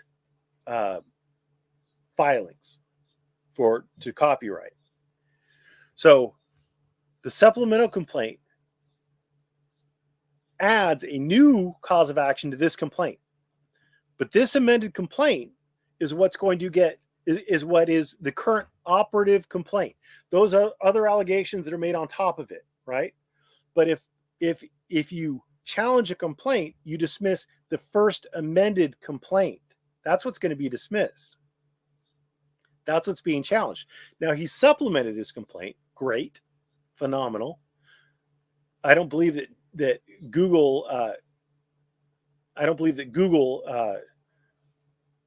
agreed to any supplements or said that they wouldn't challenge any supplements. And I believe that what Google said was that the plaintiff had decided to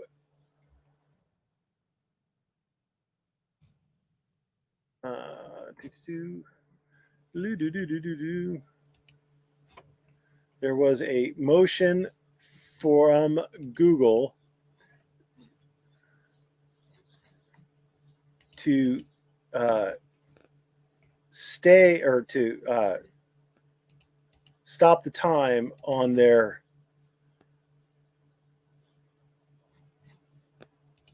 deadline to file a answer. There you go. So in here, it says that, I'm sharing the right screen. Yes. Okay. In here, it says that plaintiff has stated that he's going to file an amended complaint.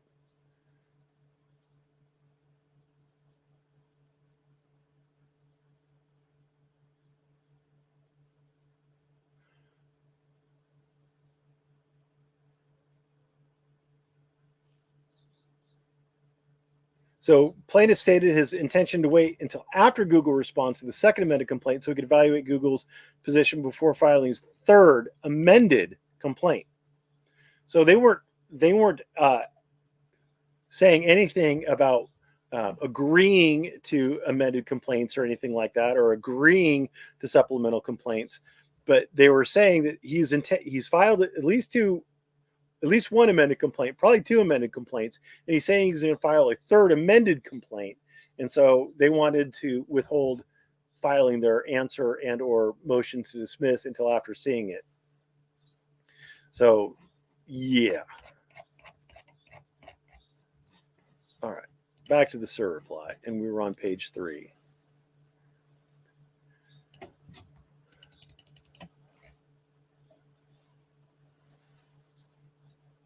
All right. YouTube alleges that plaintiff can't correct his supplemental pleadings to allege registration based on an opposite case. They said he couldn't correct his first amended complaint, his amended complaint, to allege registration. So where it decided later the copyright holder had filed the registration late, the district court should not have dismissed the action with prejudice. But the district court should and did dismiss the case without prejudice. Instead, it was decided the action. Can anyone summarize, please? Yeah, shut the fuck up and watch the whole goddamn video. Summarize. Kiss my ass. No, you want to just pile down 4.5 hours worth of crunchy law discussion to a short summary? Sure. Attorneys take 30-minute subject and stretch out for 4 hours. Sure. Yeah. Instead, it was decided the action should have been dismissed without prejudice. Yep, there you go. Additionally, the copyright holder in Cortez Ramos could not cure the defect by amending the complaint because he couldn't fix it because he filed the registration after filing the complaint. Here, plaintiff can cure any defect in failing to allege copyright registration simply by alleging registration in the second supplemental complaint. No, because that would defeat the purpose of having to file or having to register before you file your complaint. Additionally, Cortez Ramos ultimately relies on a district court case in the Second Circuit where the court admits to parting ways with several courts that have held that a post-registration amendment can cure the defect in a complaint filed before a copyright claim was registered within the meaning of Section 411A. Sure, but the other courts did it prior to the Supreme Court case, which changes things, doesn't it? Finally, YouTube's argument is moot. It's moot. In general, courts have agreed they lack the jurisdiction to make a ruling on a moot issue, but have done so only in the matter of public interest, which YouTube has not alleged and would not be able to prove. Why is it moot? I don't know. He just alleges it's moot. YouTube claims that plaintiff admitted in its first amended complaint to having uploaded the registered video to YouTube. This is false and not alleged in the first amended complaint. All the allegations in the first amended complaint were for YouTube videos, or it was a list of YouTube videos.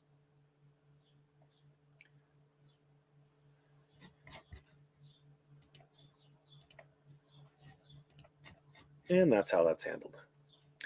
If the court grants the motion to dismiss, it should allow leave to amend, as it would be futile, undue delay, or dilatory. Federal rules of civil procedure embody a liberal policy in favor of allowing amendments to proceedings. Specifically, Rule 15A provides courts should freely give leave to amend when justice so requires. Mandate is to be heeded. Yup. Amendments under the rule are liberally granted and some justification is required for a refusal. Yup. Outright refusal to grant leave to amend without any justifying reason appearing for the denial is not an exercise of discretion, is merely abuse of that discretion inconsistent with the spirit of federal rules. Yep. He registered work before adding the work to a supplemental complaint as evidenced by the defendant. Plaintiff has simply forgot to allege it. I thought he said he alleged it up above, but he didn't. So yeah, he forgot to allege it. Again, the problem goes back to the amended complaint. It would be dilatory to amend the complaint before the motion to dismiss are decided, but plaintiff is willing to move for leave to amend if that's what other parties want.